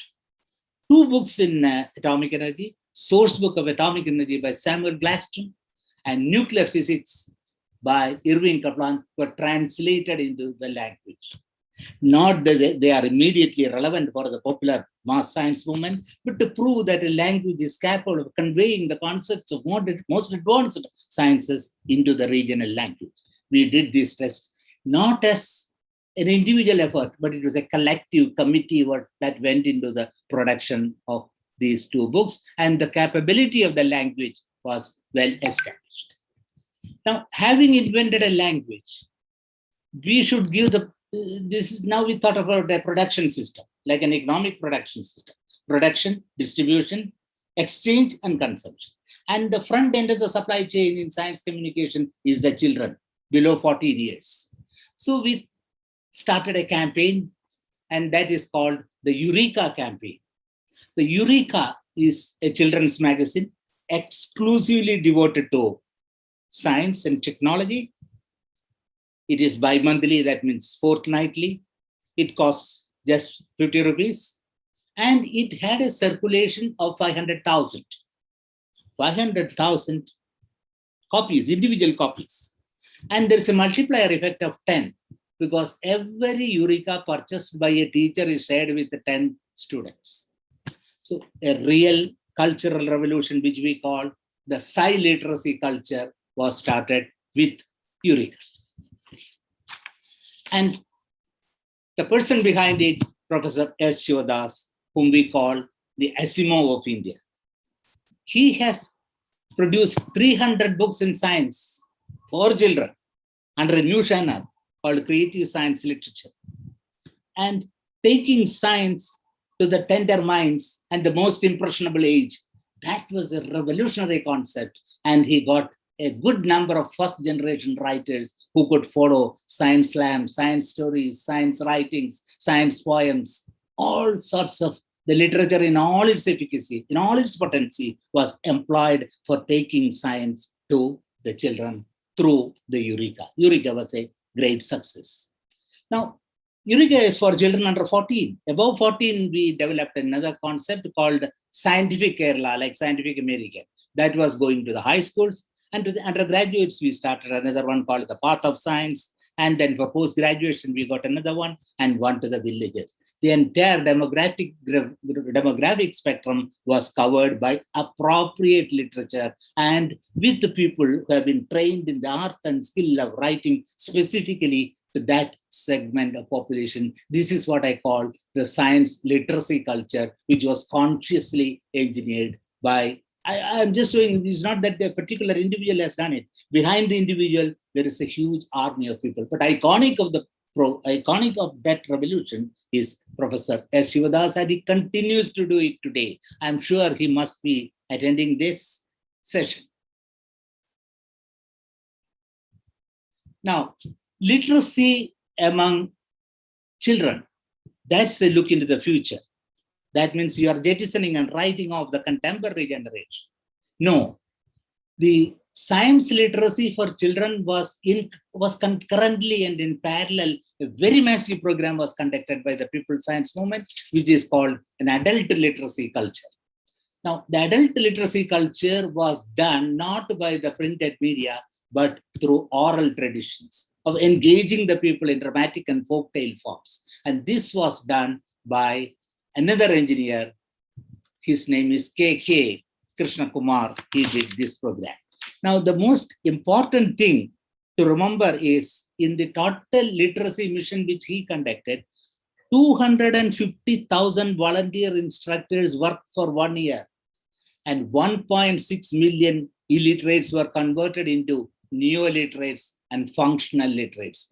That's a massive effort for a people's science movement to do it. And here you find a 92-year-old grandmother writing her name and learning how to sign a bank check. You can also find the development of a new genre of communication, which is called the Science Art Carnival.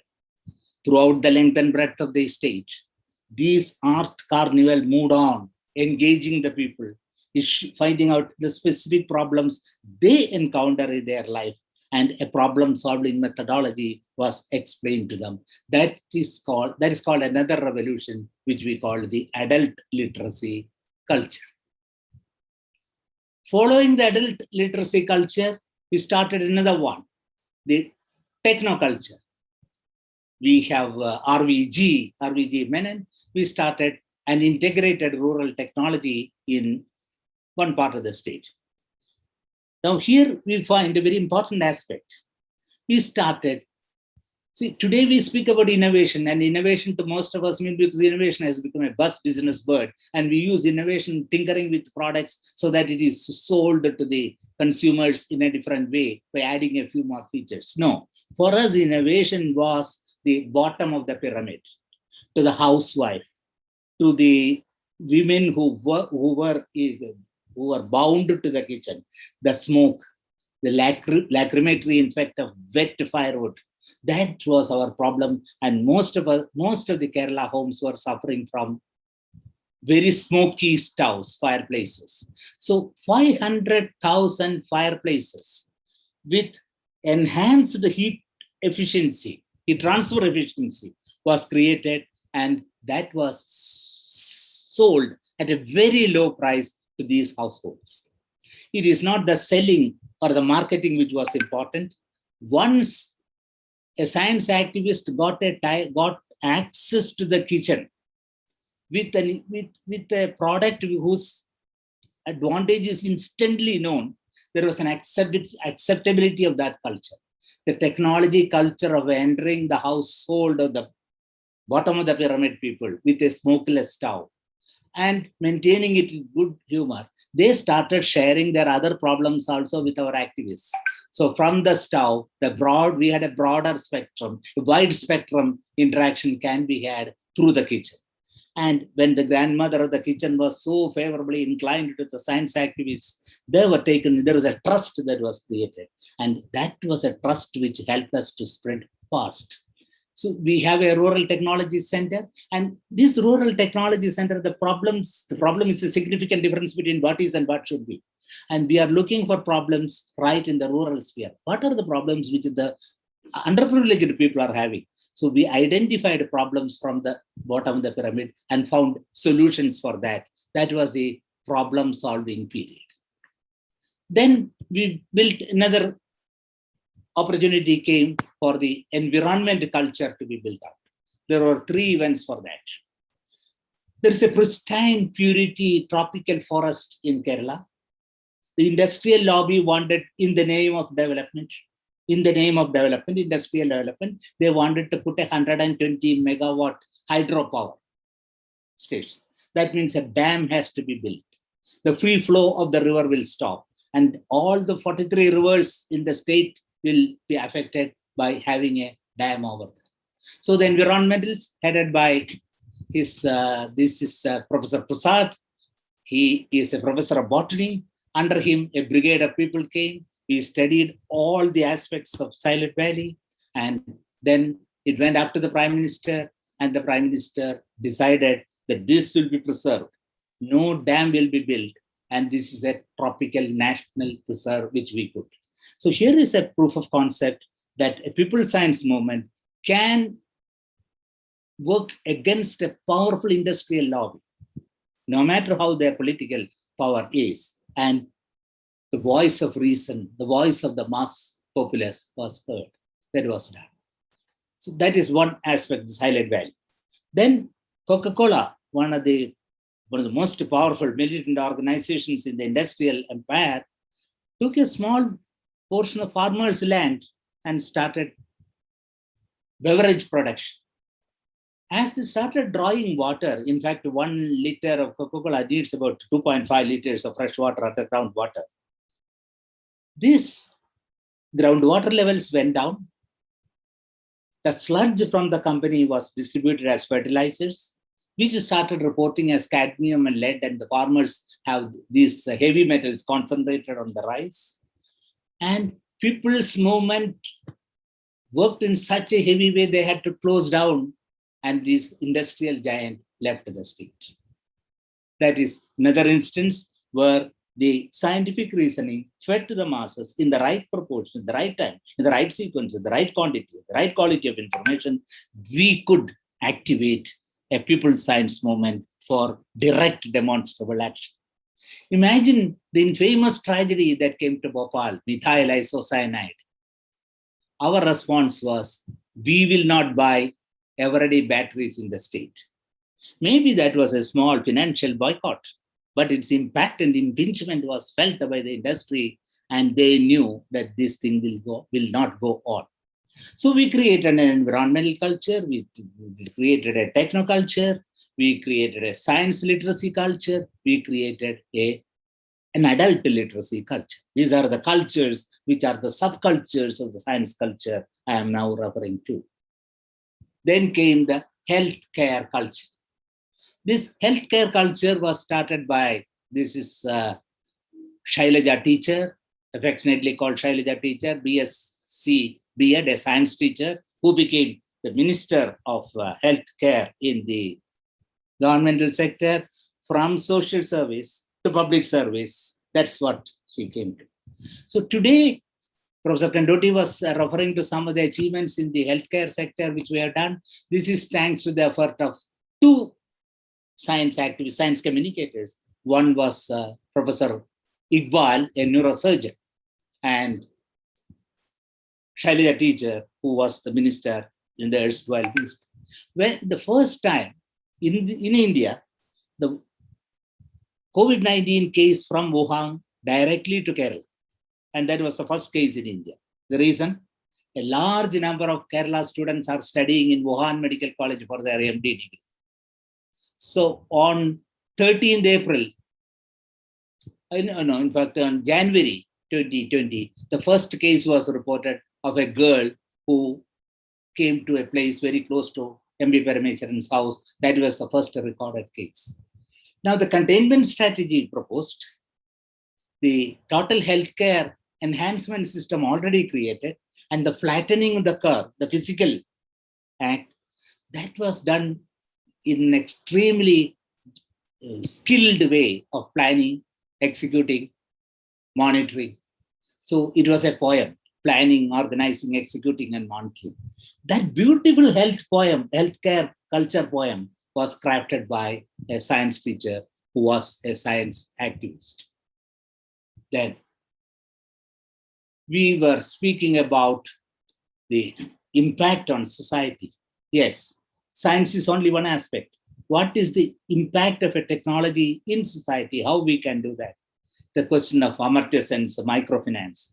We have a PhD in economics, Dr. Thomas Isaac. He said, centralization is the only solution for creating a democratic scientific culture. With that manifesto, he started organizing a decentralization move right from the Panchayati Raj. It was all written and enshrined in the constitution, but it was not implemented.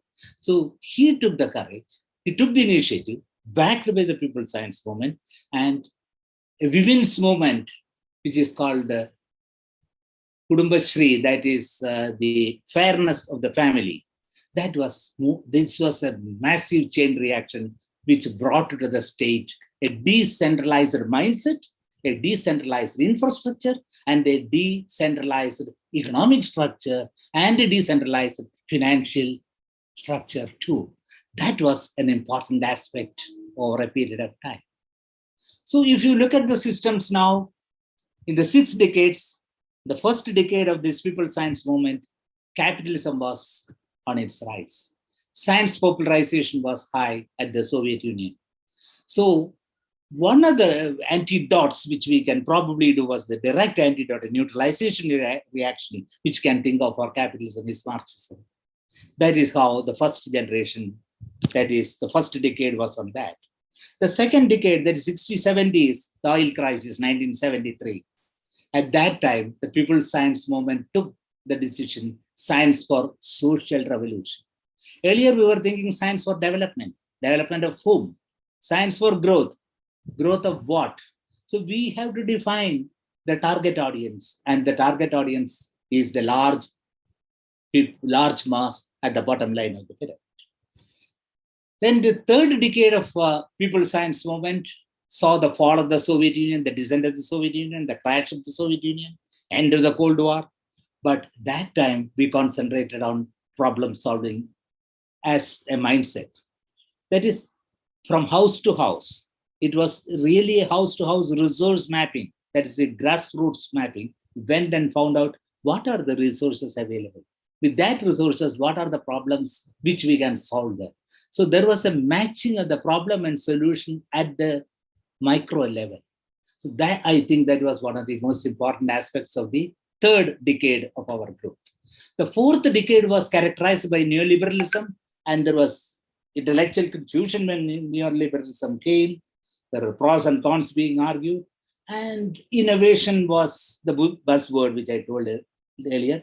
At that time, we took a slightly counterintuitive approach of degrowth. That is, innovation for innovation's sake will not do. We have to see the totality of the impact on the environment and the society before a plan is cleared. So that was our answer or response. In fact, our responsible response to neoliberalism. The fifth decade is we weighed in very grudging scales the merits and demerits of every project.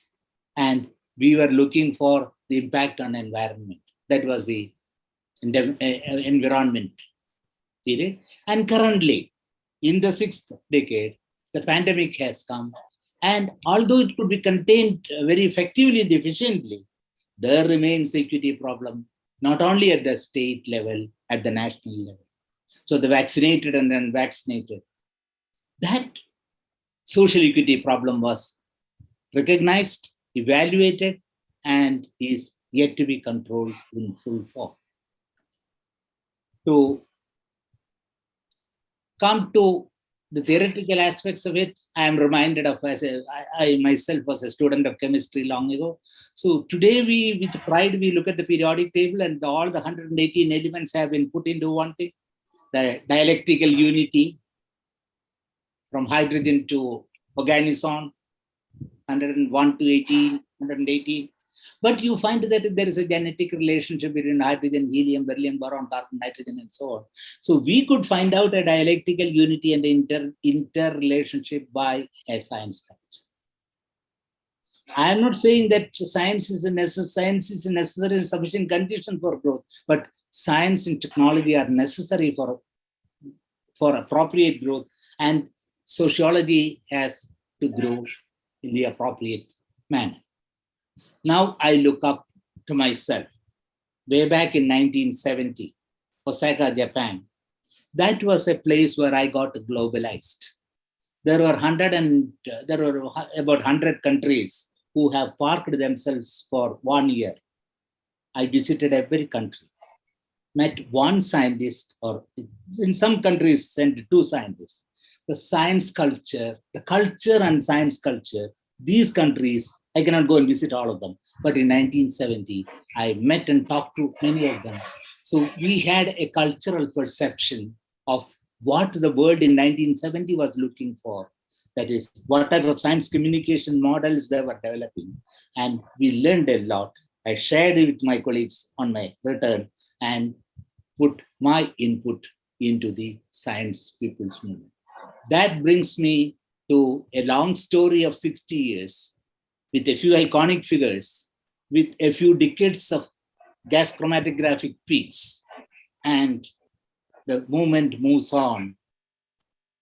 And it was Bertrand Russell who asked the question in his book, The Impact of Science on Society. He said, will a scientific society be stable? Yes. As science culture also is evolutionary, and it designs its project. There is no internal contradiction as I see it.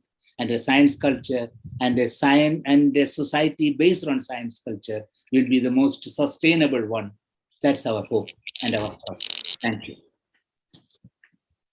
I am through.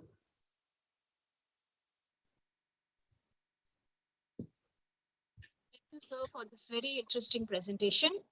May I now invite Ms. Harpreet to coordinate the next session.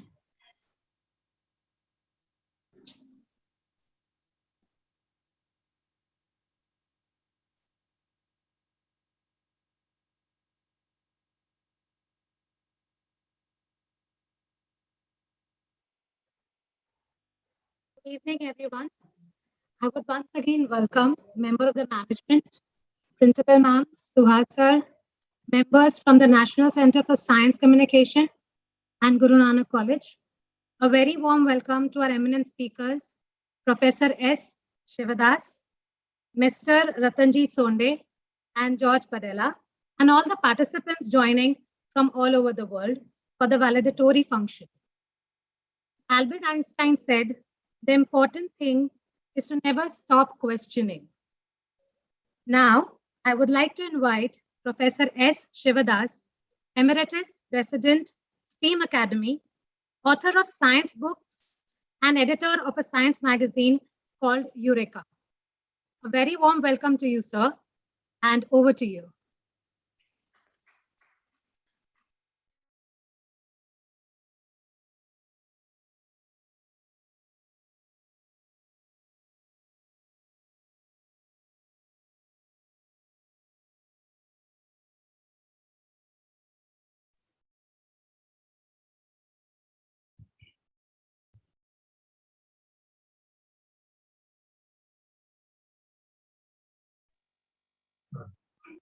Hello. Can you hear me? Yes, sir.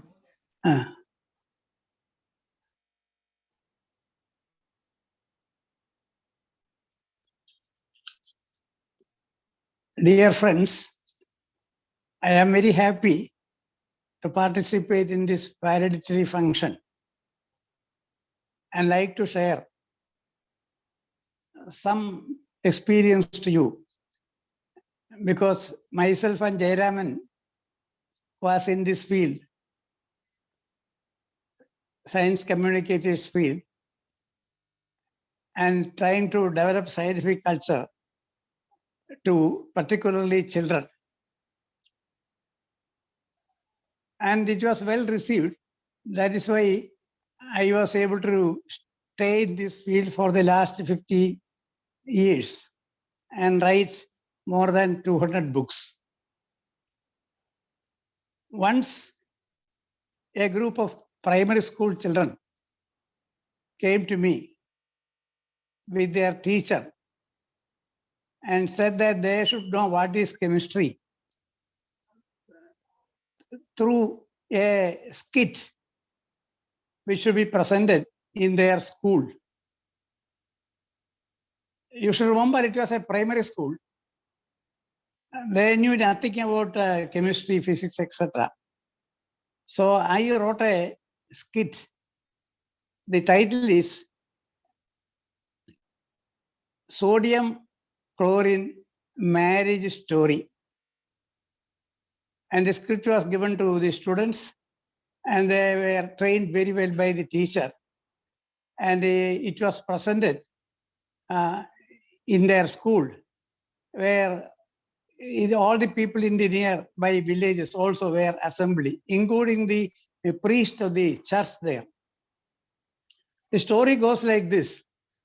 There was a rowdy, violent person. His name was Sodium. And there was a woman, a lunatic woman. She will roam through the place and embrace people and will kill them because she is very toxic. So people were frightened. So they went to a magician, a chemical magician, and he came to the scene and said that I will find a solution for you.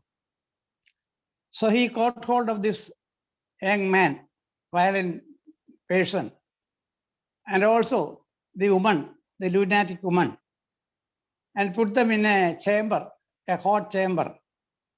And people were frightened and looking what will happen when a dangerous person and a lunatic woman is in a chamber, what will happen? So after some time, the magician opened the chamber and everybody looked to the chamber and found that there was some white powder there.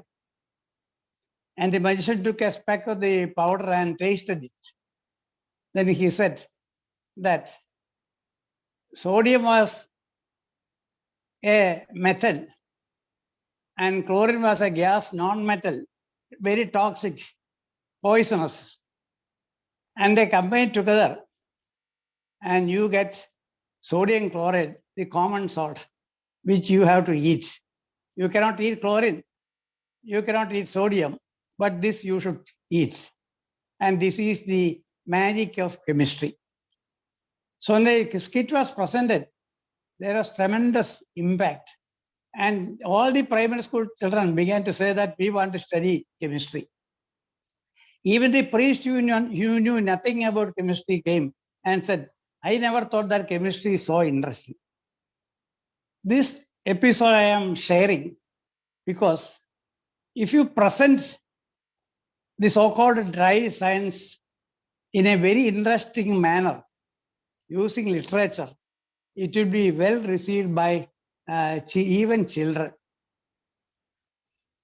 Now, in our schools and colleges, we teach science simply because it is in the curriculum, in the syllabus, and questions will come for the examination.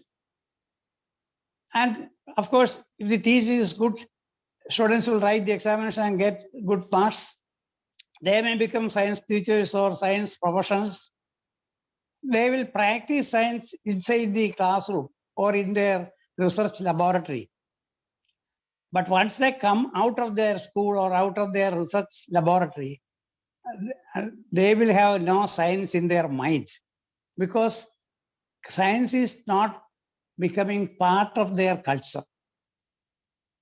They never think of science except as a tool, as a profession.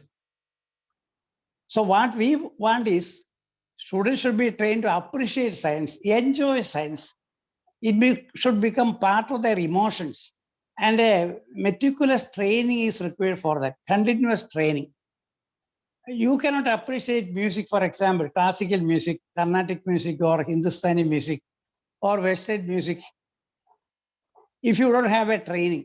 You have to continuously hear it.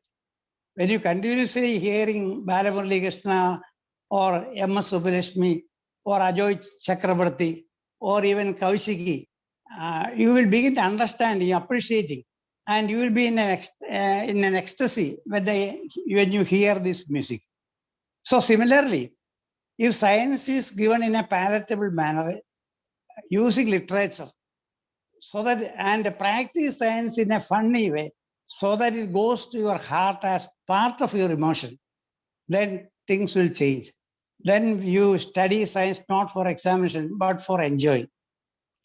For example, if a student is able to write a love letter, I'm not saying they should be trained to send love letters, but in a chemistry class, if the student is asked to write a love letter, assuming that he is fluorine and writing a love letter to hydrogen, his lover, what will be the love letter? You have to imagine and write it. So when you write such a letter, after studying fluorine and hydrogen, incorporating the properties of fluorine and chlorine, you know that fluorine will combine with hydrogen even in darkness. The attraction of fluorine to hydrogen is so great that fluorine will take away hydrogen even from other compounds. Even for example, from hydrocarbon, it will snatch away hydrogen from the carbon. So very violent lover. So if this is presented in this funny way, student will definitely enjoy it. They themselves will write. So if you can give science as poems, as kids, as short stories, as operas or musicals, things will definitely change. So because it touches the heart of the children, it will touch their emotions. They will begin to think about science. They will smile when they remember about the science, and it will become part of their culture. If it is not becoming part of their culture, scientific thinking will not be present in the society. I remember a biology teacher who came to my son's class when he was studying in high school. He was introducing ecology in the class. So the teacher said, you want houses to live. For that, you have to cut trees. And you want furniture also. For that also, you have to cut trees. You want agricultural land. So you have to destroy forest. This is the actual situation. But looking to my son's face, pointing to my son, he said, his father always said, you don't cut trees, don't destroy forest. And alas, the same thing is written in this textbook also. In the new syllabus, it is written in the ecology. In the beginning, it is written that you have to protect forest and trees. So I am teaching this because it is in the textbook. You have to learn it very well and write in the examination. But in reality, these are not things which can be practiced. What will be the case of students who hear such a class? I remember another professor in our college who taught a particular topic in science. Class was very good. After a series of class, finally he concluded the class saying, I am teaching this solely because it is present in the syllabus. But remember, I don't believe this because this is against my religious belief. So it's actually wrong, but I am teaching it for the sake of you have to pass the examination. So it shows that science has not gone to their mind. Science should become part of the emotion. We should be able to enjoy it. We should be able to think scientifically only if it becomes part of our emotion. So that is why myself and Jayaraman was trying to produce a lot of creative science literature. creative science literature, we believe, is the best means to appreciate science, and so that students will begin to learn it by themselves. If you go to the history of science, story of people who have become great men of science like Einstein, we can see that there are instances where they were very much attracted to science and finally they became great scientists. So I think that this experience which we both had, Jairam and myself had, will be very interesting to you. I don't want to take much time because this is a validity function. I hope that you have appreciated all sessions very well. You have changed by this conference, and I hope that you all will later become people with good science culture, so that we will ultimately succeed in making this globe a better place to live. Thank you.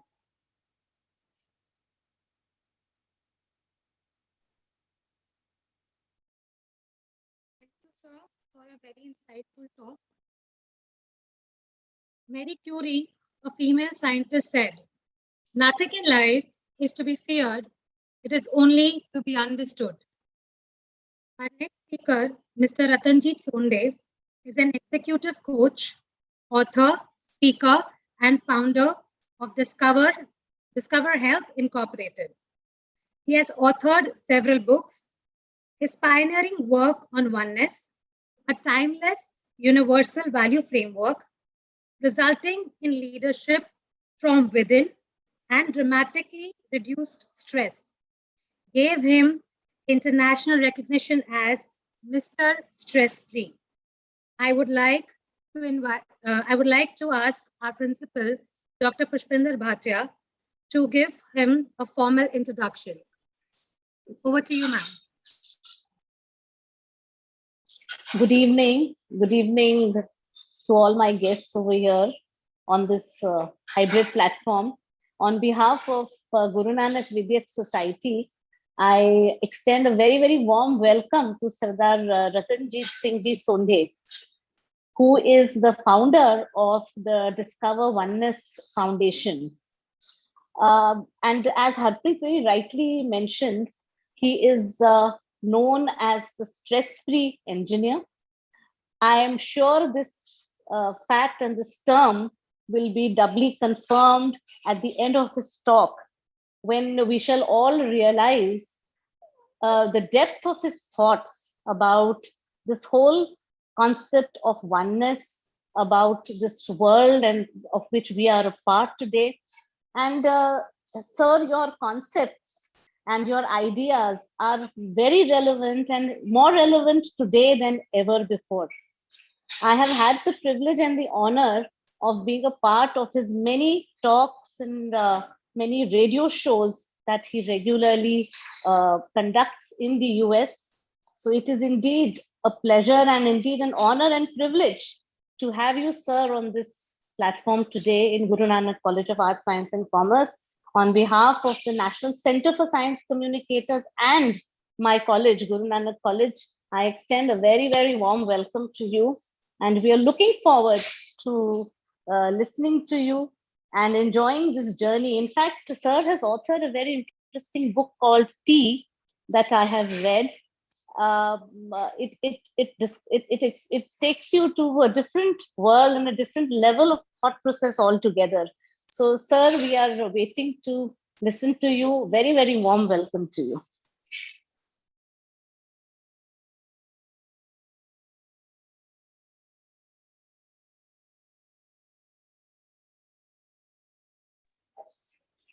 Ratanjit, sir, have you? Can you hear us? Thank you, Dr. Bhatia. Can you hear me? Yes, yes, sir. Yes, sir. I can hear you and I can also see you now. Warm welcome, sir. Welcome from you. Mumbai. From Mumbai. Thank you. Thank you so much. Yes, sir. Yes, sir. And it reminds me of my time in Bombay when I was at UDCT working on my PhD. And I want to ask audience to keep your mind open because we are going into a different world through this presentation.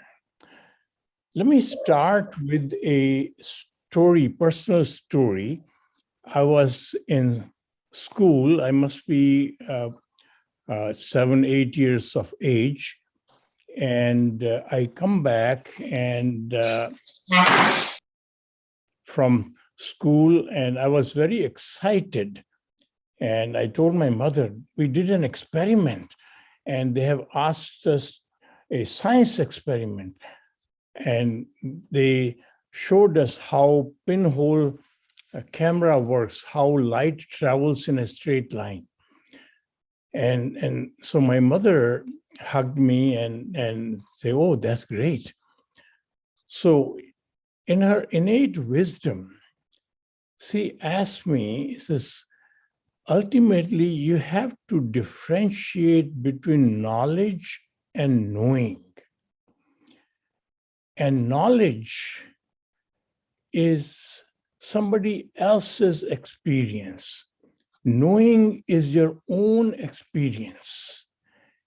And I said, well, doesn't knowing ultimately becomes knowledge? Knowledge is what we are seeking. She said, let me give you an example. Let me ask you a question. I said, do you know your name? She said, of course, my name is Ratanjit. She said, that is the name I gave you.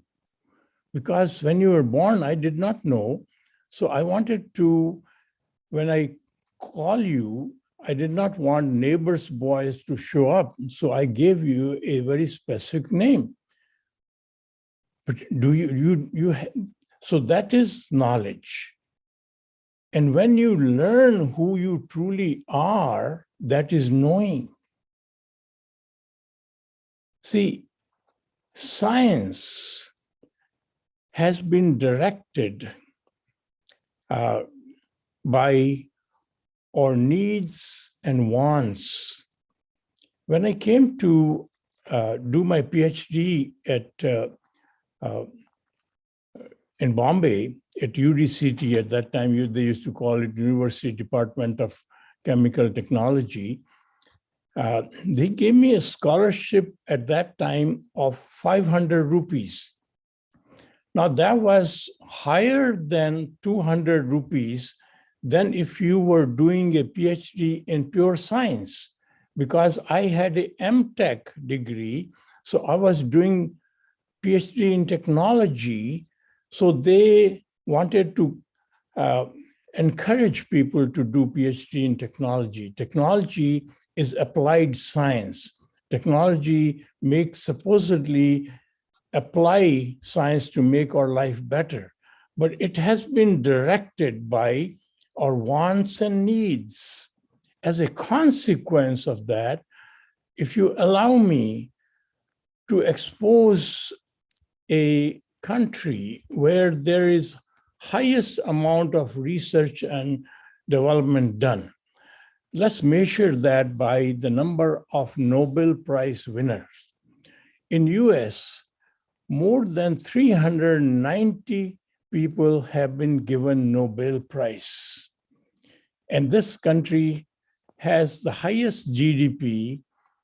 It has 788 billionaires with a net worth of $4 trillion. And it has over 20 million millionaires with a net worth of $180 trillion. And I can go on and on. It has the highest per capita income, and it has it spends overwhelming amount of money on research.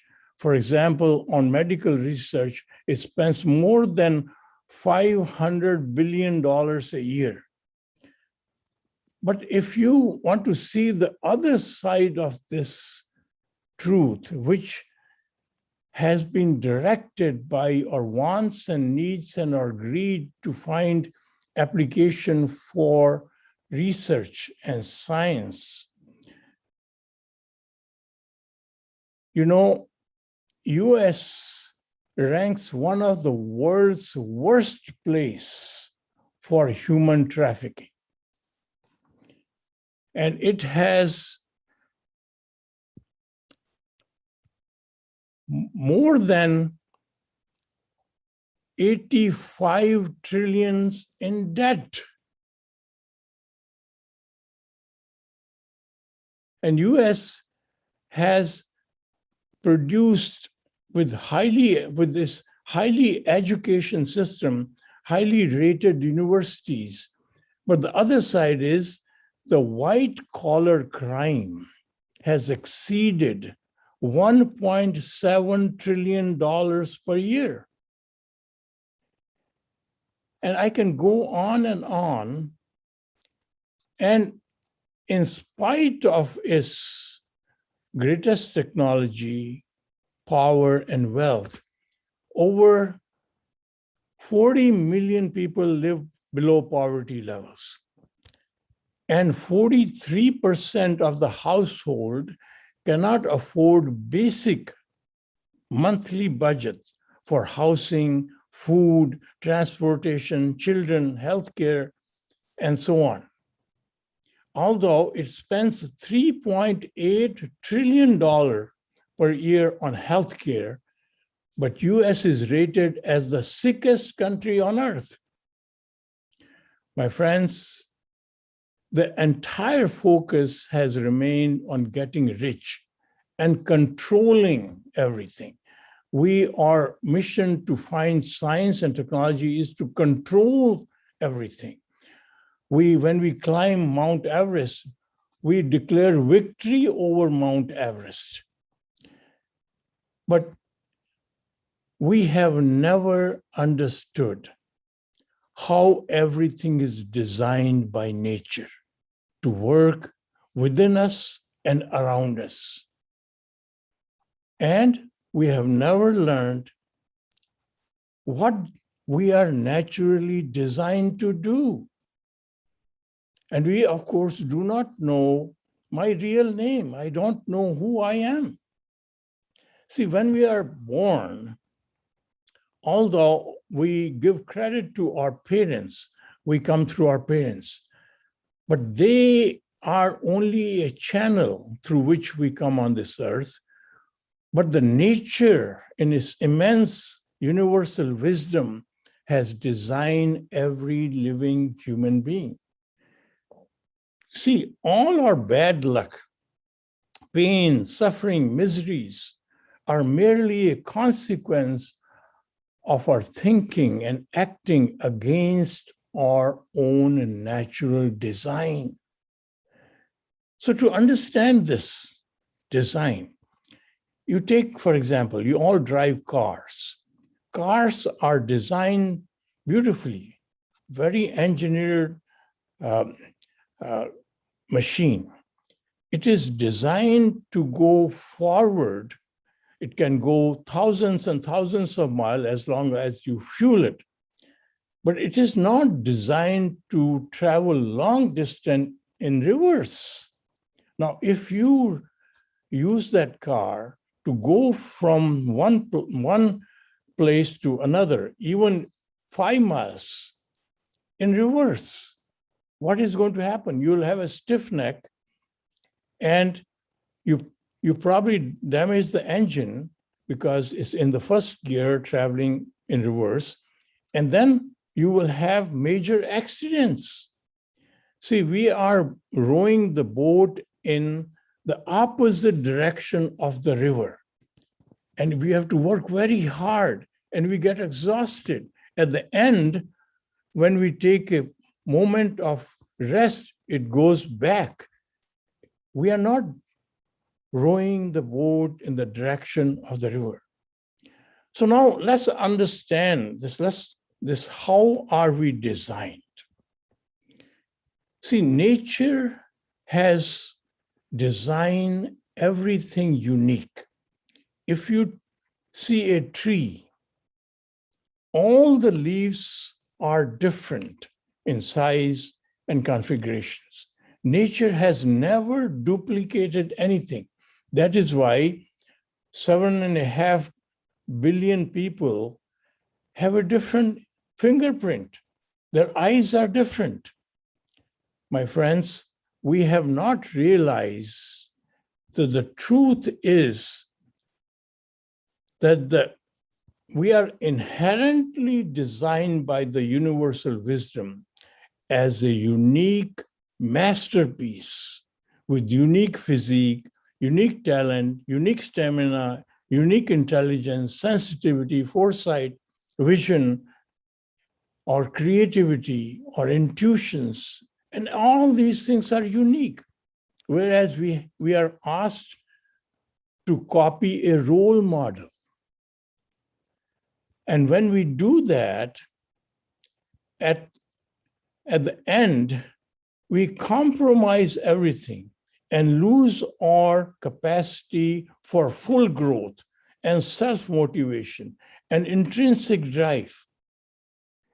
And in the process, we will feel frustrated and unfulfilled. We will feel cheated. And at the best, we can deliver mediocrity.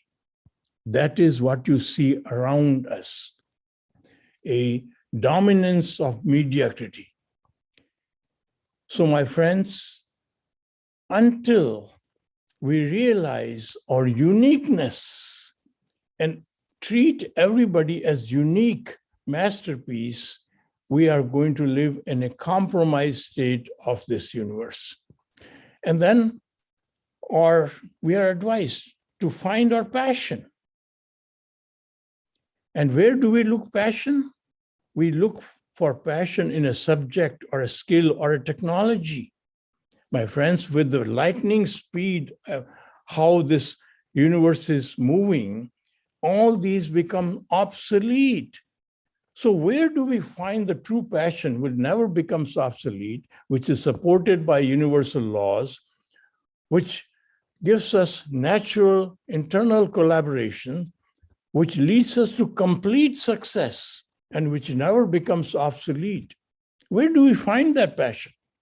The answer lies in the second question: what are we designed to do? See, everything the universal wisdom has created, it has a thread of psychology of universe, I call it. And if we don't recognize that, we will be misled. So to understand that psychology, let's do an experiment. Let's plant a rose bush in our garden. We water it and proper sun is given. And one fine day, this rose bush gives you a beautiful rosebud. Now that is the best it can do. That means this rose bush has succeeded. But my friends, does it hold on to its own success? It gives freely the success. The gardener tells us that if you pluck the rose, it gives you more. And its fragrance and its beauty is not compromised if somebody who is criminal who passes by, or it is not enhanced when a saint passes by. It is unconditionally as value. You look around, you look at the apple tree. Have you ever seen an apple tree is its own apple? It works very hard to create success. So my friends, in nature, everything is designed to produce fruits of success and designed to share them unconditionally. It has become obvious that we are fundamentally designed to become a highest value adding entity if we understand that we are uniquely positioned to add highest value in a certain area, a certain field. And we should distribute our successes unconditionally to everyone. But on the other side, when we go against on intrinsic design, and when we are part in what is in it for me, directed by receiving and collecting everything any way we can collect, we will experience stress, anxiety, frustration, anger, depression, and ultimately tremendous disappointment. And this process is primarily guided by your human body mode. We will talk about this human body mode further, which is immersed in fear, greed, lust, envy, and ego. Because human body knows that it is going to die. It is parked in fear. If it doesn't have enough food, it is going to starve. It is parked in greed.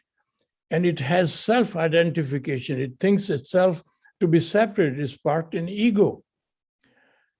So now, to understand this, who are we? What is my real name?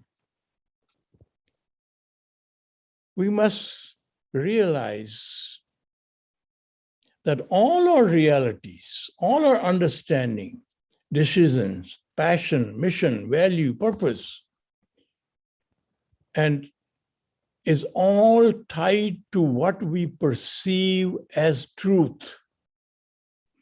If your truth, you believe in something as truth, you are going to see everything through the window of that truth. We are limited and defined by what we perceive to be our truth. The truth of the matter is that all our truths are different. My truth is different than yours. And that is why we end up debating all our life. But the question is why our truths are different. Because, my friends, all our truths are created by this data gathering instrument, our brain. Believe it or not, of all the organs present in our body, human body, brain is the most unreliable. Why? Because it gathers its data, its information through its limited five senses. Your eyes can only see a certain frequency of light. Your ear can only hear certain sounds. You can only touch and feel certain things. So at best, the data gathered by your five senses is going to be incomplete.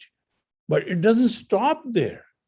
That data gets further contaminated by your ego and all its manipulations, fear, greed, lust, or power.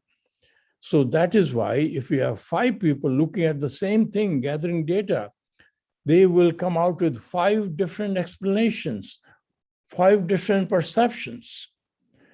We must realize that all our realities are skewed and erroneous, and all our incoming information gets contaminated by our ego. And is there a wonder that we cannot comprehend the real truth in presence of this ego? So is there any antidote to this ego and limit of our five senses? I think if we can find the answer to these two questions, is there one fundamental truth that removes all illusions? The second question is, if we are not our ego, then who are we? Now, is there a truth that is universal, complete, timeless, uncontaminated by our ego, that is higher than your nationality, your gender, your race, your profession, your education, your religion, your color, your age, your laws, your experiences? Is there such a truth? If there is, where do we find it? Do we find it in our scientific labs, or do we find in religious shrines, Or do we find in literature, history? Where do we find it? This great scientist, Albert Einstein, at this final years of his journey on this earth, left us with this amazing, empowering quotation. Let me read that quote for you. He says, "A person experiences life as something separated from the rest." Then he says, it's kind of an optical delusion of consciousness. And he further says that our task must be to free ourselves from this self-imposed prison, and through compassion, to find the reality of oneness. Now, this scientist, after doing all these great things in science, comes back to this reality of oneness. He says that we perceive everything as separate.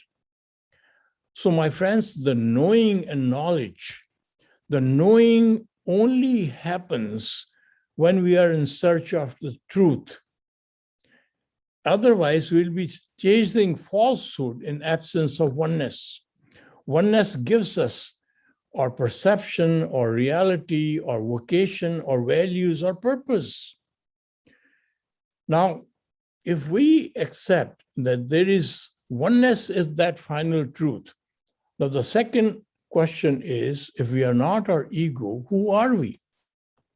Our perception is that I'm a separate entity. I'm a human body. I own things. I have limited resources. I'm defined by labels. And I consider brain to be my master. I consider myself to be a product of environment. My friends, who are you? Is there a real you that is not influenced by insecurity, fear, greed, your ego? My friends, you are not your nationality. You are not your gender. You're not your race. You're not your profession. You're not your possessions. You're not your religion. You're not your color, age, experience, knowledge, or title. For that matter, you are not even your human body. Sometimes in the morning, I get out of my meditation, some thoughts come to me. Let me share those thoughts to you. It says, divine power says, अरे भेजा था तुम्हें एक इंसान के लिबास में, अरे भेजा था तुम्हें एक इंसान के लिबास में, और तुम हो के इस लिबास को ही खुद समझ बैठे। अरे भाई समझो और सोचो, ना तुम जवान हो ना बूढ़े, ना पुरुष ना नारी, यह तो लिबास की महिमा है ना कि तुम्हारी। काश तुम पहचान सकते अपना ये असली रूप, अरे तुम में तो छुपा है स्वयं मेरा ही स्वरूप। Now let's look at this thing through a different window. With these light bulbs, which we all have in our house, and they are designed differently. Many of them have different colors, they have different wattage, they have different manufacturers. But when they are lit, they become live. When they're alive, they have a live wire connection to a single powerhouse. It's the same power which enlivens every single light bulb. My friends, similarly, a single omnipower unifies all of us into oneness. The enlivening power is who we are, not the vessel which carries us, not the human body which carries us. So once we realize that, then we realize that we are not our ego. We are oneness. Just as darkness is merely the absence of light, similarly, my friends, our ego or insecurity or fear or greed or illusion of separation is simply absence of comprehending oneness. So if your brain is directed by your human body is always going to be naturally parked in insecurity. It knows it is going to die. It is going to be starved. It is going to be parked in greed. It is going to look as itself as a separate body. It's going to be parked in ego. So that is how you are going to think. But if your same brain is guided by the universal power, then you are free of all the ego, insecurity, brain, and all that. And that is when the knowing happens. It is only at that point you become a true scientist like Albert Einstein. See, in our human body, if you look, it works as one. Your heart doesn't say that, look, I've been working so hard, I want to take rest. They independently give their fullest to this human body. It works as one. But there are over 37 trillion cells in our human body. They have life. They sacrifice their very existence to save this human body, fight against disease.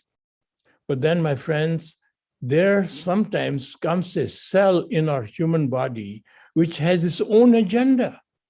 It destroys the very body it feeds it. We call it a cancer cell. Therefore, without fully comprehending and applying the wisdom of oneness, knowingly or unknowingly, we will be unethical, we will be selfish, we will be callous like cancer cell, and we will destroy the very body which hosts us, our society.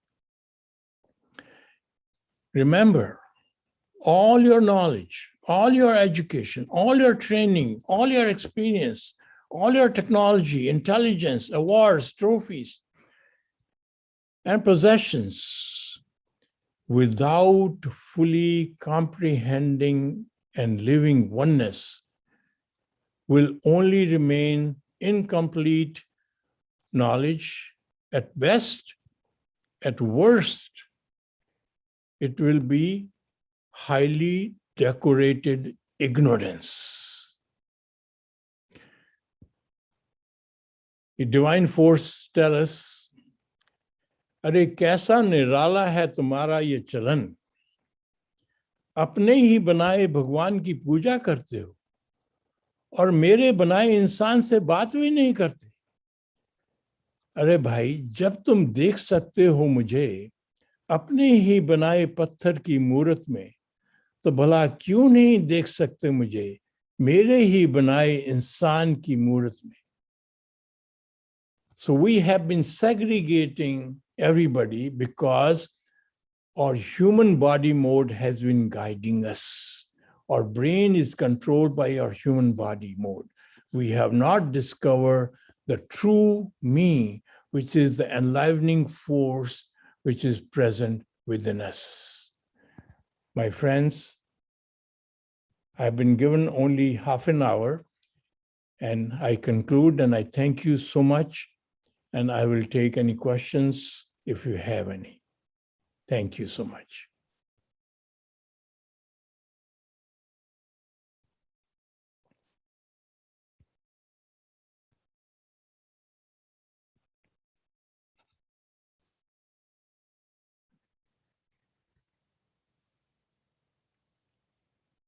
Can you hear me?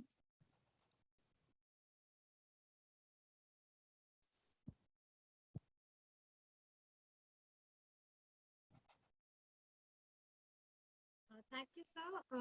Any participants would like to ask questions? Sure.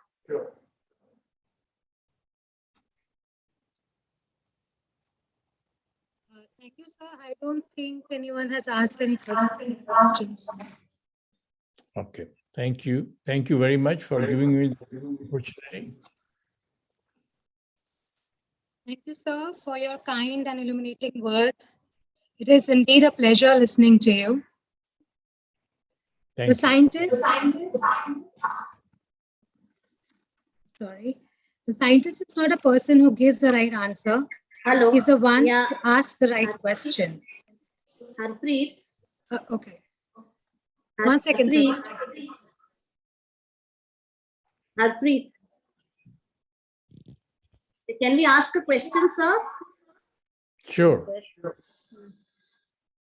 Sir, we often speak of finding our passion. So since we also have so many students, and even we would also want to know, how does one explore and discover and identify one's own passion? See, as I mentioned, once we understand what are we designed to do with this unique human system which we are given, we are designed to really collectively add the highest value. That should be our passion. Rather than classifying yourself as a teacher or a scientist or a businessman, our purpose is really to serve the divinity present in every single human being. So how do we serve that divinity? By utilizing our skills, our knowledge, and constantly remaining in the student mode and elevating our skills and knowledge to do what? To add the highest value. And once you are on that path, you will end up making everyone, the whole world, as a better place to live. And so the universe is not designed to take credit, because ultimately, my mother used to say that please remember, all your successes are in spite of you and never because of you. See, when we come on this earth, this human body is gifted to us. And we are taught in school and college, the education is given to us, the knowledge is given to us. And then when we go to work, we are taught how to do things. And this brain, or human brain, only functions if oxygen is around it. The oxygen is gifted to us freely. So without any of these things, we cannot operate, but we take all the credit. I have done this. And that is because you are parked in the ego mode. You are not realizing that all you're doing comes through the divine force present in you.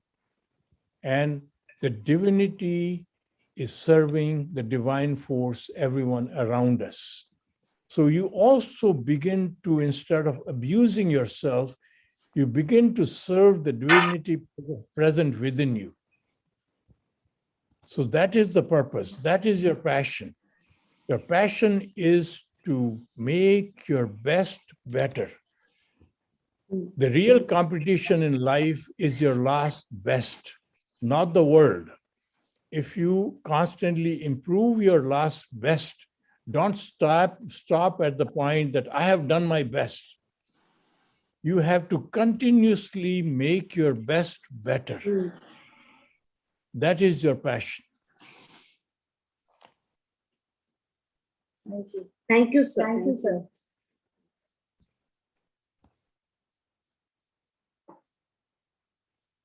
Harpreet?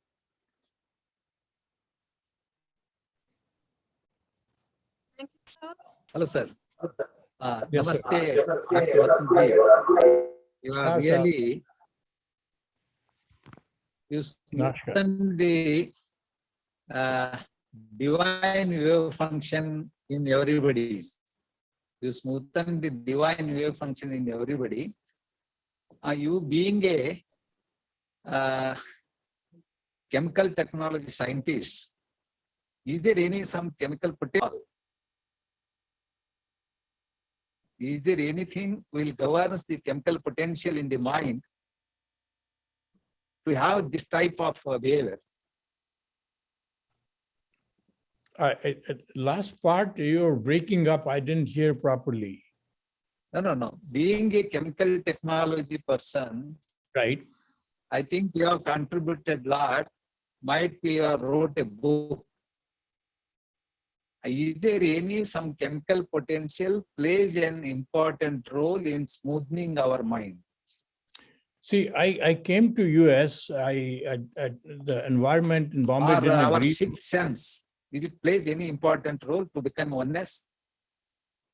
Yes. Let me share with you what happened to me. I came to US in 68, and in 73, I started my business in polymer chemistry. It was a material science company, which in 2007, I sold it to Dow Chemical. And but initially, when I started the company, the whole purpose was to become successful.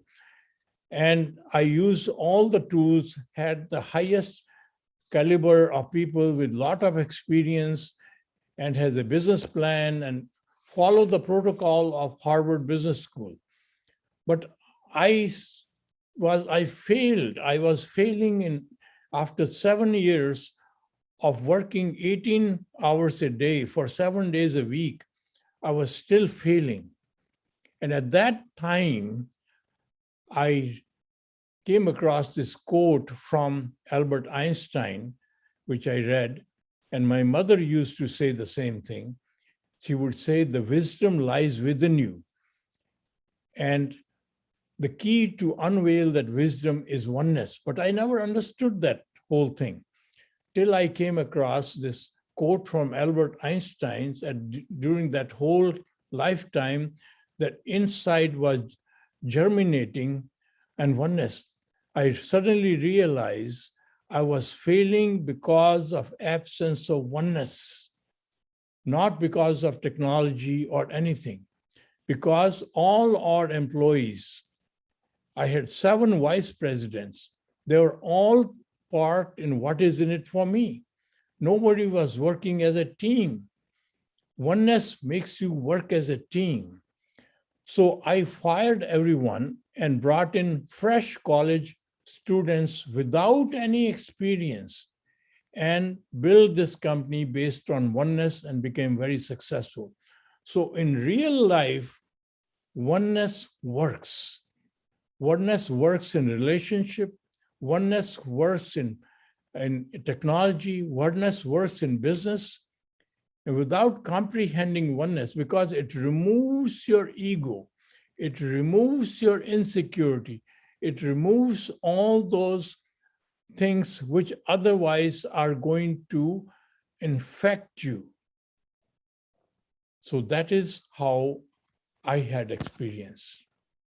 So how oneness changes everything is a book which I have written, and you get a copy of it, or if you send me an email, I'll send you an electronic version of this, and you will have the whole journey, how I traveled and found oneness and how I applied oneness in life.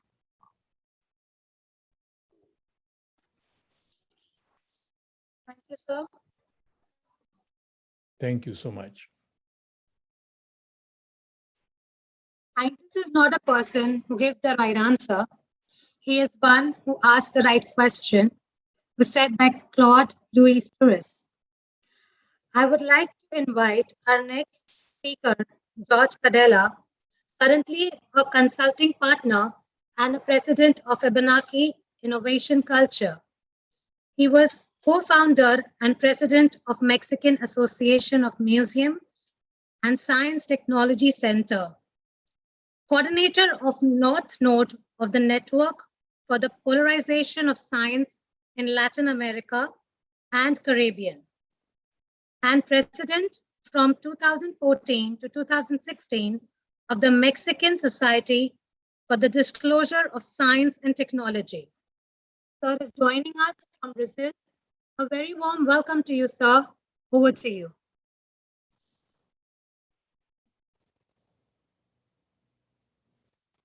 And good afternoon, dear Dr. Pushpinder Bhatia, dear Dr. A.P. Jayaraman, an organizing committee of this conference on the International Day of Scientific Culture in India, dear lecturers, speakers, and attendees to this conference. I warmly salute you on behalf of the Promoting Committee for the International Day of Scientific Culture. In 2006, Carl Sagan pointed out that we live in a society utterly dependent on science and technology, and yet we have managed to ensure that almost no one understands science and technology, which is a clear recipe for disaster. Science is a powerful tool for understanding reality and using it to solve the needs and problems we face. Robert Merton, the father of sociology of science, provides us with elements for understand science on 3 levels. First, as a set of methods for knowledge production and certification. Second, as a body of knowledge that is built from those methods. And the third, as a set of cultural values that govern scientific practice. Science is an ongoing human enterprise, and as such, in terms of values, knowledge, and application, it goes beyond the domain of the scientific community. Science is a key element in the development of society. It needs to be integrated into the action of organizations, groups, and individuals for the identification and solution of their needs and problems. In this sense, the greater the social participation that enriches scientific practice with the richness of a diversity of perspectives, the greater the conditions for positive cultural change and the improvement of people's living conditions. This interaction between citizens and science offers valuable elements to researchers, but it also helps to build an informed citizenry that has the necessary elements to make decisions about the problems that affect them personally and socially. This implies fostering the channels of communication between techno-scientific systems and the rest of society. We believe that it is not enough for only scientists to be, if I may say so, scientifically literate. We are convinced that it is necessary for citizens to be scientifically literate so that they can actively and fully participate in today's societies. At the same time, society needs scientifically literate citizens in order to progress in a comprehensive manner.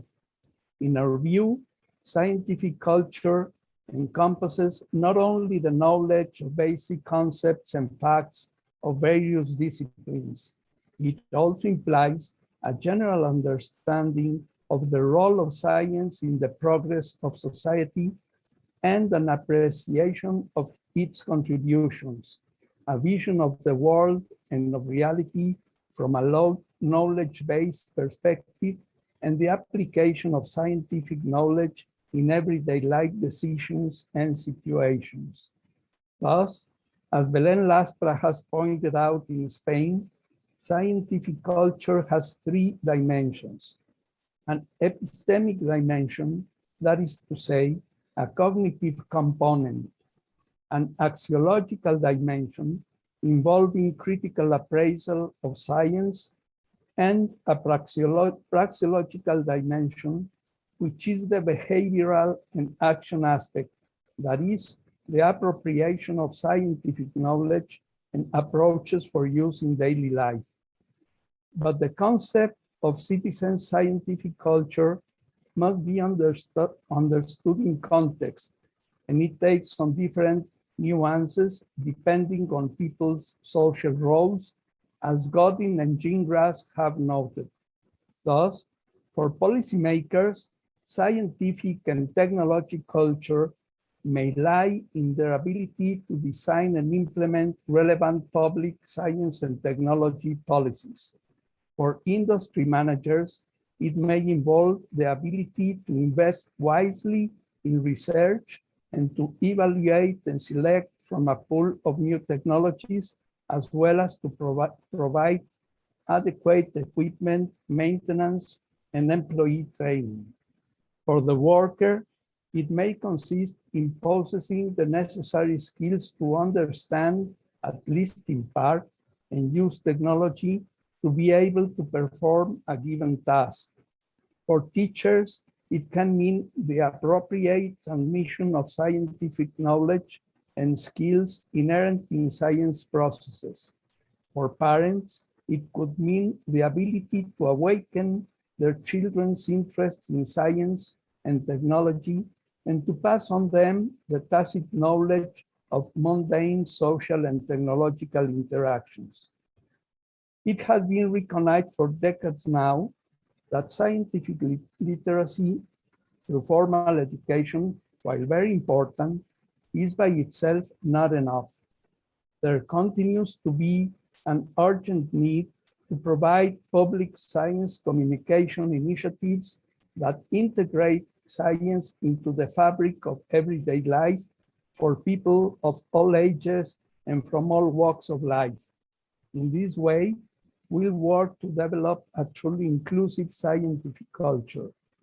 Many institutions and individuals around the world contribute to strengthening the scientific culture of citizens through public communication of science, but much more needs to be done. Amidst a global pandemic, as well as ongoing challenges such as climate change, energy demands, and sustainable societies, it is of paramount importance to engage and empower more and more people through science as a means to inform decision-making to address such issues. Our efforts are critical to the future of humanity's well-being and the health of our planet. It is in this spirit that over the past 6 months, the promoting committee, of which I am a member, has invited institutions from countries on all continents to join and support the International Day for Scientific Culture initiative. We are very pleased and grateful for the extraordinary response of the Indian institutions to our call. We will be united together now in the future in the important and rewarding task of promoting scientific culture in our communities. Thank you all for your kind attention.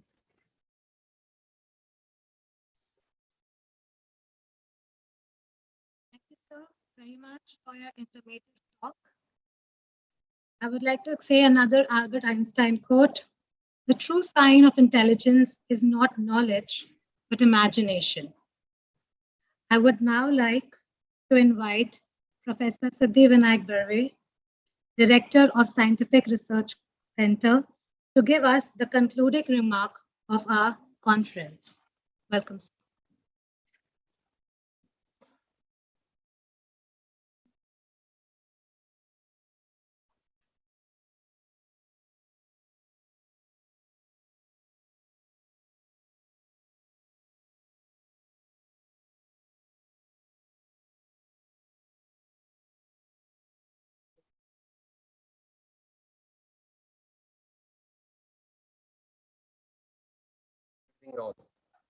I'm indeed very pleased and proud to stand in front of you to really have a concluding remark about a conference on Scientific Culture Day, which was celebrated for the first time in Asia, and that too at Guru Nanak College in collaboration with the National Center of Science Communicators.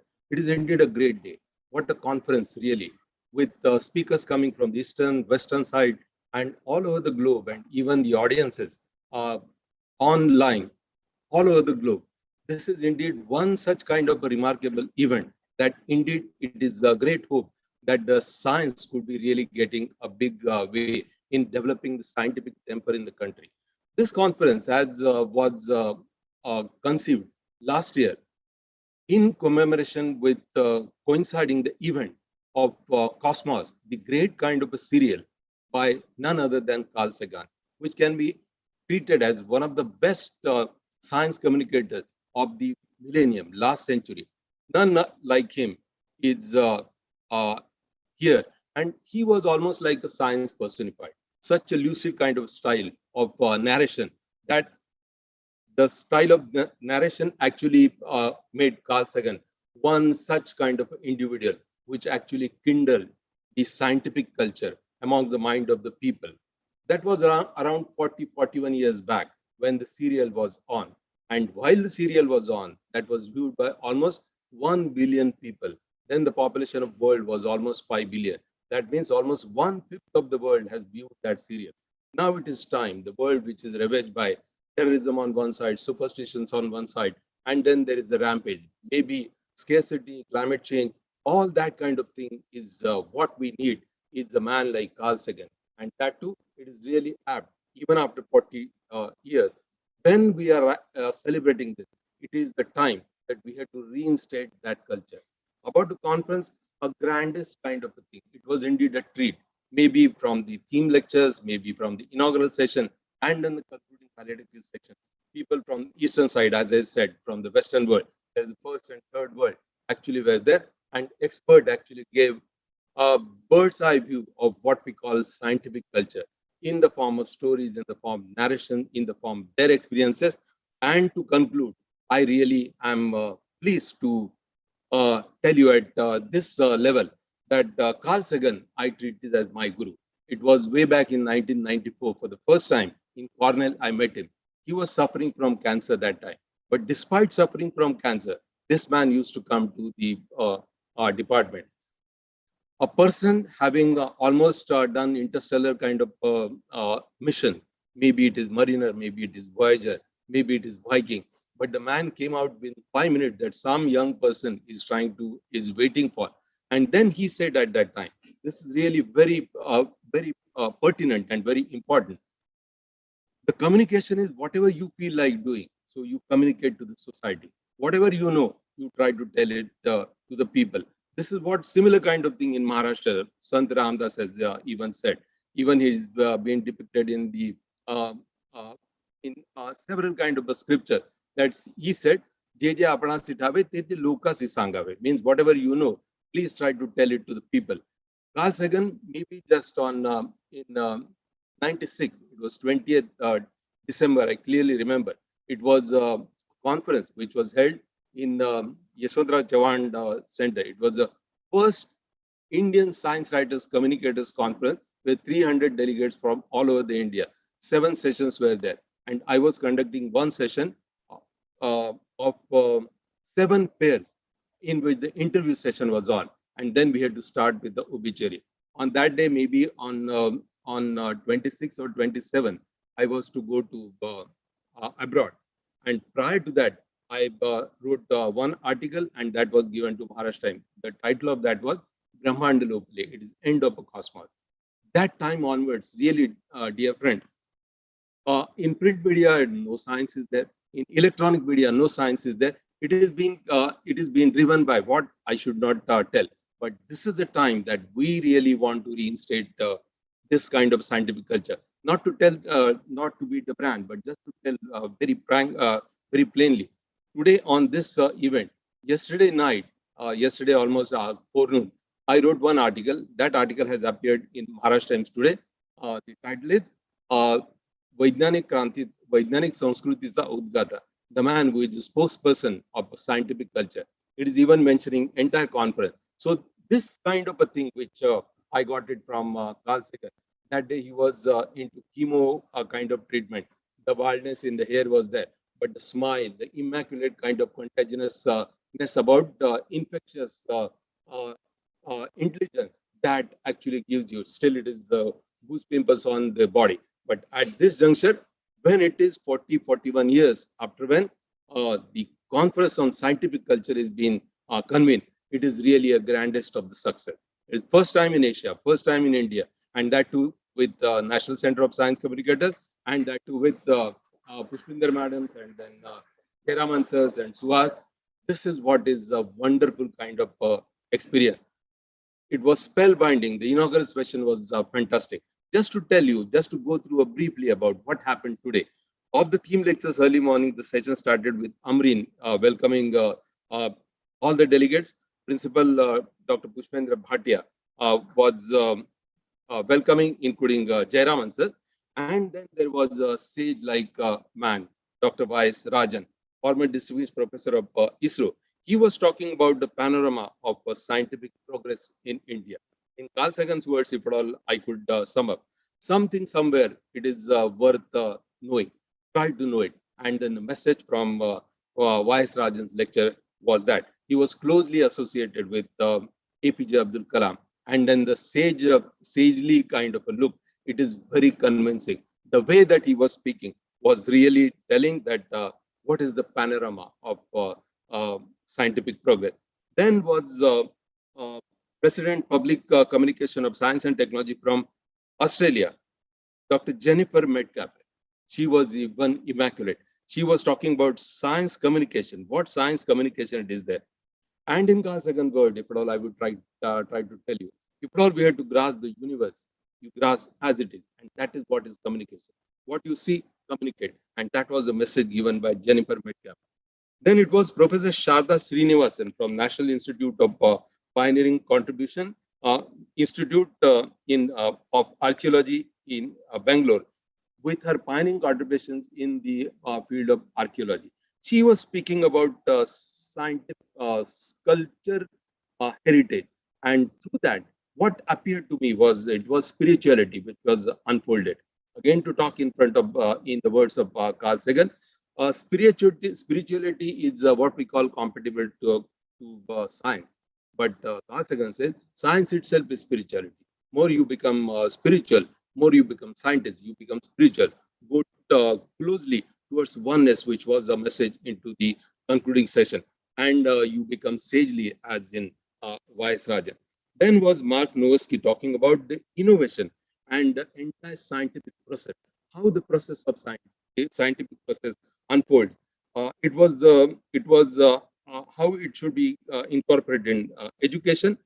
Again, in terms of Carl Sagan, I would try to say that if at all you have to know the past to know the future, and he was telling whatever was happening in the past in terms of scientific process, and to unfold the future of science with an innovative way.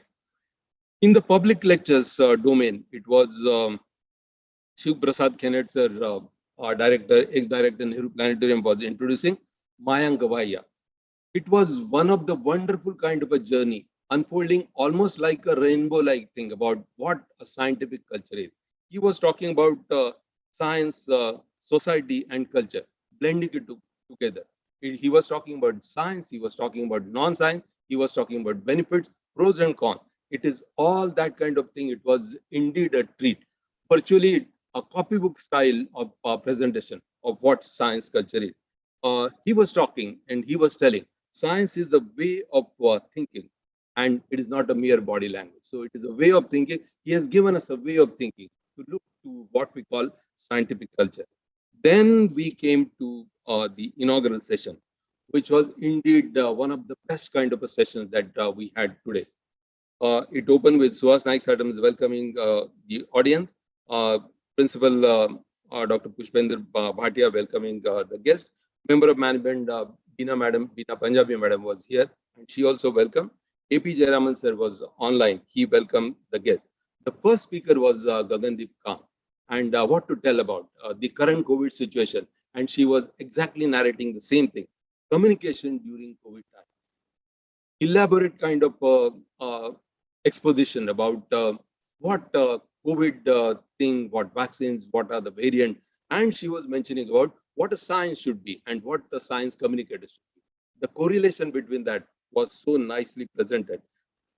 In terms of Carl Sagan, again, because I treat him in the form of Ekalavya as my guru, he would always say that we are all made up of cosmic dust. Even from the Big Bang, all the matter which actually flowed, we are definitely a part of it. In each one of us that exists. So what we have to do now is to just expel out the COVID with the innate energy, what we have with us in the form of a cosmic material, because all of us are made up of cosmic material. Then it was Professor Balram's lecture. It was a journey through science, very lucidly presented. He was talking about the duties, history of the science, past, present. He was telling such a candid example about how the science communication should be there. And in that science communication, he was always mentioning that the simile between the different aspects. In terms of Carl Sagan, again, I should say that cosmos is with us, and we have to discover it. He was telling the way the correlations that he was making, it is what we have to discover, the scientific culture, scientific temper in that way. About Inoue Kandoti, Suhas would remember, it was way back, I think it must be around 96, 97, or later in 2004-5, when he visited. And then he was even in Vasai College. He had several lectures all over the country. Just again, not beating brand, but I had a stint in Brazil way back. So for all the young people, it is Copacabana Beach and all these kind of things which are there. And above all, he was speaking from Manaus, from the lungs of the world, and actually filling the entire atmosphere with the freshness of his idea. He was talking about the rights of the science, science as human rights, and he was mentioning at the end into very pragmatically, he was telling the words was, it is human rights is the necessity, human rights is the real right, property rights doesn't matter. And then the glare in his eyes, all you could have seen, that was really immaculate. All sagely person talking about this. In terms of Carl Sagan, I would like to even correlate the quote of Carl Sagan from Contact Serial. I don't want to believe, but I want to know. That is what is human right. He unfolded it such a fantastic way. And then the lecture was from Barbo Patino Barba from Mexico. First time into Latin American countries, certain African countries, the Scientific Culture Day was celebrated. And then the request came from these organizations to celebrate. And what kind of function that today we have. Since morning, dot 10:20 till almost dot 6. I will not take that much time. But next was Professor M.N. Sharma, another FRS, two FRS on this line. Professor Balram was there. And then the galaxy of the speaker. He was talking about the marvels of the ancient India.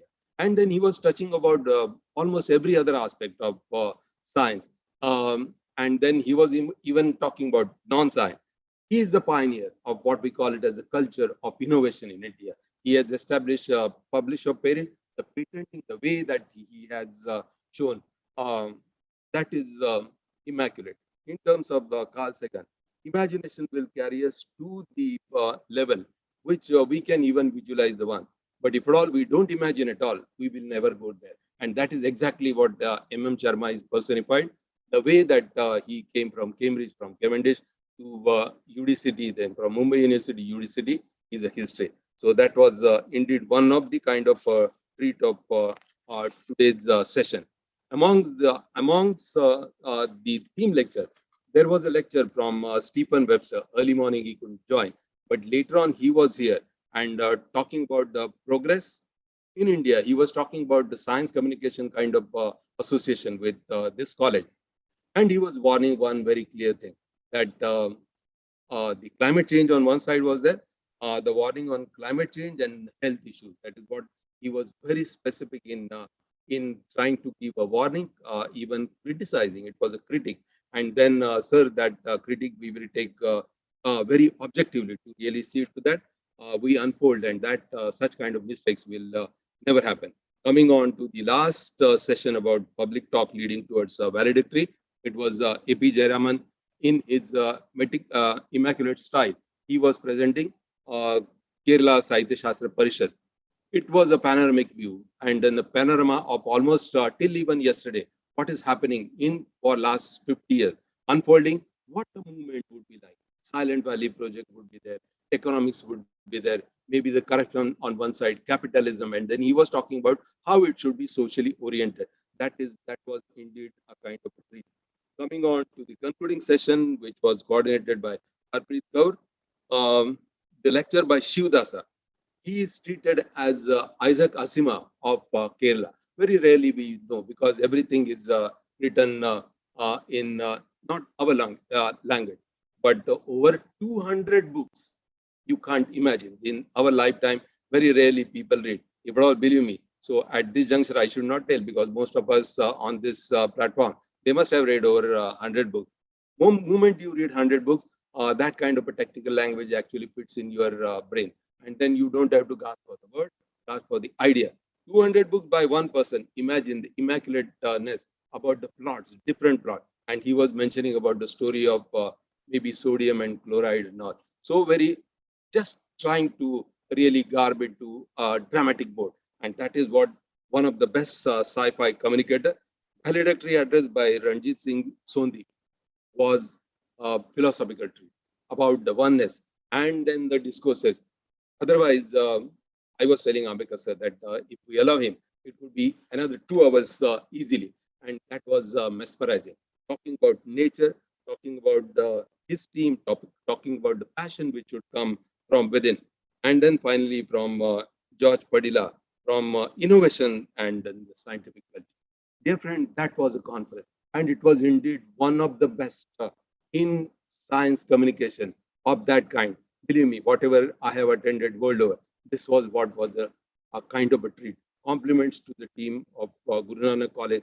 And we should not compliment National Center of Science Communication. They always do. A team of the technicians, they were doing a wonderful job. Flawless kind of a presentation, flawless technique. That was what had come. And to conclude again, to come back to Cosmos and to come back to Carl Sagan about the pale blue dot. That was the man's future into the space. And he talks about on this pale blue dot, about the communities, about the class, creed, rich and poor, then the religious kind of a squabble, maybe the climate change on one side. Despite any other kind of a thing, you be maybe the winner or maybe the loser, maybe a student or a teacher, philosopher or a seer, or maybe a devotee, maybe wherever you are, and all that's it is just like a blue dot, about like sands on the shore. We are just one of the speck of a dust into this cosmic world.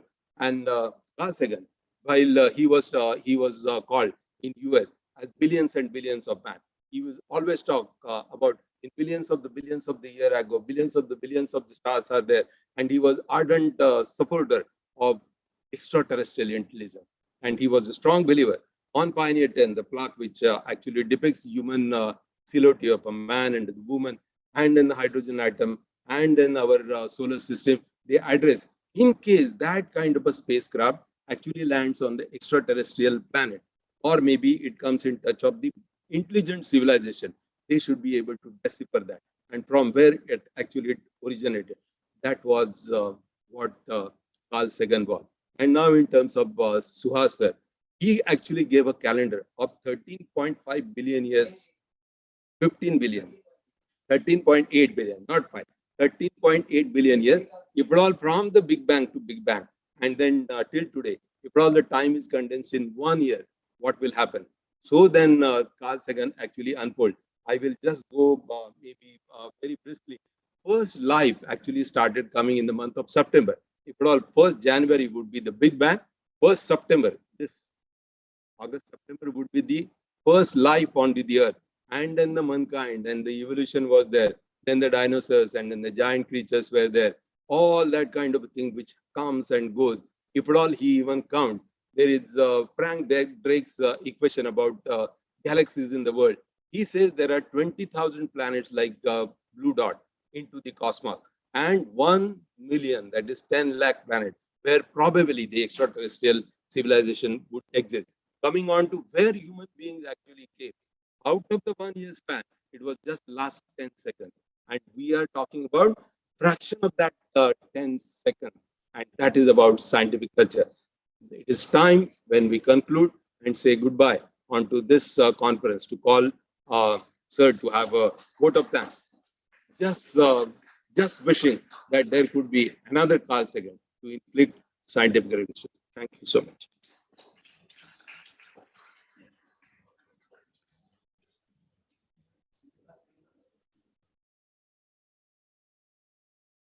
Thank you very much, sir, for beautifully summarizing today's day. We have come to the end of the session, and I would request Dr. J.K. Kotyal, former scientist BARC, to present the vote of thanks.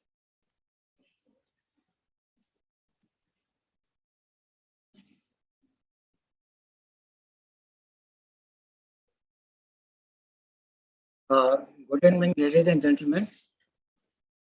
Now, this is the last, I'm the last speaker, but I know that you are already tired, so I'm not going to take much of your time as a previous speaker. So, as it is said, that expressing a gratitude is essentially a noble gesture. And I'm indeed fortunate to have this opportunity on behalf of the organizers to present of this event and National Center of Science Communicators. We had our 5 speakers in this mixed session, comprising of public lecture by Dr. A.P. Jayaraman, Chairman NCSC, valedictory function with 2 speakers, Professor S. Shivadasa, Emeritus President, STEAM Academy, and Dr. Ratanjit Sonde, CEO, Discovery Help Incorporation UK, and a short presentation by George Padilla from Brazil. And finally, a beautiful concluding remark by Siddhivinayak Barve that you have just seen. So I express our gratitude to all the speakers for their lucid, useful, and informative presentations. I also thank the members of the audience, online, and persons attending this session in person. I take this opportunity to congratulate Pushpinder Bhatia, Chairman of ICSC 21, and Suhas Nayak Satam, Convener of ICSC 21, along with their team for their untiring effort to make the event successful and memorable. Thank you all once again.